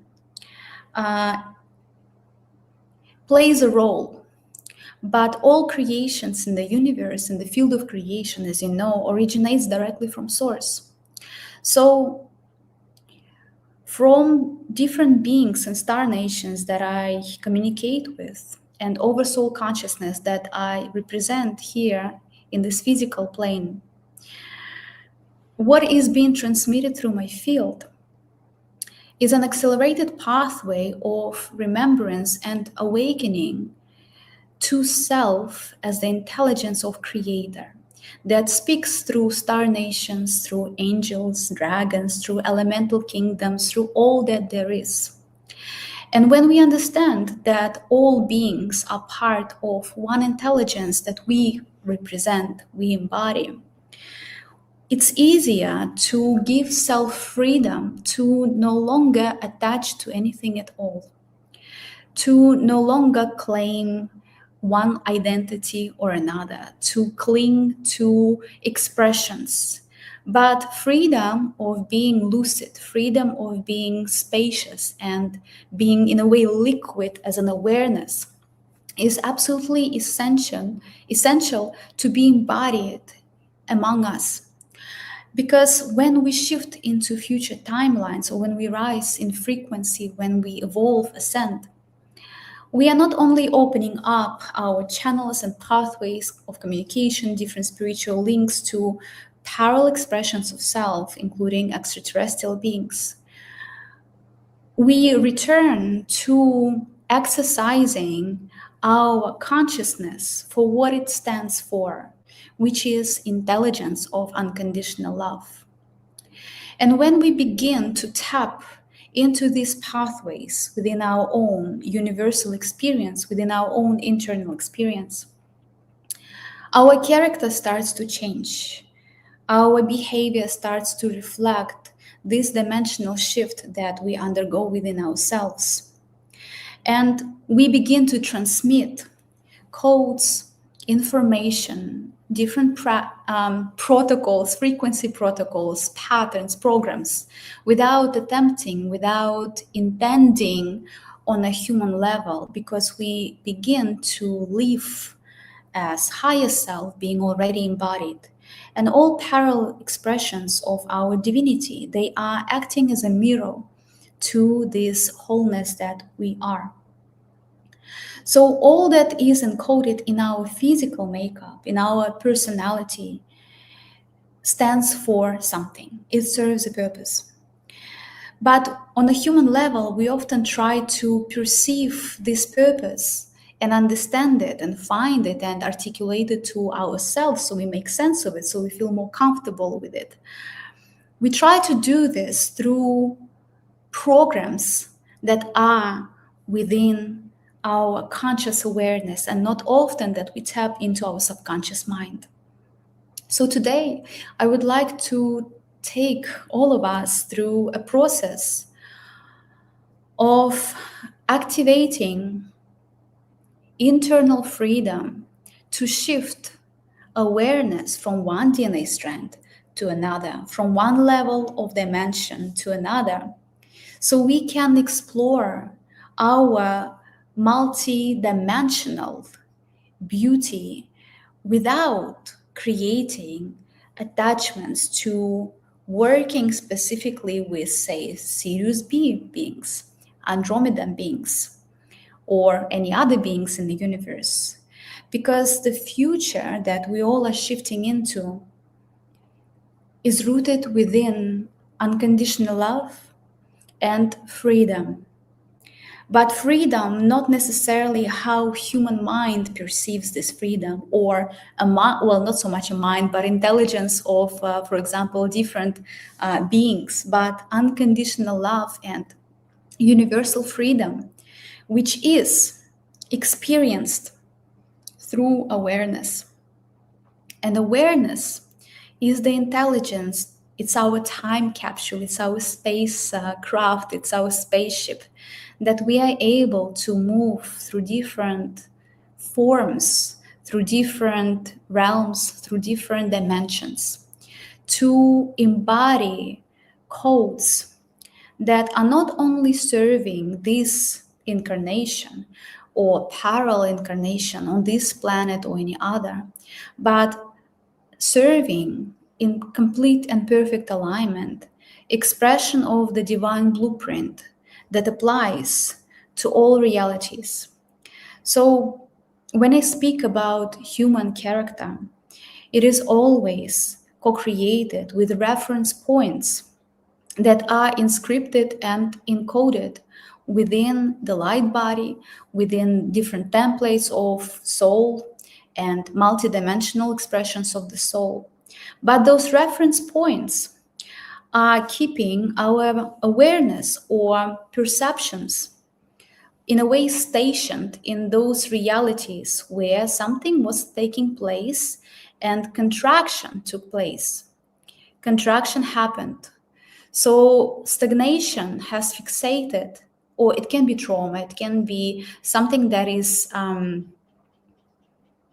something that was foreseen. The same way as with our human reality here, when we are experiencing dynamics that we perceive as shocking or too intense, that our nervous system is having difficulty articulating, navigating, and even perceiving.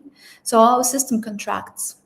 And this contraction, whether it is trauma or something that is similar to this intensity, this contraction not only restricts and narrows down pathways through which life force is moving, but it also creates a reference point, like a little anchor into that specific frequency that triggered this contraction.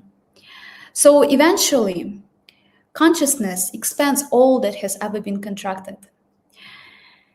And these reference points will find their way into one reality or another to manifest as external reality. Well, we are here as humans, so we are perceiving this world of form as a physical plane, right?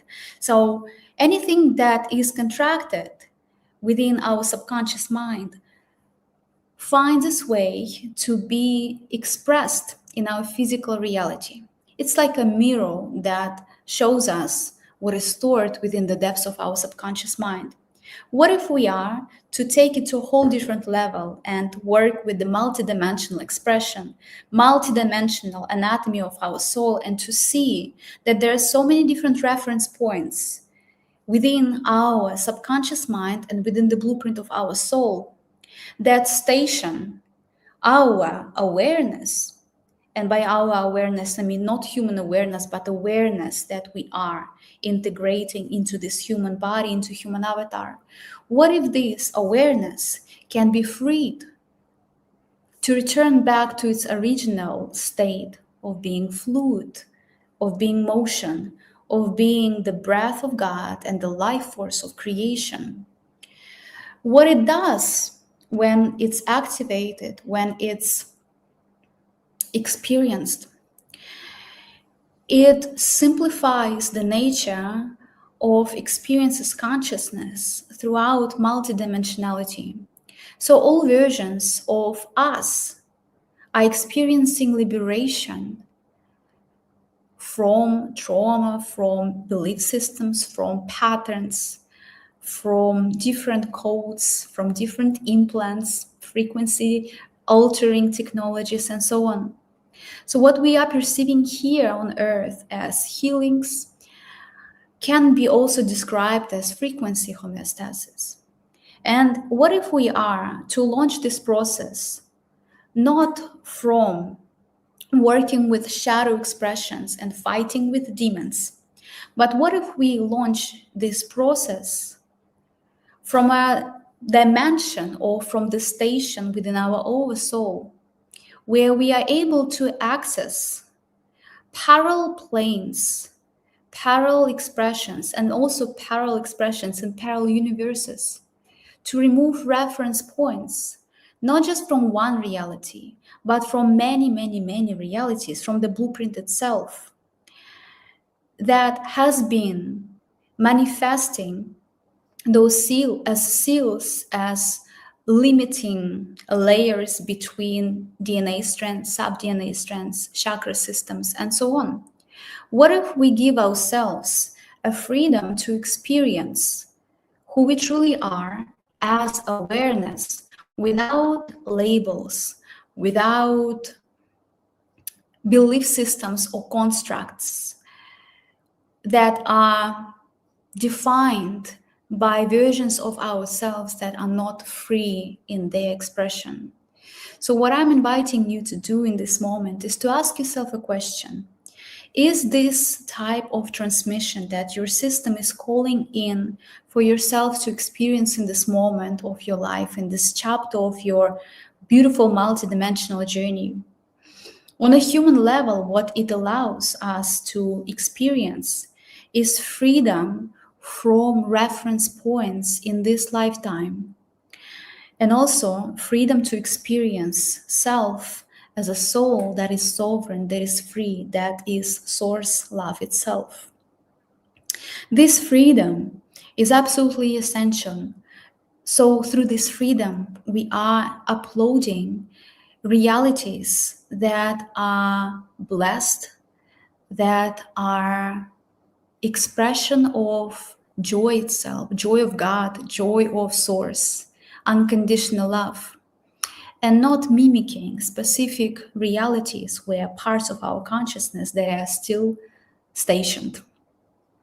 A few days ago, when I was peering into this transmission and tuning into potential transmission pathways, how I can broadcast these codes that I'm sharing with you now, from my 12-dimensional Sirius B star family, I received a message that I need to speak about personal freedom as the field that allows all beings to truly experience the free will itself as it is, as it stands for, as it's designed and meant for. And free will starts from a choice to experience itself. We often introduce ourselves as, I am Paulina. I was born in this place. I'm from this country, or this is my age. I was raised there. I grew up there. This is the pathways that my life unfolded through. But what if we are no longer conditioning ourselves for linearity? What if no longer we co-create with our frequency, with our intelligence in a linear way? What if we give ourselves freedom to perceive ourselves as consciousness, as awareness, and old scenarios, old realities, and even experiences that we feel that they are legacy for this personality in this lifetime? What if they are no longer relevant to the version of who you are today? What if the version that you introduced yourself as has nothing to do vibrationally with what you represent, with what you stand for today? Why are we bringing what is no longer in alignment as the background noise into our physical reality or into our timeline that we are vibrating at the same frequency rate now? So what if we are no longer perceive ourselves as humans who were born in specific countries, who had certain experiences that traumatized us? What if we are to start tapping into new vibration that is ongoing, eternal, it is no linear? And this vibration requires us to awaken to a level of maturity that can only be found within our spiritual core. And spiritual core is to be witnessed. It is not to be analyzed, it is not to be assumed, it is not to be meditated on, it is to be embodied. But to get access to our spiritual core, to our intelligence of our oversoul or soul frequency, to truly understand this, we need to let go of assumptions or those foundational blocks in our mental body and also in our physical body template, in our emotional body, in our pain body, and so on. We need to let go of those references points that are holding our vibration or our perception in the past. So I'm inviting you to ask yourself a question. Is this something that you wish to give yourself an experience of or not? If this is what your system has been calling in to receive, which is a deep session of transmitting codes into your system that liberates reference points anchored in fear, trauma, past, that has nothing to do with what your higher self has envisioned you to embody, to integrate, to apply, and to express. This is an invitation to ask yourself a question. Are you ready to reconnect to your divinity to the extent where you are able to experience yourself as a multidimensional awareness, to play different strings of your DNA, to move your awareness from one reality to another, not just for your own curiosity, but to see the divine plan for your soul, to see how parallel expressions of yourself are weaving, co-creating together in one purpose in the name of unconditional love. And sometimes your human awareness may not understand what is the significance of the experience that you are having, but it makes perfect sense once you start seeing from slightly above this horizontal, yeah, sometimes I'm mistaken, horizontal and vertical, horizontal plane. So this is an opportunity to gain connection to inner clarity, but it comes with a responsibility of committing and making a choice to no longer see yourself in the old light, to no longer co-create with words that you used in the past because they felt familiar in the environments where you grew up. Now your new environment is very different from where you were born. Your heart consciousness is no longer at the same spectrum of realities or spectrum of light that it used to be in the past, before you discovered your frequency, before you discovered that you're a multidimensional being of light. This is an invitation for you to explore yourself without labels. And within this freedom, you will meet more aspects of yourself. And your connection with those aspects will not be rooted in problems, in traumas. It would be rooted in recognition that you are one. So for those who decide that this is going to serve you and this is what that you have been calling in, I'm inviting you to take a deep inhale into your body, into your physical vessel, to truly feel the breath moving through your lungs.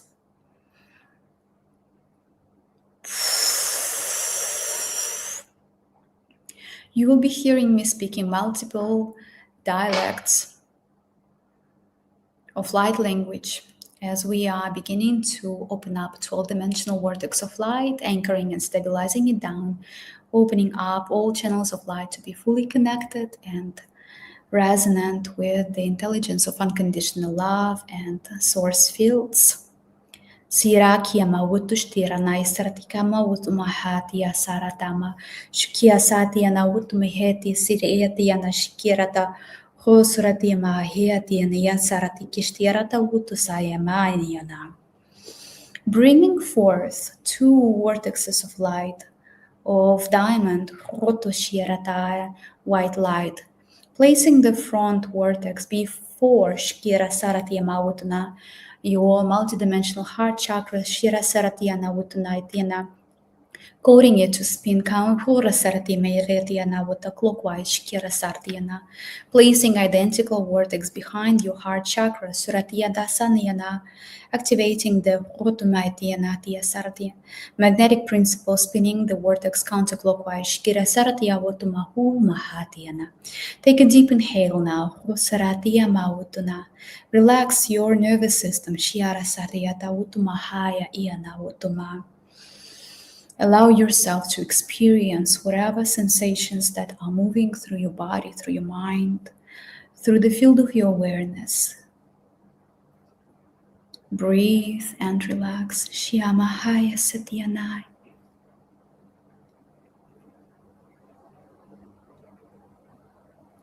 Please direct the focus of your awareness into your heart chakra. Dive deeply into the heart consciousness. Allow yourself to feel your awareness within your heart, beginning to sense and feel multiple facets of your multidimensional expressions as frequency, as units of consciousness, as particles of divine source light, greeting you, witnessing you, celebrating you. Kia Sia Mahaya Tiana. Take a deep inhale, and as you are exhaling, bring into your heart, through your breath, a pillar of white diamond light directly from the source field, Hiasaratiana, connecting to the portal of Great Central Sun, Hurasaratiana, from the Great Central Sun, descending down, connecting to your universal portal, galactical portal, connecting to your soul star chakra, activating your soul star chakra and Merkaba field, Huramaya Saratiana Utana, moving down, connecting to your crown, your third eye, your throat, and pouring, descending down into your heart, Hayasirata. Start inhaling into your awareness, bright white diamond light, until you feel that every cell of your body, every fiber of your being, white and red, blood, cells, alchemy, Hayasana, are infused with your multidimensional frequency. Hyasaya Kiata Utuna. Through your breath, guide this presence of unconditional love and Huramaya Saratiana Utushtiara Tahiatiana Udma. This frequency into your solar plexus, your sacral, your root chakras, Hota, into your earth star chakra, Humaya Hatiana. Relax. Allow your breath to synchronize and stabilize this frequency, articulate it, distribute it into multiple parallel versions of you within your own energy body, within your own light body. And now, beautiful one, I'm inviting you to start seeing and visualizing a rainbow bridge of light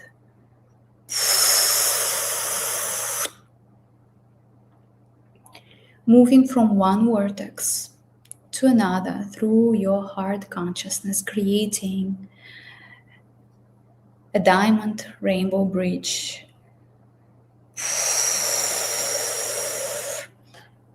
that unifies the front and back vortexes of your heart chakra, igniting brilliance of your diamond heart. Kia siamaya niana utuma. Shiara tautu samahatiana. Kia sumaya niana utushtiara tawai samahaya tiana.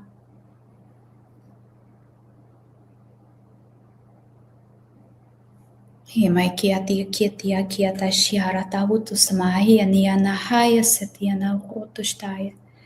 Saya tiana utu mahia tiana utu su ai kia mahia tiana. Shikira sarata utma utumaya mahaya saniana. Breathe in and out. Himaya sumaya niana utmaya na urtumaya niana.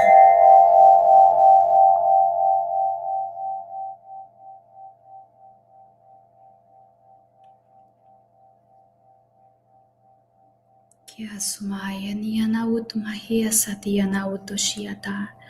Hia suratana hia mautumaya satiana shiarata maya sumaya ia kia mautuma. Continue breathing and relaxing. There is nothing to do. Simply receive and experience Shiai Satya Mawutuma Hai Kia Nawutuma.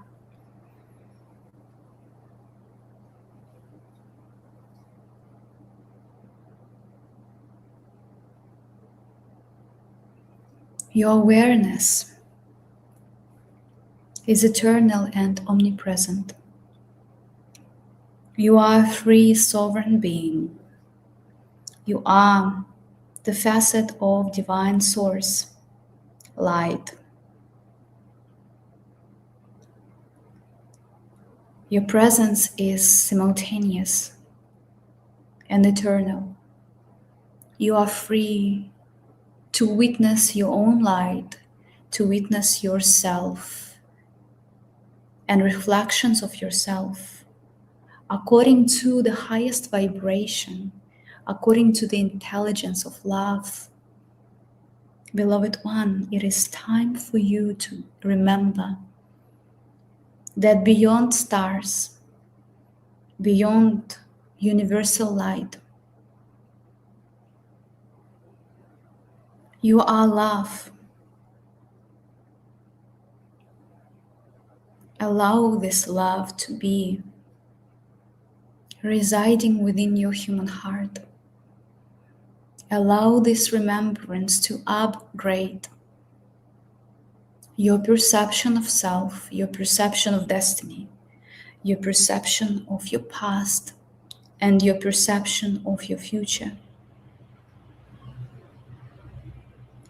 Allow this love that you are to guide you into the highest expression of your divinity, channeled, anchored, expressed, created, loved into manifestation in ways that are truly authentic to you, that are truly resonant with who you are, with who you are excited to create as. Give yourself a permission to experience freedom from all that has ever been known, so you can channel truth, so you can channel yourself. This is your time.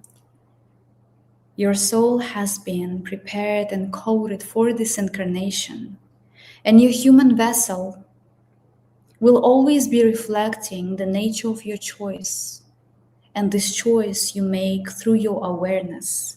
So why not exercise moving your awareness through different strands of your DNA, through different frequency pathways that your heart remembers, your heart recognizes as truth, as joy, as excitement. Kia sumaya niyamawutumaya tiyamawutu shiara satiana utumahia tiana isitiana Hutushtiarata Satyana Utuma Yaniana Utushiarata Saratikiata Utuma Hutushtiara Satyana Utuma Yania Mafuku O Maya Kiana Maya Hea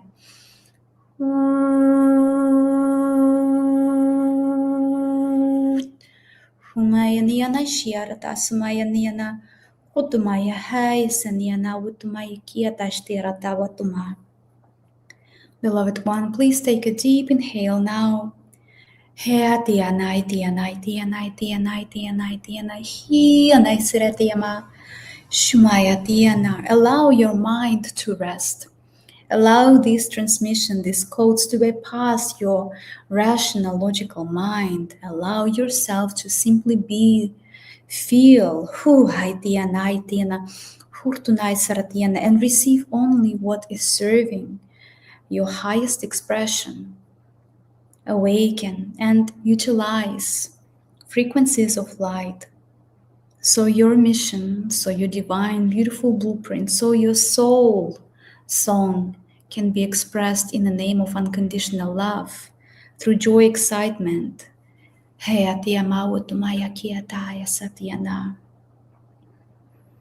Please take a deep inhale, and before you open your eyes, give yourself an opportunity to breathe in ease, freedom, love, gratitude.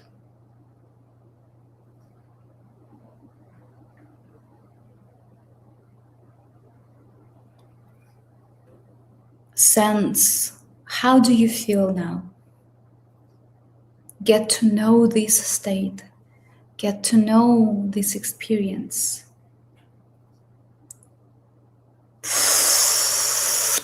Because this moment, if you allow, if you choose, can also serve as a new reference point for co-creation of your new reality, for channeling yourself differently, for articulating yourself differently, making new decisions, stepping into a new day, into a new timeline, as a new being. Because in every moment we are rebirthing in light, if we choose that. Or we can follow the same railways as feel familiar to us. You may channel a message for you.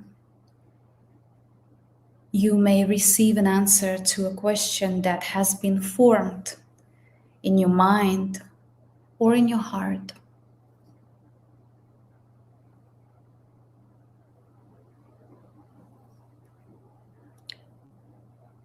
And now I'm inviting you to place your hands on your heart and feel the warmth from your hands moving into your heart. And through this warm temperature that you are feeling through your body, divine softness, divine mother, divine father are sending you blessings. Allow your heart to receive this softness and to experience opening its multidimensional architecture as a rose to bloom through softness of love, of divine love that will always guide you to yourself as one. When you are ready, please open your eyes. And if you are receiving this transmission live, please feel free to share your experience, to mention how you feel now. How does your system receive these type of codes and these type of transmissions? The intention of this session was to facilitate an experience rather than rational understanding. Because when we shift into future timelines, we are always given a chance to channel what feels the most appropriate to our hearts rather than minds. And future of our civilization is not built through the mind. It is channeled through frequency that we always transmit into collective field. And reality responds to transmission rather than assumptions. Universe responds to codes and frequency rather than illusions. So reality will always be truthful if you choose to be truthful with yourself. And to integrate this transmission, I invite you to play and to be creative. Perhaps write down how you wish, if your life begins today and you, how do you wish to express yourself? Express your joy, express your creativity. How do you wish to play in this dimension? What if you let go of the seriousness and burdens and grown-up responsibilities just in your experience? How do you want to manifest as frequency? How would your soul speak through you? How would your character reflect virtues of your higher self, virtues of your soul that is free? And observe that versus your past. Measure, compare. Where do you feel more lightness? Where do you feel more freedom? And follow that freedom in creating your new reality. Thank you so much for receiving this message and this transmission. It's been my greatest joy, and I just want to make sure that I'm not taking up too much time. I think, John, you're muted. I'm not sure if I'm just not hearing you. I was so excited just to get my picture back up. Okay. Yes, let us know what you offer, what services you offer, and how people can find you. Thank you. Well, the most direct way to find me is through my website, which is oversoullight.org. I'm also in social media, Facebook and Instagram, Oversoullight. That's the name I go for. And what I offer is one-on-one private sessions. I offer group transmissions through Rainbow Bridge Portal. This is my monthly transmission space. I'm a trance channel, so what you have been experiencing today is not my only service. I have a school of ascension where we focus on activating divine genome and activation of psychic awareness, multidimensional DNA. And I offer mission business mission alignment. This is where we go deeper into mission grids, and I channel and trans channel different pathways how mission can be expressed through business, through service. So not only activating the gifts, but aligning either already established corporation business with the blueprint that God, that source has intended for it to be expressed as. So there are many different offerings that I facilitate. Please feel free to explore if you are feeling called. Thank you so much for this opportunity. Oh, first of all, it's wonderful to meet you. And I love your name.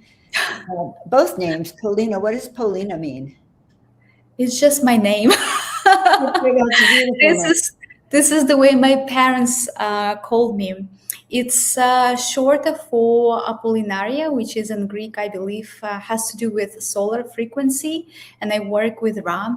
But my father has named me Maria. So for the first 4 days of my existence in this form, I was Maria, which is love. And then I got renamed into Polina. I think, into the frequencies, which I think is very beautiful. It was a lovely, really beautiful presentation. I loved also being anchored. And again, being reminded that it's time for us to each take our part in the awakening here. So thank you so much. Next time, make sure you do reach out and let someone know about your schedule if you're that far away. And it's just, thank you so much from everyone. Thank you. All right. Oh, I did it again. Wait. I'll do it. No. Here we go. All right. I've had many Mercury moments this past week that have been just too bizarre to explain, like showing up on Zoom calls a week early, forgetting the time of my own presentation, having it anchored in a new way. So Mercury retrograde is almost coming to an end. So I'm so happy to see all of you. Yeah, this is great. Every speaker is adding and weaving into this alchemy of really embodying. It's not enough just to know you're a starseed. It's how do we start to embody it? So we have two speakers left. We have Hillis, who I know many of you know. Some of you have hopped on just for this, I think. And then I'm after him, and I have a wonderful presentation on your starseed mission, how to activate it, how to know what it is, know your purpose, and really come forward and step into your leadership in a powerful way. So we're going to start with Hillis, and I adore Hillis. You'll see I really like him. I've known him for a long time. Loved his presentations. He's a rare Syrian Lemurian lineage teacher. He's an omni-resonance architect who empowers souls through his innate gifts. And as an author, teacher, speaker, he designs pathways for profound connection, gently guiding individuals on their sacred journey. Through insightful mentorship, Hillis helps you perceive beyond the physical veil and cultivate profound resonance with your soul essence. As a light transmitter, he masterfully utilizes the potent energies of psychic mediumship, Reiki, and Lemurian light to harmonize your energetic blueprint. His heartfelt intention is to illuminate your path, assuring you of your eternal connection. And as an omni-resonance architect, Hillis delves with you into your inner cosmos, fostering shared universal harmony and allowing your audience essence to radiate outwardly in perfect alignment. Okay, I should be able to get him up there. Wait, this is ridiculous. Yeah.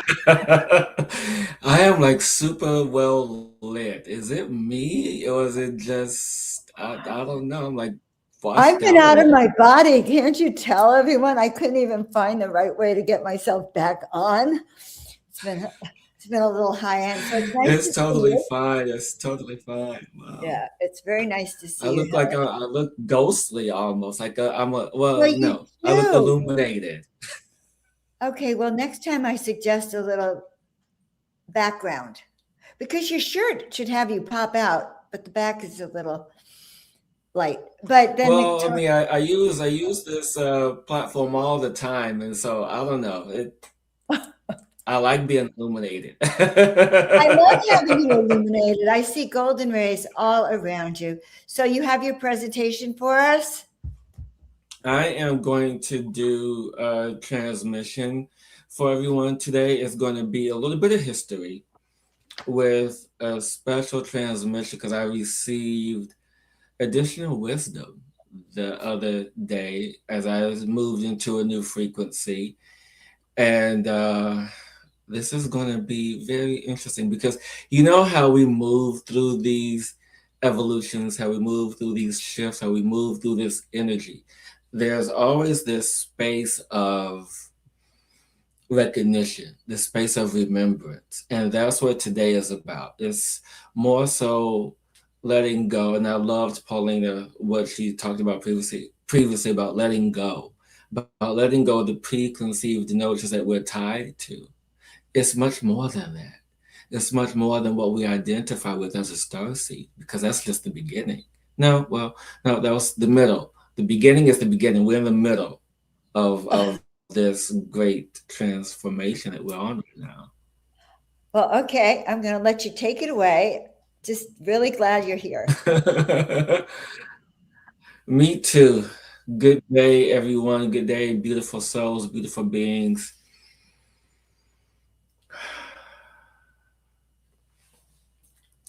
As we are in this presence of this great shift, as a collective, we are in the middle of this transformation. We are sitting in fourth density. And for those who do not understand what fourth density is, it is this way station. It is this way station for us to be free from what we're holding on to, free from the old preconceived notions of third density mindset. And in fourth density, you are being asked to let go of what no longer serves you in this reality, to let go of old thoughts, patterns, behaviors, beliefs, any and all that do not serve you, as you allow yourself to feel lighter, literally and figuratively, to allow you to feel the lightness of your being, to begin to understand and make room for the comprehension of self that you are but a fractal of source energy. And what does this mean? This being a fractal? It means that you are not a fragment. It means that you are not separate from source energy, that you are source energy, that you have chosen to forget. You have chosen to forget who you were at a soul level. You have chosen these things to have this grand experience on this planet and on other planets and lifetimes before and energies before, embodiments before. It has enabled you to now begin to remember who you are at a soul level. Granted be that you identify with being a Syrian such as I, or Arcturian such as I, Palladian such as I, Andromedan such as I, all these starseed beings that we choose to identify with to trigger the remembrance of home, the remembrance of who we are, the remembrance of what we truly identify with. But this is just a tip of the iceberg, dear ones. This is just a mere nugget of knowledge, of remembrance. And for those who identify with starseed beings, with the beings of Syrian light, it is no comprehension, no coincidence. It's no mere coincidence that the Syrians and the Syrian energy of our central sun is filled with this planet, filled with this light, as we are related, connected to this divine energy, as they were the first to see this planet through the energy of Lemuria, through the energy of Mu, whichever term you choose. And with this beginning, it created so much more. And this beginning of choosing to find a space, to find salvation, to find peace after the great wars, to start a life in fifth density, which we have been trying to go back to for millennia. Now we're finally here at the precipice of this way station to have something new. And this memory of this time, of this fifth density energy, lives in the tools that you already have, the crystals and so forth. It lives in the memory of the Dogon tribe and how the Syrians have connected specifically with this. It lives in the memories of Egypt and how Egypt has literally worshipped this space and energy. Hence, the dog days of summer, the dog star. And Syrian is actually making its return after the summer back to Egypt It's making its return. I believe it is on August 12th this year. You can begin to see Sirius A, B, and maybe C if we're lucky in the in the stars, in the skies, and all of this energy. But that doesn't matter. It doesn't matter what you identify with or as. It just matters that you identify with yourself and your soul. This, dear ones, is the true starseed. Self-identification, self-knowing, self-remembrance, self-activation. And yes, there are people like me to assist in this space of remembrance, in the space of knowing, in the space of activation. But it is you that is in charge. It is you that is the master of this space and this reality to allow for this great remembrance. You know, all these stories of Lemuria and Atlantis and Egypt, they are all markers for us to follow the path home. They are all markers for us to understand our history, our interactions, our own life, our own lifetimes. It is in this space where we truly begin to remember. But what is it that you wish to remember? Let me take you on a journey. So wherever you are, just allow yourself to take in a nice big deep breath. And as you exhale, allow your body to relax, to ground and connect to earth energy, to the ley lines, to the dragon lines, to the history of this planet and beyond, to connect to what you are, to connect to beyond your thoughts, your field and frequency, to move beyond these preconceived notions of self-identification and laying claim to a race, laying claim to an extraterrestrial that existed long before this body was even made. But you are much older. You are much, much older. You're as old as this planet. You are as old as this galaxy.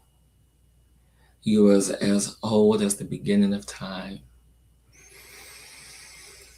And just allow yourself to feel the grandness of this energy. With every breath, you allow yourself to be open. With every breath, you allow for a broader connection to self.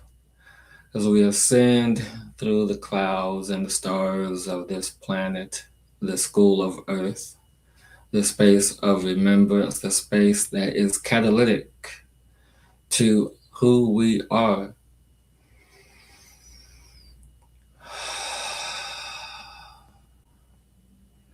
And there will be moments of silence throughout this transmission to give time and space for this integration of knowing who you are. And as we move beyond this galaxy, past Pluto, all the way back to the center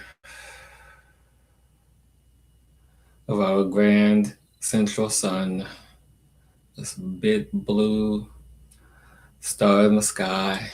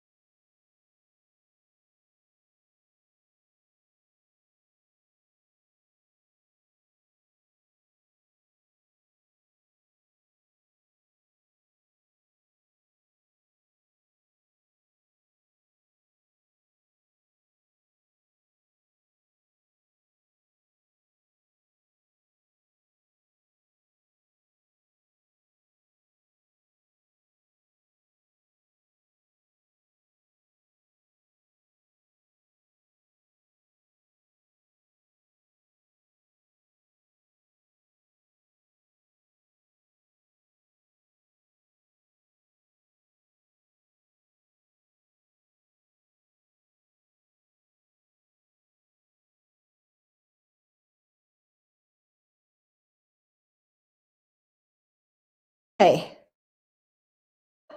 Hi, everyone. I don't quite know what happened to Hillis, but most likely he's going to be back. I could say he went into the etheric realms, the starseed realms. So hopefully he's going to be back in a minute. Let's tune in today now while we're waiting for him to come back, tuning into, again, where's your energy?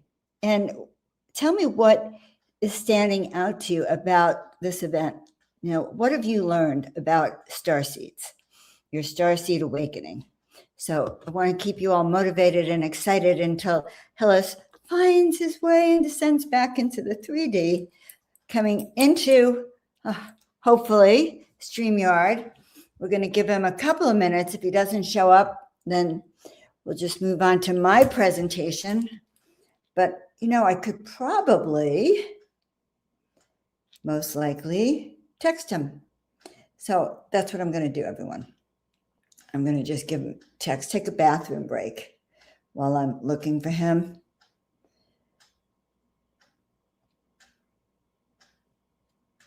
Hillis. Let's see what happened to him.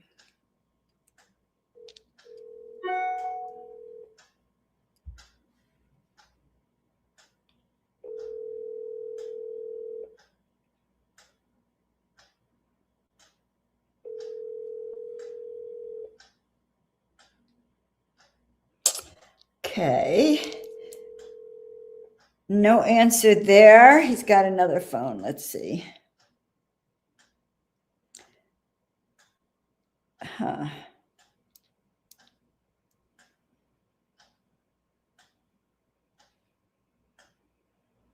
Okay.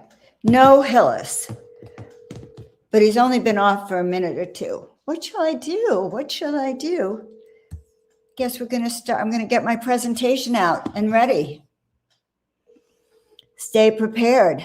You're going to like this. Yeah, I don't hear Hillis, but if he comes, then I'll stop. I have been loving this event, and I've been on the Starseed event on and off for years, and everyone is different.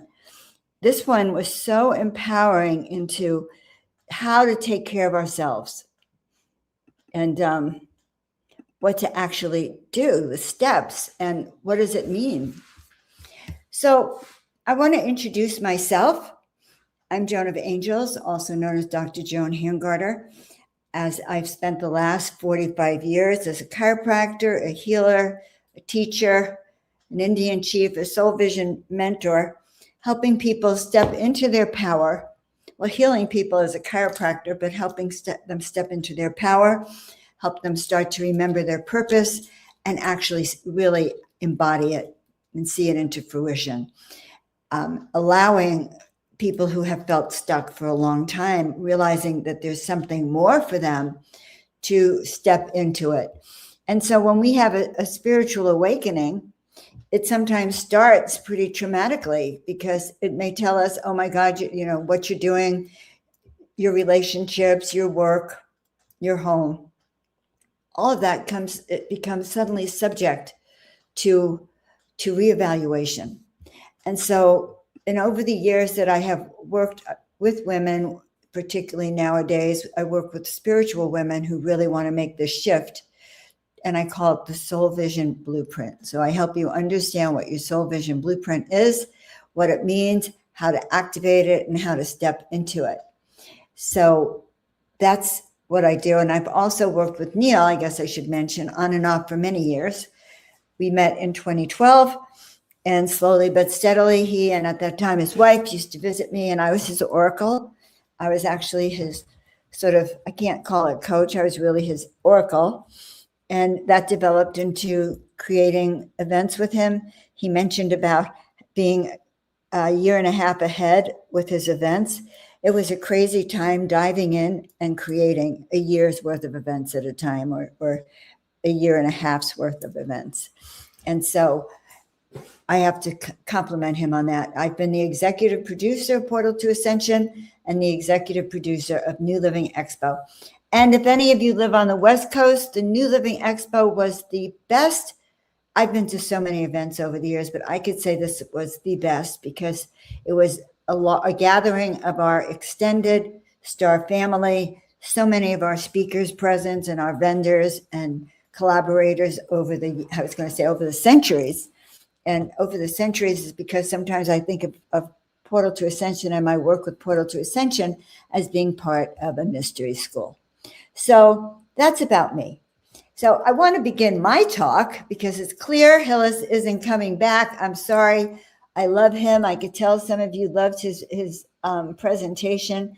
He is an illuminated soul. He's an ascended master, a shamanic ascended master.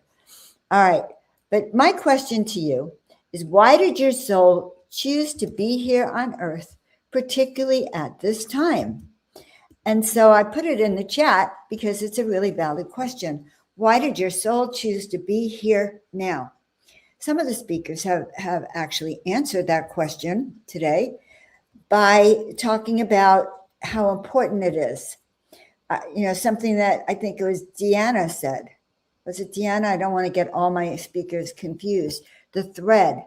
And I'm a thread, you're a thread, we're all threads, and we're weaving together the story. We're weaving together the timeline. We're weaving together the new future. And I think one of the other things that was so powerful to me is a reminder that those of us on this broadcast today are stepping into a higher dimensional frequency, which involves being connected to our higher self, our guides, our innate intelligence. Whereas the other track is the material, we're referring to as the material world. It's the 3D world. And more as we awaken, and events like this awaken us, we will step into that. So put it in the chat. Why did you choose to be here this time? Oh, and that's so cute. Okay. I love it. So happy to see you, Tamara. I almost wore your angel necklace today. That's so funny. I was looking at it and almost put it on. And I love you dearly. All right. So as we continue on, why this lifetime? Why not 100 years ago or 100 years in the future, rather? Why today? So what is this moment for all of us in this time of humanity? It is because we are here at the point of this timeline switching. So we are here at that exact moment, and each of you is a thread. Each of you, I like to call us instruments. Like if we see planet Earth if we see Gaia as an orchestra, each of us is an instrument. And when we are harmonized, all of us together, then the song that Earth will sing, Gaia will sing in her utmost harmony and launch us into that ascension timeline. And so when one of us is out of alignment or out of tune, you've heard an orchestra playing and you could hear that one note that is out of alignment. So that one out of tune note can disrupt many things. And so our job as starseeds is really to awaken to that and start to step into that power and that leadership that we hold. So you all may be awake, but then the next step is, do you remember? Do you remember why you came? Do you remember some of the lifetimes that are important? Do you remember what you agreed to when you came down here? And do you remember what gifts you actually have? Have you awoken them? Because all of us come down here, all of us who are the volunteers who have come down specifically in an answer to that call that Earth is in trouble, have skills that we came down because we definitely were not sent here unprotected. We had to actually show our own mastery to be even allowed to come down in this journey.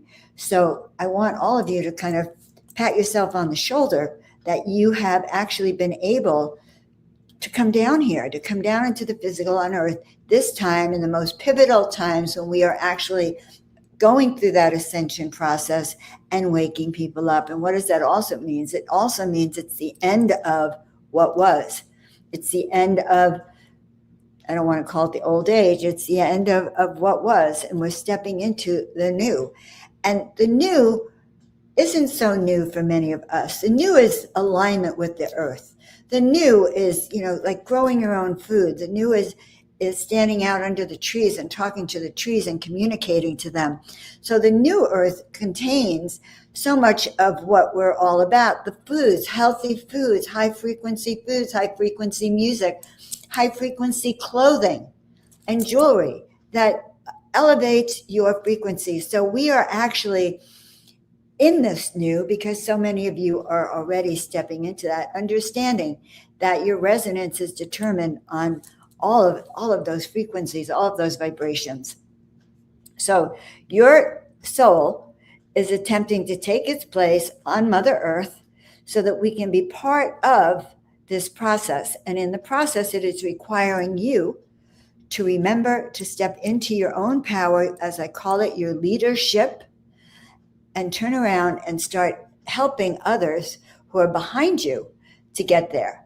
So we haven't really, no one defined what a starseed is today, so I will. A starseed is someone whose consciousness has originated, developed, or served in realms beyond Earth. And it's not just the extraterrestrial realms, the higher frequency realms, it's the celestial realms, the ascended master realms, all of those higher dimensions where souls like us came into a human form and have had to learn, number one, who we are, and wake up to the fact that we're not just purely human, that we have energetics, that we have DNA that's not purely from this planet, because we have in our soul frequency, the frequency of the stars or the frequency of the angelics. So how do you know you're a starseed? Well, you'll feel different at a very early age. You may experience a longing for home without even knowing where it is. It's like you're always homesick. All those pictures of the little kids looking up at the stars going, I don't belong here. I don't belong here. I don't know about you, but I never belonged here. You may feel differently and deeply affected by violence, by dishonesty. Like, I look at the news and I can hardly believe that people actually live at that lower frequency. It's very hard for me to understand that.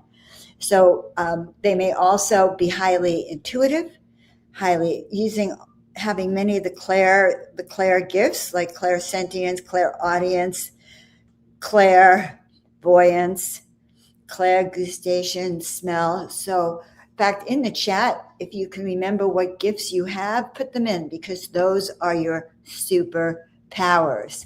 So some of you might remember past lives, other worlds, other dimensions, other lifetimes, and all of that is part of what has brought you in this life to master all of your unfinished business, as well as becoming that being of light that is here to help light up the world as part of the soul orchestra of Mother Earth. There, I said it. I was able to put it in. So if your mantra is, I came here to help, you are definitely a starseed. All right? You may be creative, different, sensitive. The sensitivity to energy is very important. Many light workers and starseeds go into the supermarket or the mall, and they feel almost attacked energetically or drained pretty quickly. So making sure that we keep up, raise our frequency. And this morning I talked about your wings. So let's just do a brief review. If you weren't there, just bring your wings back. We're just going to do a quick little activation. Bring your wings back. Imagine your angels behind you, gently cleaning,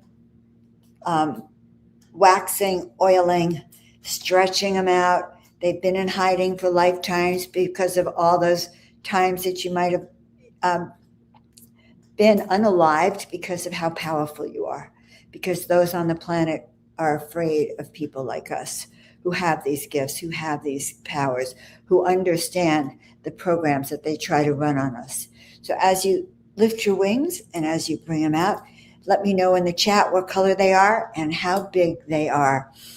I think one of our speakers told us she had a rainbow wings. I have luminescent pearly white.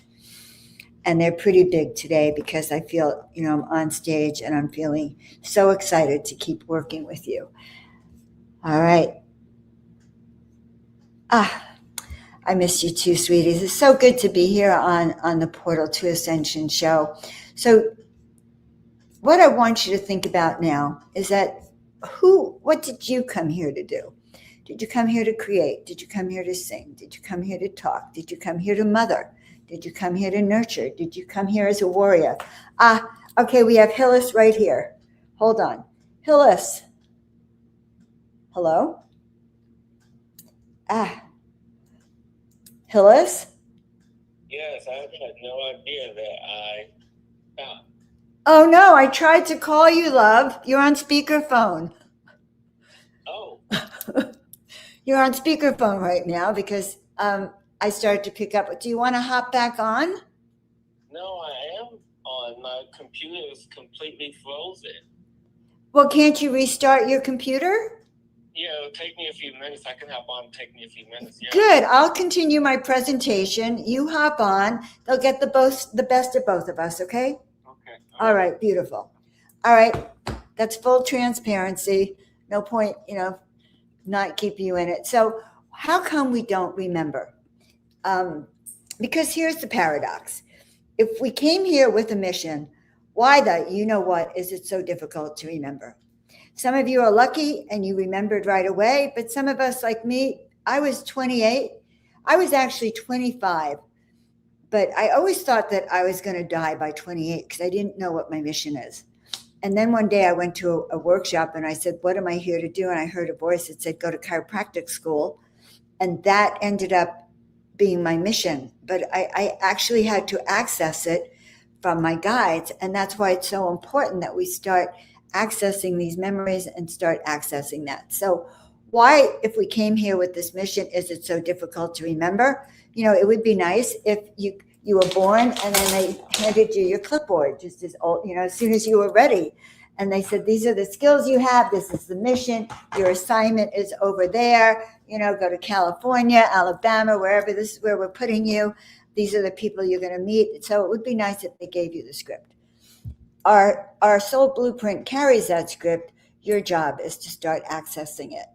So when we come down, we have issues with, we have our memories automatically erased, although some people start to wake up much earlier. So I came in with a huge veil of forgetfulness, had no idea who I was. I was extremely shy. As I tell everyone, I hid in closets.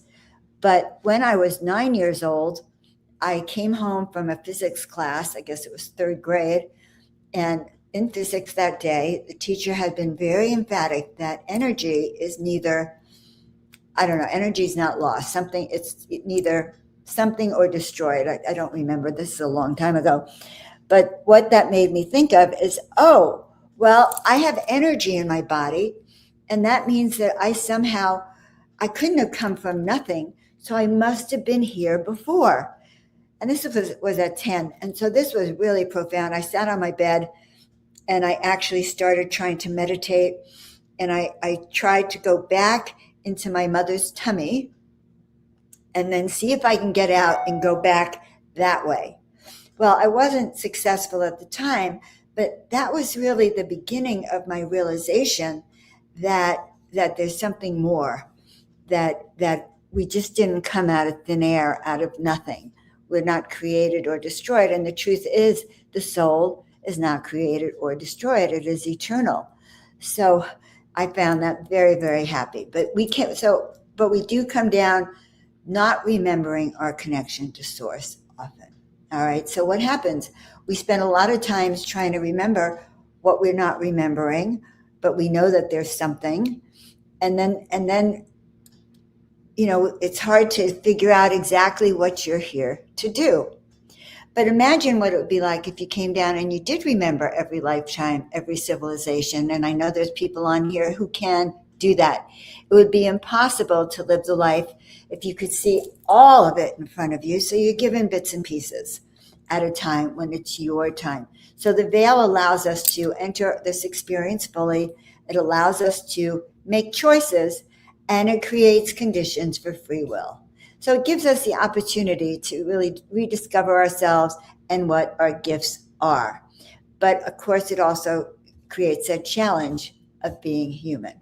the most important thing that I feel is starting to learn how to connect with your guides and starting to learn how to hear, to listen, and to trust the messages that you are receiving. So in learning how to trust your intuition, because I hear this a lot from people, that I don't know how to trust my intuition. So they waver, they go back and forth, or they panic, or their intuition tells them to go to the left, but everyone else is saying go to the right. And so suddenly they feel like maybe I should go to the right instead of the left. And so intuition is something that you can learn by trial and error. I'll give you an example.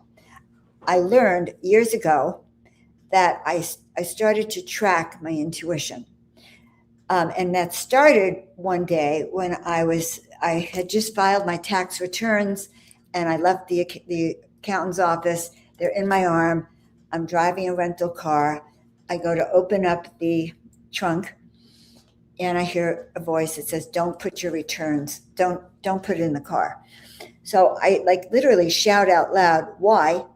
And the voice says, "Because the trunk will open and they'll fly out." The voice didn't actually say it that way. That was the sense that could happen. And I said, "That is ridiculous." And just to prove them wrong, I put the tax returns in the trunk. Of course, you already know the end of the story. I stopped at the stoplight. I was in very busy traffic, almost like a freeway. I couldn't get out of the car without killing myself. And I couldn't even find a way to stop except blocks and blocks down, off, and it was way too late. 2 days later, I got a phone call from a guy who said he's from the LA Public Works Department, and he read off to me my daughter's Social Security number. So that was the beginning of my understanding that I needed to start listening. I had heard that voice before, and I had listened. That's how I became a chiropractor. The voice told me to go to chiropractic school, but I wasn't trusting it. So I began a journal, and this is what I tell all of my clients. You begin a journal. When did I listen to my intuition, and what were the results? When didn't I listen to my intuition, and what were the results? So the time I listened to my intuition was the time I was to take my kids to Disneyland. I woke up, I was told not to go. My kids screamed at me and freaked out. And I thought it was the craziest thing. I could not believe they were telling me not to go, all right? At a house full of kids, we're on our way to Disneyland.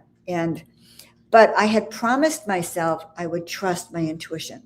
And I tell you these stories because trusting our gut is really hard at first until you know. So anyway, my kids every hour, were nagging me. I had to make them their best dish, do things to entertain them.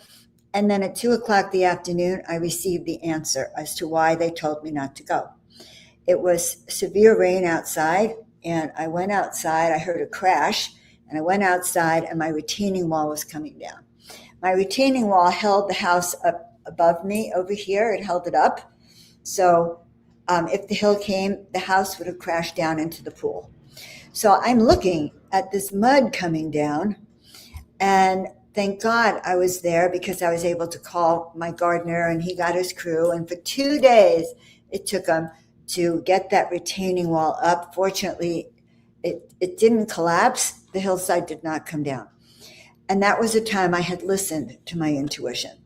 So listening to your intuition can be life-saving. It could, help you get out of poor financial decisions. It can help you choose the right partner, the right direction, the right timing, divine right timing. So I highly encourage you to start that intuition journal, where if learning to trust your intuition is what's important to you. Now, often we're just shown enough to get to the next level. So when I was told to paint 33 angels in 30 days, they would not tell me anything next until I had actually accomplished that task. And then their next sentence to me after your call for angelic assistance has been heard, the next message was, to be one of the chosen ones, you must choose. And I did choose. I chose to become that paintbrush for the divine, as I spoke about this morning. And continued forward and discovered that I really did have to complete a task before they'd give me the next step. And so when I'd say, paint us, what's the next step? What should I do with all this art? They say, paint us and we will come. They were letting me know there was more art, and I was to just follow instructions. And that was part of my soul vision. So take a look at your life, and at this moment, really think about what things have been trying to awaken you. Now, these messages from the divine don't always come as a feeling or a voice. Sometimes they come as hearing a song that tells you to go downtown, and then you go, oh yeah, that's exactly where I'm going, or it gives you the answer to something you're thinking about. And so it could be a song. One day I was driving. It was the first time I was booked to do 4 readings at a friend's house. And I had done them for years, but never professionally or paid. So I was nervous. And suddenly a van goes by that says like miracle ears, or it was miracle maids, or something like that. And it was like, oh my God, they're here. I don't have to worry about it. I think it was angel maids, but it was a reminder. So we get these messages. For me, if I see a coin on the ground, that's always my dad giving me a message, because the day I got married, we found a dime on the floor right before he walked me down the aisle. And when I put it in my shoe, he told me to put it in my shoe. And he said to think of him whenever a coin was on the ground. And so that holds huge memories for me. So, but those are the ways Spirit talks to us. Or it could be a nudge, it could be ringing in your ears. It could be another person giving you confirmation of something you've been thinking about. So often in my readings, I see someone doing something in the future, and I'll tell it to them. And then they'll be so excited because I confirmed something that they didn't even ask me. And that is really important, to get that confirmation that your intuition is accurate or not accurate. So set up some tests for yourself, track it. Your guides have so much information for you about your gifts, what you're here to do, where you're going. And every day is a good day to align with your guides and ask, what steps can I take today to be aligned with my soul mission, to be aligned with that which I came here to do? Well, Hillis is still not here. I'm assuming he's trying to get on. Up, he called again. Did he call again? I guess he did. No, I called him. All right, perfect. He'll come if he comes. He won't if he won't. Now, why did we come? I know that many of you understand what this call is. Many of us have heard what we call the clarion call. And in fact, I have heard the Hallelujah chorus several times. This clarion call is the trumpet call. And this blast that actually will awaken something inside of you that is calling you to step up, to remember, to change your life, to step into a new level, to serve in a new way. It's a call to stop pretending. That within the Starseed teachings, there's a belief that a call went out across the galaxy. Dolores Cannon talks about that also. But a call goes out across the galaxy, and you and I heard the call. They did offer take-home pay, vacation pay when we complete this mission. I'd like to think that that's true, that we get to go home. We get to really take some time to understand what it was. But we were called to be here. Why? Because humanity is coming to that dangerous point and that separation, as we spoke about before, where Hillis is coming. All right. Hillis, get your mic on, and I'll come back to it to finish when Hillis is done. But I'm so happy to see you, Hillis. Where are you? Oh, wait. There you are. Are you in shell shock?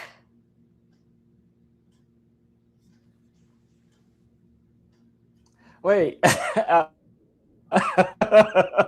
See, Oh my goodness. Wow. Mercury retrograde. And I just literally rebooted my, can you guys hear me okay? So, Hillis, you have until about 2:30. You have about 30, 35 minutes. Can you Take guys your hear me time. okay? Take your time. I forget where you ended, but pick up where you feel I like don't you even start. know We're where I happy to left see off you. at in that amazing meditation. Well, I wouldn't start quite with meditation. Let's get I us just all have back. to laugh. I mean, I am so hot. You're so hot. Yeah, let's, you know what I would love to do? No, do you Yeah, want I me to am like leave burning right up. now? That's how much energy I was pulling in. I believe it. I believe it. I went into a shock myself. I was like, wait, I where's mean, we Hillis? can have What happened? I know, and the thing is, so I've acquired. Oh, I think there's a delay. There's a delay. There's definitely a delay. Turn off your picture for a second. So I'm gonna. Oh no, that's good. Yeah, so take me out and bring me back in. You mean take you out just to the screen and then put you back in? Okay. Like that? Yeah, and bring me back in. That should take care of the delay. Did it take it? Okay. Let's see. How's that? Say Yay. something again. Hillis? No, that did not Is there work. still a delay? Still a delay. Let's remove you again. Okay, I'm going to talk to my guide, Valiora. Please help us. We need support. Hi, Hillis. How's that? Try it now. Hello. Good. Is there Okay. a delay? Okay. Yeah, it's still my. All right, Hillis. This is not good. You're not kind of all here. It's like when your aura is left behind. How about now? How about now? Okay, that's good. Oh my God. Okay, I think that's it. We're going to go back to my presentation. And I'm so sorry, guys. Please bear with us. He's up. Oh, I see him on my camera, but he's not here. All right.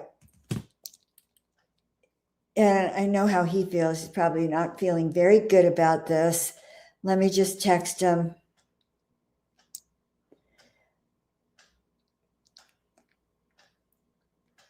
Yeah, okay. I think that I'm just going to refrain for a couple of minutes.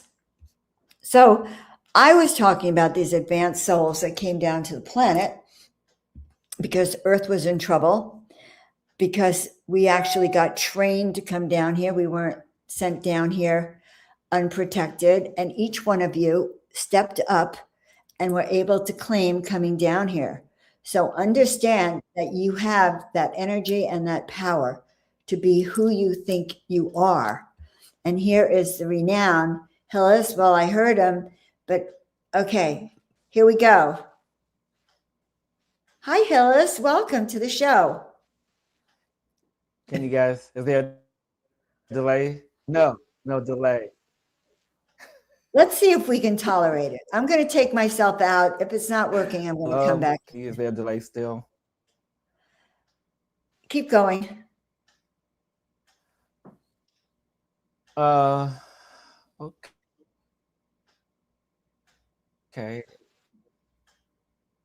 Try speaking a paragraph. Okay. So you guys, I feel burning up. I'm sweating over here from the energy that I was, and if there's a delay, I strongly apologize for that. And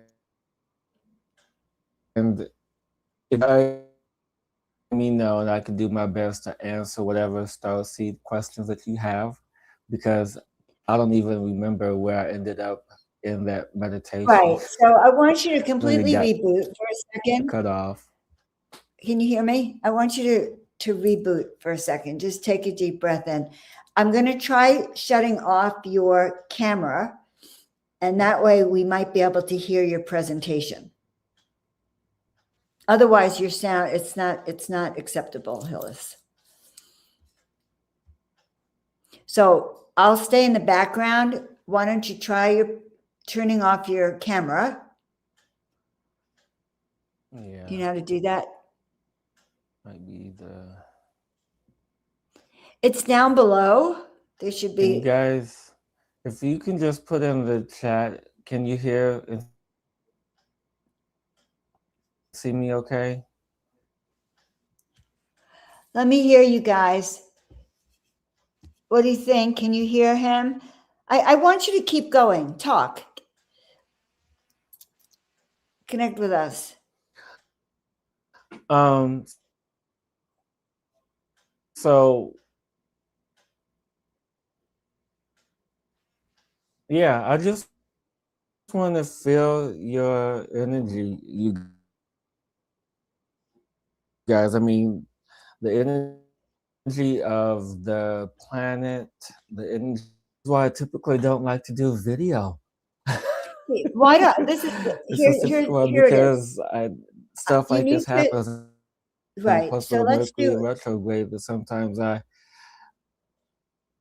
Can you hear me, Hillis?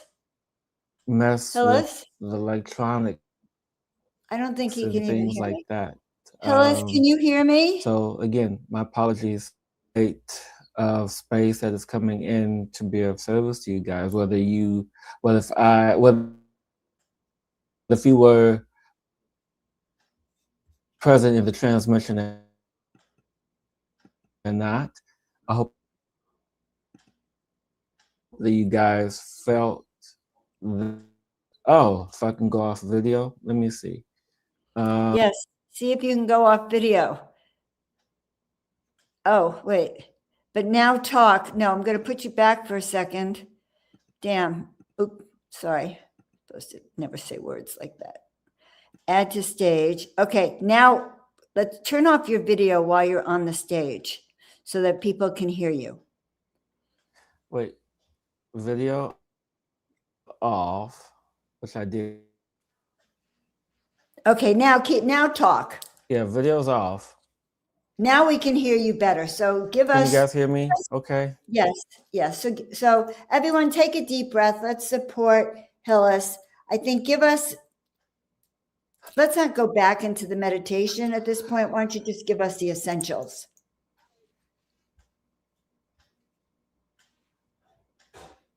Are you there? Hillis. Where are you? This does happen. Hillis? I heard him breathing. Hillis? Well, this is disappointing, to say the least. Regardless of how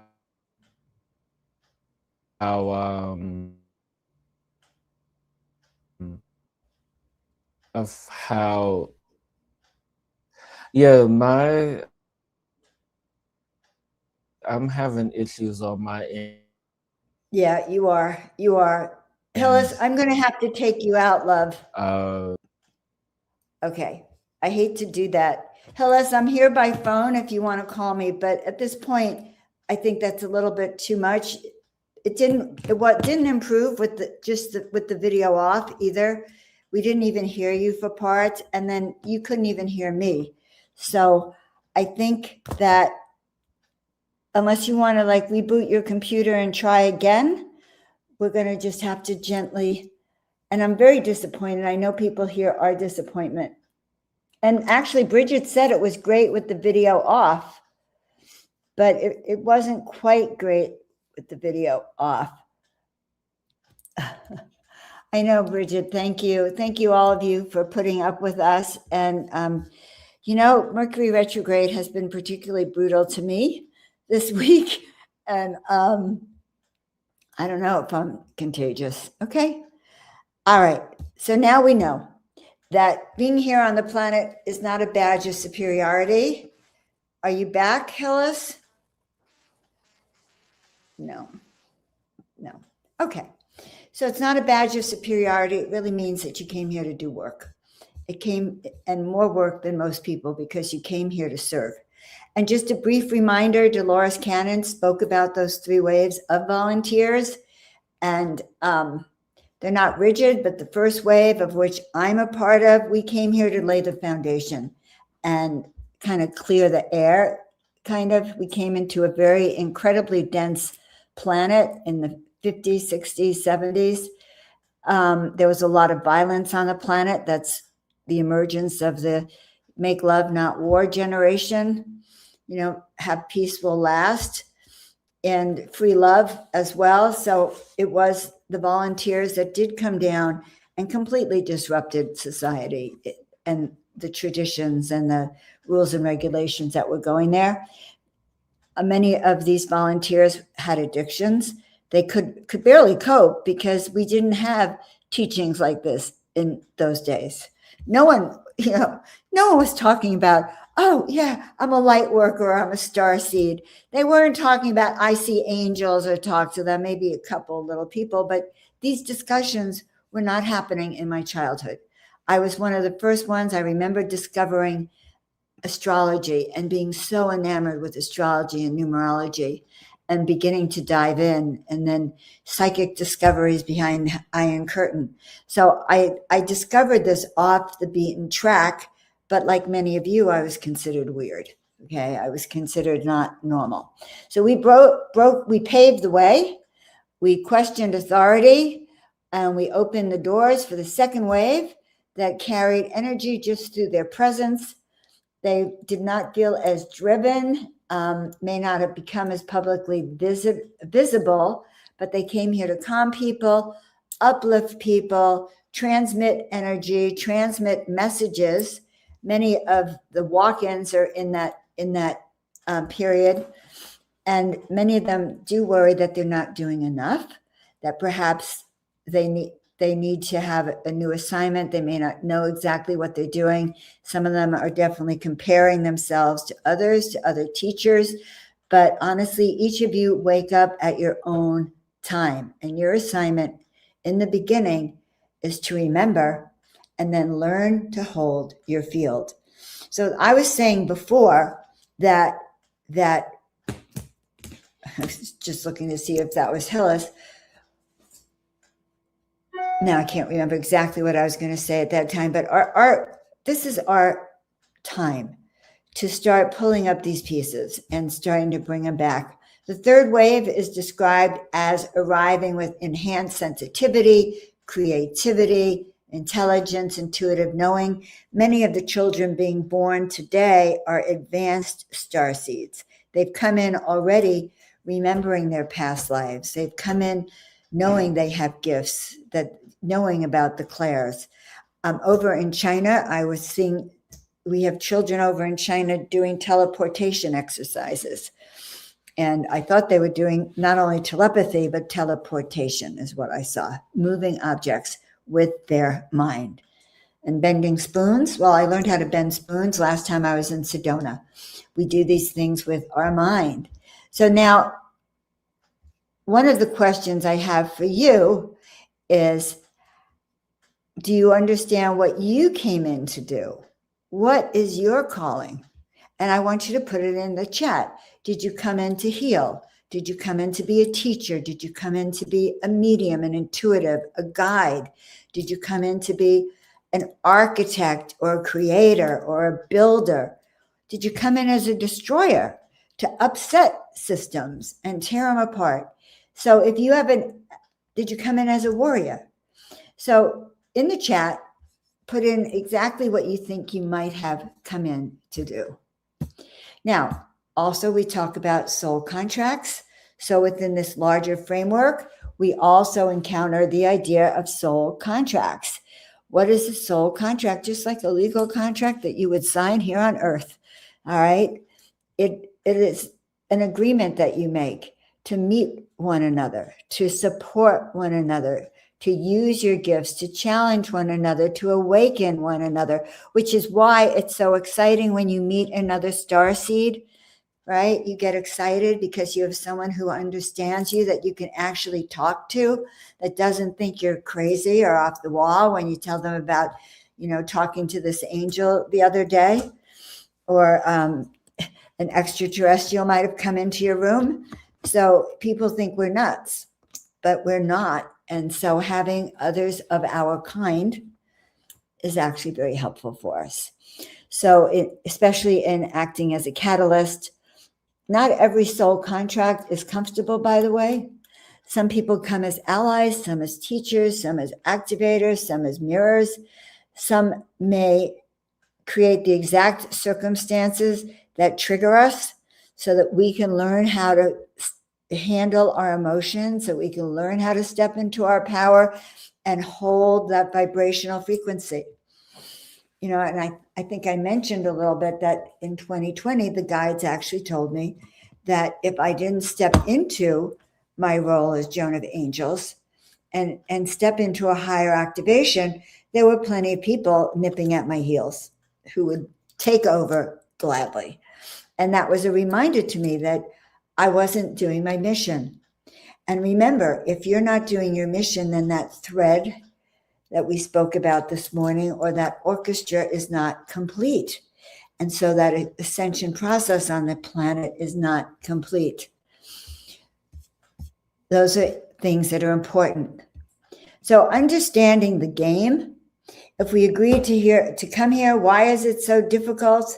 Why do so many gifted intuitive aware people spend years doubting themselves, drinking themselves to death, being in depression, feeling different, feeling unloved, feeling out of the box?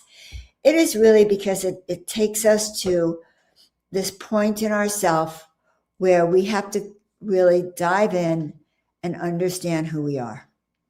So when your life falls apart and things like addiction and hitting rock bottom are cause for celebration, because the way you've been behaving and running these games that you've been playing, these patterns, have to disintegrate. You have to sort of disintegrate so you can reintegrate. And in many ways, that's what we're experiencing here on the planet now, as it's the end of the old cycle and we're stepping into the new. Also, there's the forces of darkness that come against us. These forces of darkness could come as friends and parents also, who seek to control us, or spouses that seek to tell us what to do, that may not have an evil nature, but they may be used by the dark to stop you from moving forward. Ordinarily, your soul contract is probably so powerful that those who are here on a darker timeline would not want you to accomplish your mission. And so if you've had challenging upbringing, challenging past, understand that those lessons were meant to help you get stronger. They were meant to teach you how to intuitively learn how to flow, how to go with what's, and how to be tricky, how to navigate when times are tough, how to use your discernment. So those are times that are important. Hillis is in the back. I'll probably be finishing up, and we'll bring you back on one more time, Hillis, in a little bit, but I might as well finish my presentation. So understanding the forces of distraction and what happens. Fears of rejection, fears of visibility. That's been a big one for me. Leadership, being consistent with leadership, showing up and being seen, goes also counter to my desire to hide. And sometimes they really play. So learning how to handle rejection, failure, leadership, fear of success, the belief that we must be perfect before we serve, or the belief that it's too late, I'm too old, or my gifts aren't practical, or someone else is going to get that calling, someone who's better than me. I'm not, this whole I'm not good enough. So understand that not every obstacle is an attack. Obstacles are your wounds that are waiting to be healed. Once you heal them, we can move forward and get on to the next level. Sometimes these are boundaries that you need to establish. Sometimes it's about realigning your direction, aligning your compass so that you're heading true north. And what is the purpose of a compass is so that we don't get lost, because we know even 1 degree in the ocean would take us, thousands of miles off course. So sometimes there's people, places, things, occupations, addictions that take us off course. So at this moment in time, today is a good day to see what has taken me off course and feel into that. We also all feel into it and release it, because as I always like to say, you cannot take a wheelbarrow full of your stuff to heaven. It doesn't work. We have to cut it off. We have to release. So whatever comes up, even in here, anything that I said that says, oh yeah, I have that, write it down in the chats if you want, or write it down on your notes. That's something you need to release. Now, understand that activations and awakenings come at particular times. Sometimes we meet a person who activates us. Years ago, before I was on a spiritual path, I'm trying to remember, this is when I was lost and I didn't know what I was here to do in my 20s. And I met this beautiful woman. Her name was Terry, and she was studying to be an acupuncturist. And so every night I would help her, I'd let her find the points on me. She wasn't needling me, but she was finding the points because she had to go back to the UK to take her test. And she started telling me all about this teacher, John Roger, Movement of Spiritual Inner Awareness. And before you know it, I was having dreams with him. And I did get to meet him. And he was the reason I moved to California, to move into the Movement of Spiritual Inner Awareness, into the house. And I understand that she came to awaken me. I never saw her again, but her role in my life was life-changing. Now, I also believe that these things are arranged for us, that at different times in our life, we are destined to meet the change makers for us, or someone who will help us get on to another timeline, or someone who opened doors for you. I have a good friend, Trisha McCannon, and she used to tell me that she became so renowned because Alan Steinfeld, some of you may know him, actually would open doors for her. He put her on all of these stages, and that's how she built her practice. So there are way showers, there are door openers for us. And these are people who come when we're ready to be heard. Or maybe you get a calling to go to a certain place, to go to Bali, or go to Greece, or go to Egypt, where so many of your past lives might have been. Could have been a piece of music that wakes you up. Could be standing in front of a picture of an ancient temple, or being at a pyramid like I was and remembering when I had served that temple. And in that temple, there was the Queen's Chamber, which we did some very, very powerful ceremonies there. And one woman that was there, actually, the journey, the walk up there was so intense for her that she passed out and she went white. I thought she was dying, actually, in the Queen's Chamber. And we all gathered around her to hold her hands and her feet and hands on her body and chanting. And we literally brought her back. And she said, on her way out to the galaxy, never, ever land on a spaceship. But we did bring her back. But that was also an activation, an awakening, receiving information.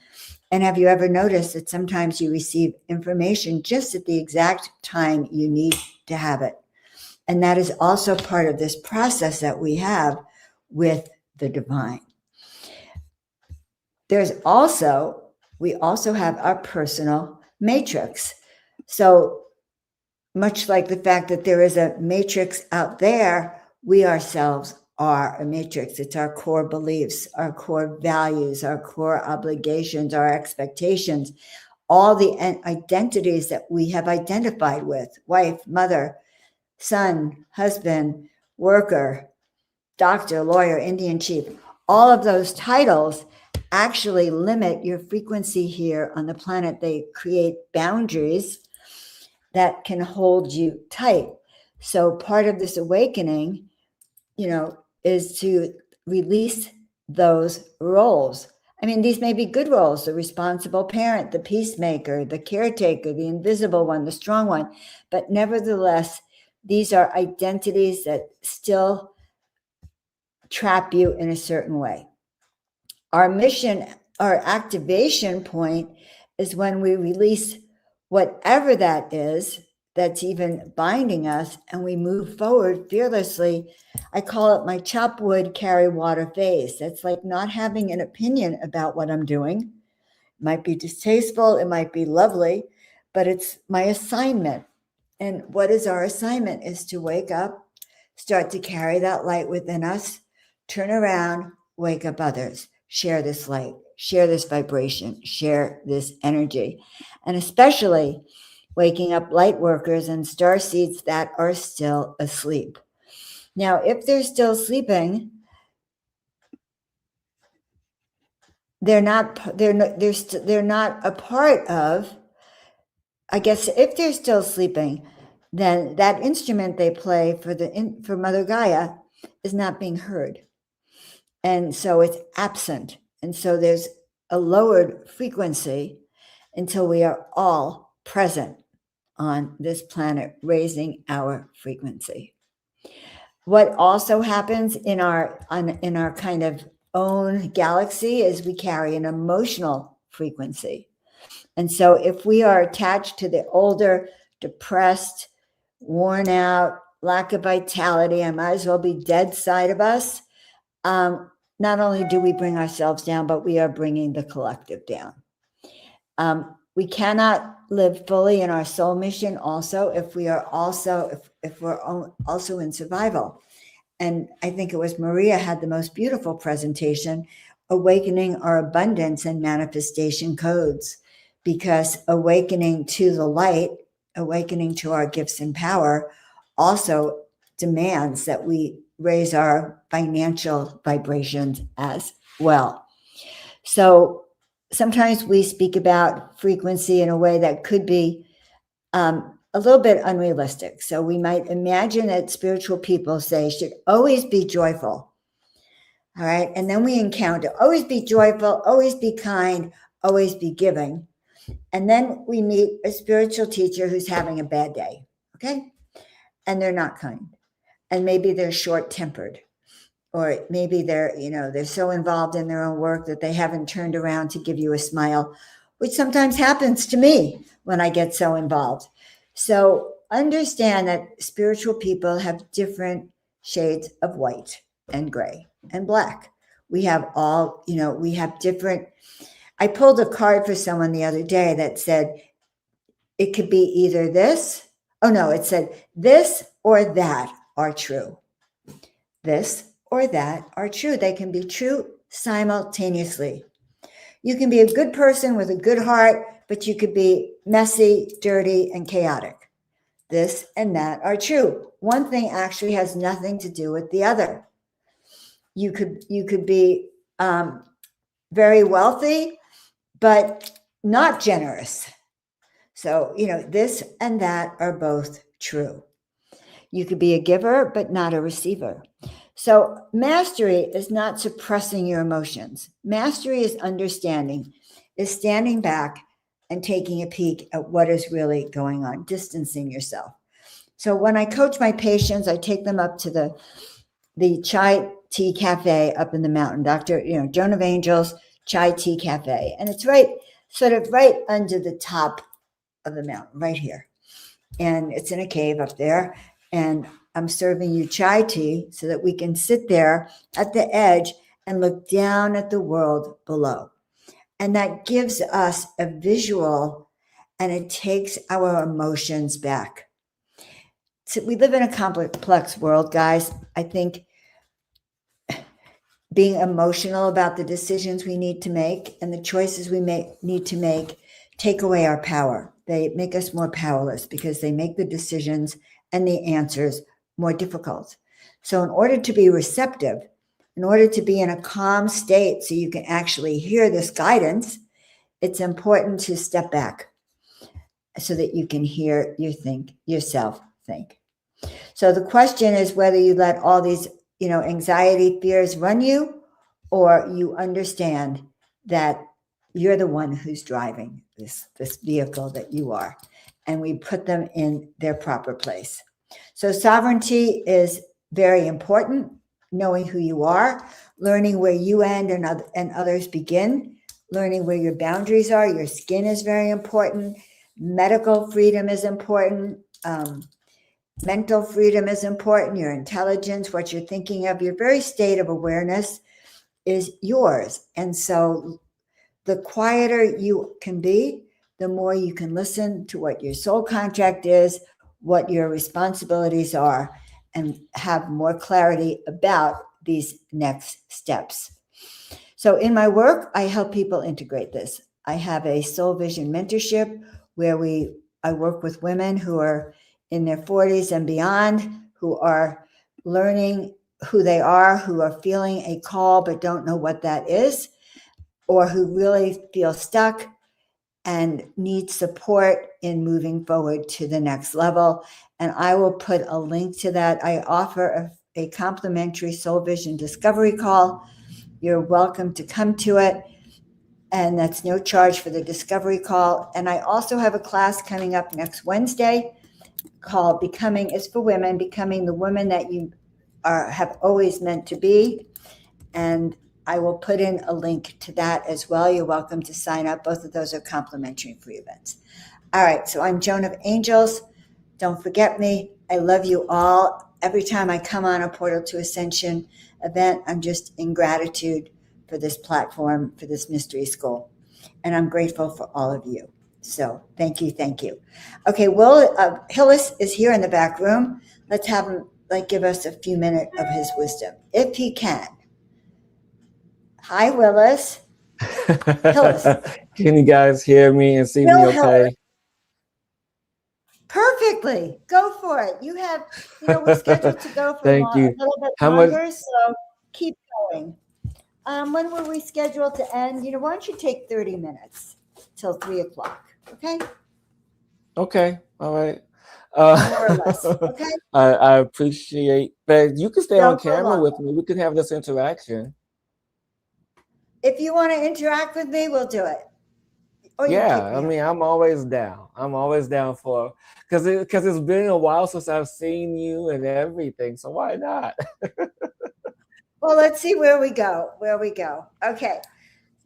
So what shall we talk about, Hillis? Give us some insights from your work, and that we'll start decoding. My work, and actually, and I know what the culprit was for the day. It was this guy. I was working with him. So this is a Syrian Andorra crystal. And so I was using this guy in the meditation, and just I don't know if you guys can resonate with this beautiful blue energy, but this is, I just can't. This baby. Just imagine the energy that's coming out. You guys could probably feel it, but I hope you guys were still able to connect and feel the energy that I was transmitting, though I was off camera.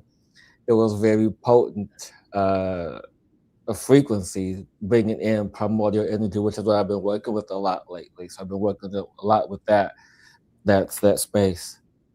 So that crystal, that Andorra crystal, is so powerful that it actually screwed up the technology.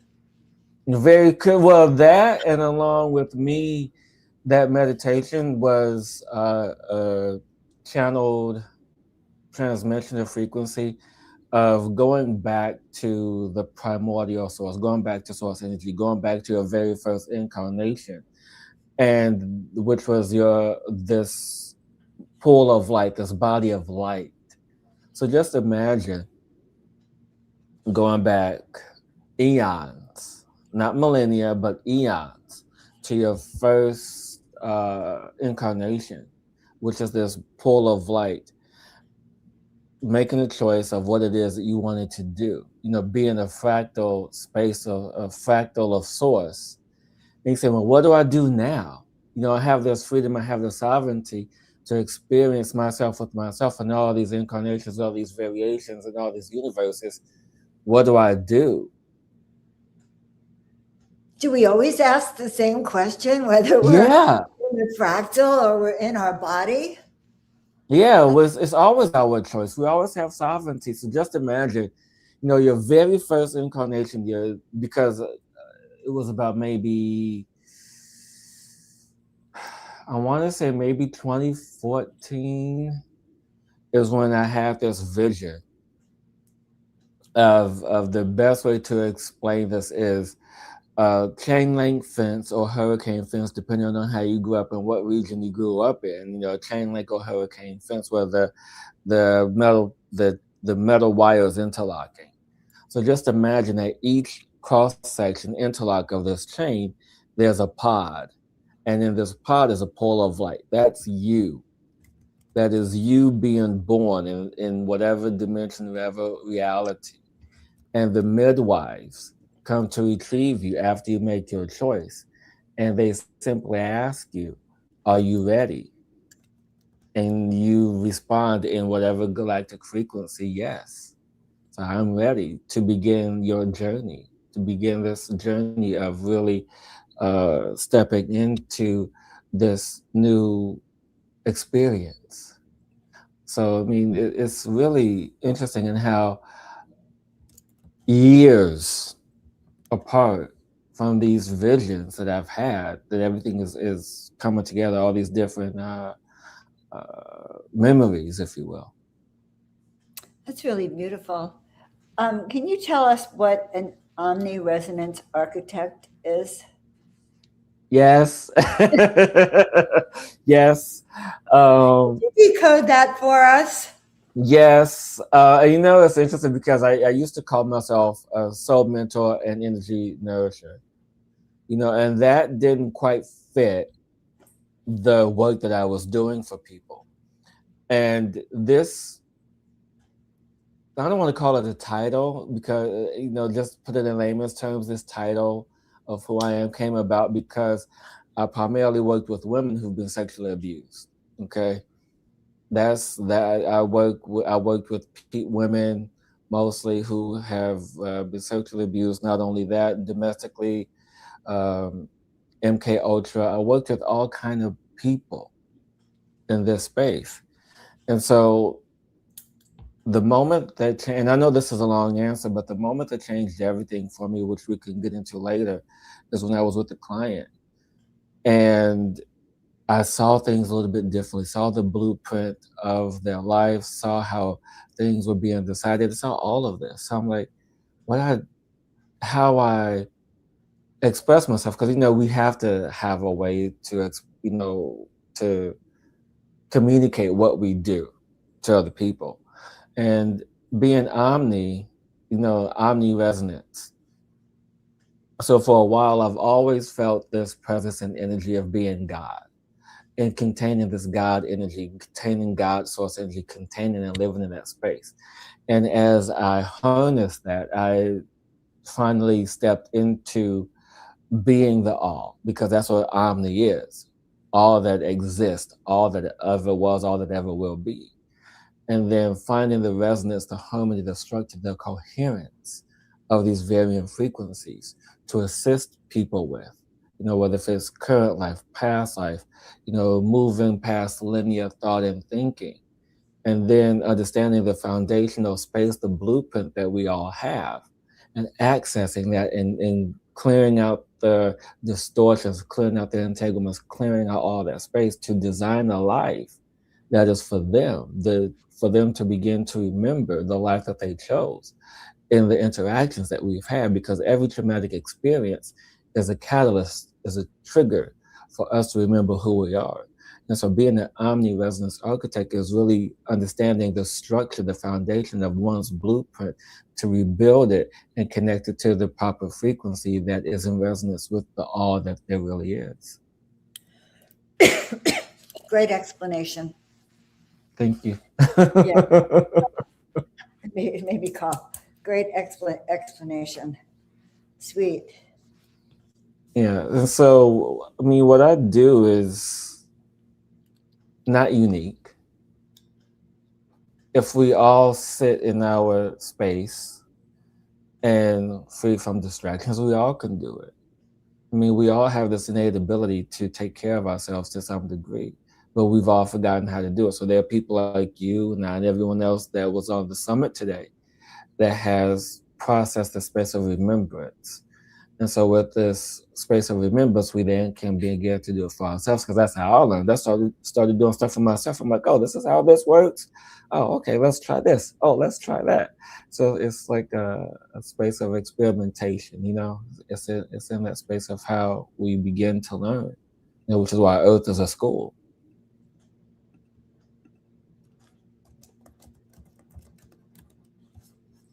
What just happened?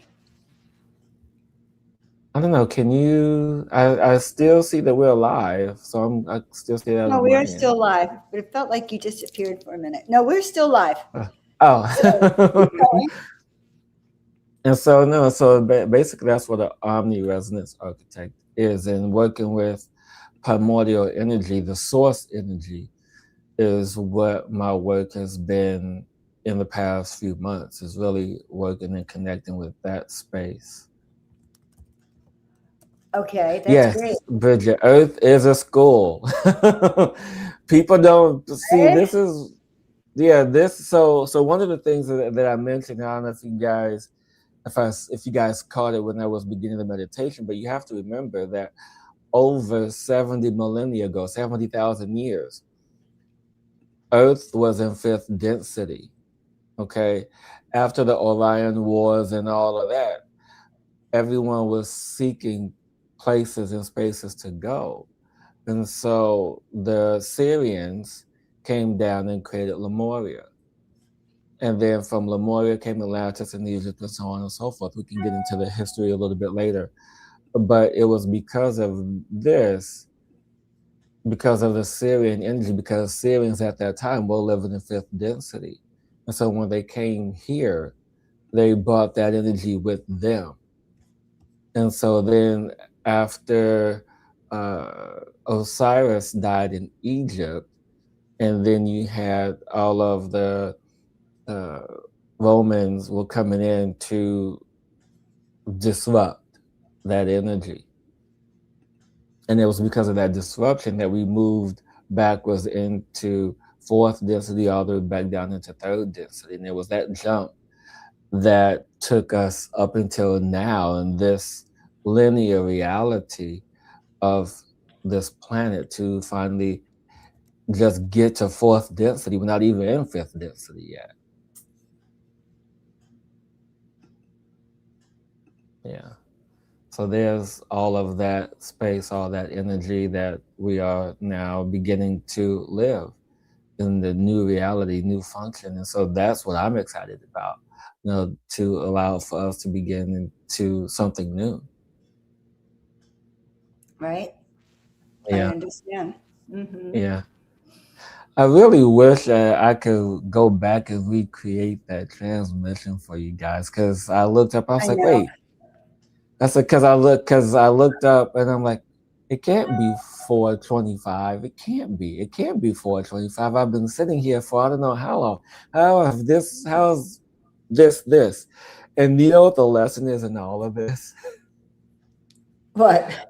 Understanding reality, understanding dimensional space-time, because I sat in that space for 20 minutes, 20, almost 30 minutes. Didn't feel like it. But the energy was so potent in that it didn't matter if I was present or not. It was just radiating. And if you would have seen how sweaty I was. That's so funny. You just were in such a deep state that you weren't aware that you fell out of the program. Right? We watched you disappear. Yeah, it happens. You know, what can I say? Yeah, it happens. And you know what? That's an avatar for you. Yeah, that's exactly. Very high vibrational energy that you were actually ready to do that. Do you have any other things you'd like to share with us about Lemuria, experiences down there, practical tools people could use? Well, the thing about Lemuria is that we're finally coming back. to that space, that we're finally in, after we clear the way station of fourth density, we can finally enter into fifth density. And we're still a few years off from that collectively. There are certain individuals, such as myself and other healers, I'm sure you are as well, Joan, that move between fifth density, fourth density, and higher. So we transverse these fields, through our Merkaba, through our Makana, through these higher frequencies and fields that really help us to do the work that we do. And we are here to be the transmitters for everyone else to help them in their space of transmission. It's like, okay, hey, I'm here to help you, but only if you do it this way. And one of the things that I've learned in this process is there's no one way to do anything. There's no one way to do any one thing. So I love that is there for us to really connect with. So Bridget, I am so happy that you were able to feel the transmission. I hope everyone did, even though I was virtually paused. I energetically moved beyond whatever I was moving beyond. Well, I think everyone felt it. And so I was in a state of stunned shock. It's like, what? Oh no. Yeah, just imagine. But if you guys want more of that, you guys can catch me every Thursday on my YouTube channel. I do lives every What's your Thursday. YouTube channel? It's just my name. It's you'll put it in the chat. Okay. Oh yeah. So let me. So that everyone has access to it, so you can listen to it. I've put your links in several times. People have been here since 8 a.m. this morning. They've been an amazing audience. Just phone. Huh? Yeah, because I do lives every week on there, and I've been sharing my personal story from trauma to treasure. Because actually, I am hosting a virtual event on the Lionsgate portal to help everyone clear their trauma. Yeah. Is that's the 8/8 one? Are you doing it here with Portal to Ascension? No. I'm doing it on my own. I actually asked. I didn't know Neil was doing one. Yeah, we had there's a oh yeah, I'm doing one too. I'm like, oh, okay. But yeah, the information for that you can find it on my website. But yeah, I'm doing one to help people clear their trauma, because collectively we have to, because we can't collectively move into fifth density if we're not all clear. So I mean, no soul left behind. We all have to be clear. So you guys have to help each other out, so that way we can move into fifth density together. That is so well said. So when people want to work with you, what kind of work do you do with them? So I do one-on-one sessions or group sessions. And one-on-one sessions, I usually do anywhere from 5 or more sessions with each individual, only because, depending on how much trauma that you're holding in your space, that I work with you to clear all that out, and then through there we do activations of light body activations, we do soul retrieval, we do DNA activations, we do all these things together.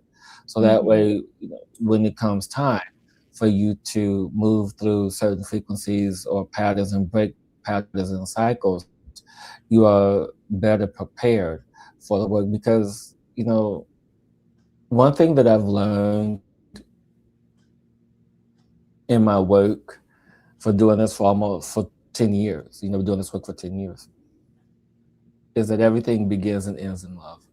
No matter how traumatic, no matter how hurtful, no matter how painful life is, that this is one of the things that I always remember. And we are going through a great remembrance right now, remembering who we are, remembering our soul. And it's the trauma that triggers us. It's the trauma that helps us to remember our presence. So that's why I love what I do, to witness these transformations in people, to be the channel for that space, to have people to know and remember who they truly are. I had this really big hit a second ago when you were talking, is that when we do that kind of work with people, it also heals a part of us too. in a certain way. For me, it's like I Oh yeah. remember Oh yeah, definitely. every say person I work with that finds their calling. It's just like such a beautiful thing. It's like being a midwife, a doula, or a shaman, Yeah. Yeah. Right. and we And get the so, you know what I was just oh yeah, no. Oh no, definitely. And we get the knowledge and wisdom and upgrades for sure, because we have to be able to have the container for this. We have to be able to honor that space, and honor that space means also honoring ourselves. And right. for those who are watching right now, um, I was just given. I don't know when I may do it tomorrow. For anyone who is watching, I want you guys to email me directly. I'm going to put my email address in the chat. And the purpose of this is that, is that right? Hillis, H-I-L. Yep. So for those who are watching, what I am going to do is within the next week, I am going to do my best to recreate that meditation. And for those who Aww. are watching, for those who are watching, email me directly. And once it is completed, I will send it to you as my gift. Okay, now I This see your includes email you, is Joan. there. Mm-hmm. Yeah, and this includes you too, Joan. So email me, it's like, hey, I saw you on Portal to Ascension. I want the meditation. And when it's done, I will send you a copy complimentary. That is so sweet, and that makes up for all of the stress that it was. I'm so glad. Is there anything else you want to share with us, Hills? I love the artwork behind you. Oh, this is from my new friend. Oh my goodness, her work is amazing. You guys just have to contact me about that. But her name is Cy Wind. Oh, her stuff. There's a whole story behind all of this. It's beautiful artwork. I noticed Thank you. everyone's been paying attention to artwork today, so love it. Yeah, she's amazing. Cy Wind, and her work is so beautiful. But the only thing that so Susan, if you're looking for the links, you can go. Actually, here, I'll just do this one. HILL. Is that the artist? Right. No. Susan says she's looking for links. Susan, what links are you looking for?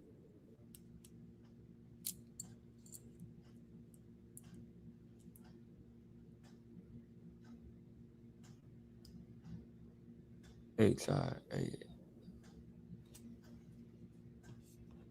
So that's another link for everything. So Beautiful. Ginger, I see that you put your email in. So just email me, Ginger, and I'll make sure that when the meditation is ready, I'll send it to you. That's for anyone who's watching and sees this. But one thing that I've come to know in all my work is everything begins and ends in love. Everything. Everything that happens in the middle is just us to remember. Everything is for us to know and understand who we are and what we do. And it's just beautiful in that way to really connect with who we are. I love it. Anyway, Hillis, thank you so much for persevering, for coming back with your beautiful messages, for continuing the work that you've been doing, for getting out there, thank you. and for being on this presentation with me today. Thank you so much. I really appreciate it. And you guys, like I said, if you need anything, the links are in the chat, especially if you're on YouTube. You can see the chats there. But yet again, my website is hillispew.com. And then just email me again at hillis@hillispew.com to receive the transmission when it's complete. So thank you guys so much. Have an amazing day. Thank you again, John. Thank you, Portal to Ascension. Thank you, Neil. Thank you so much, Hillis. I'll see you next time. Whew.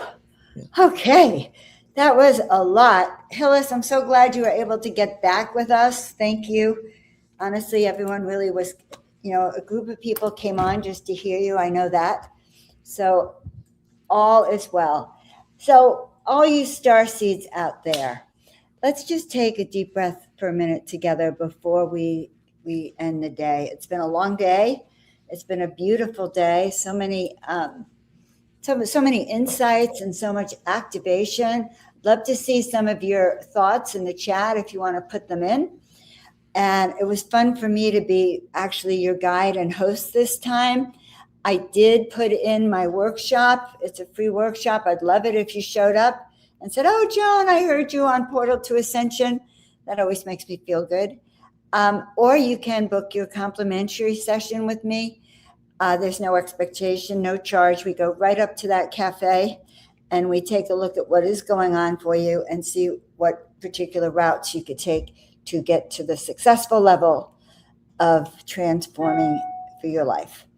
Meanwhile, reminding you that Portal to Ascension has all sorts of upcoming events. I think next Saturday is Vivian Chauvet. I'm hosting her.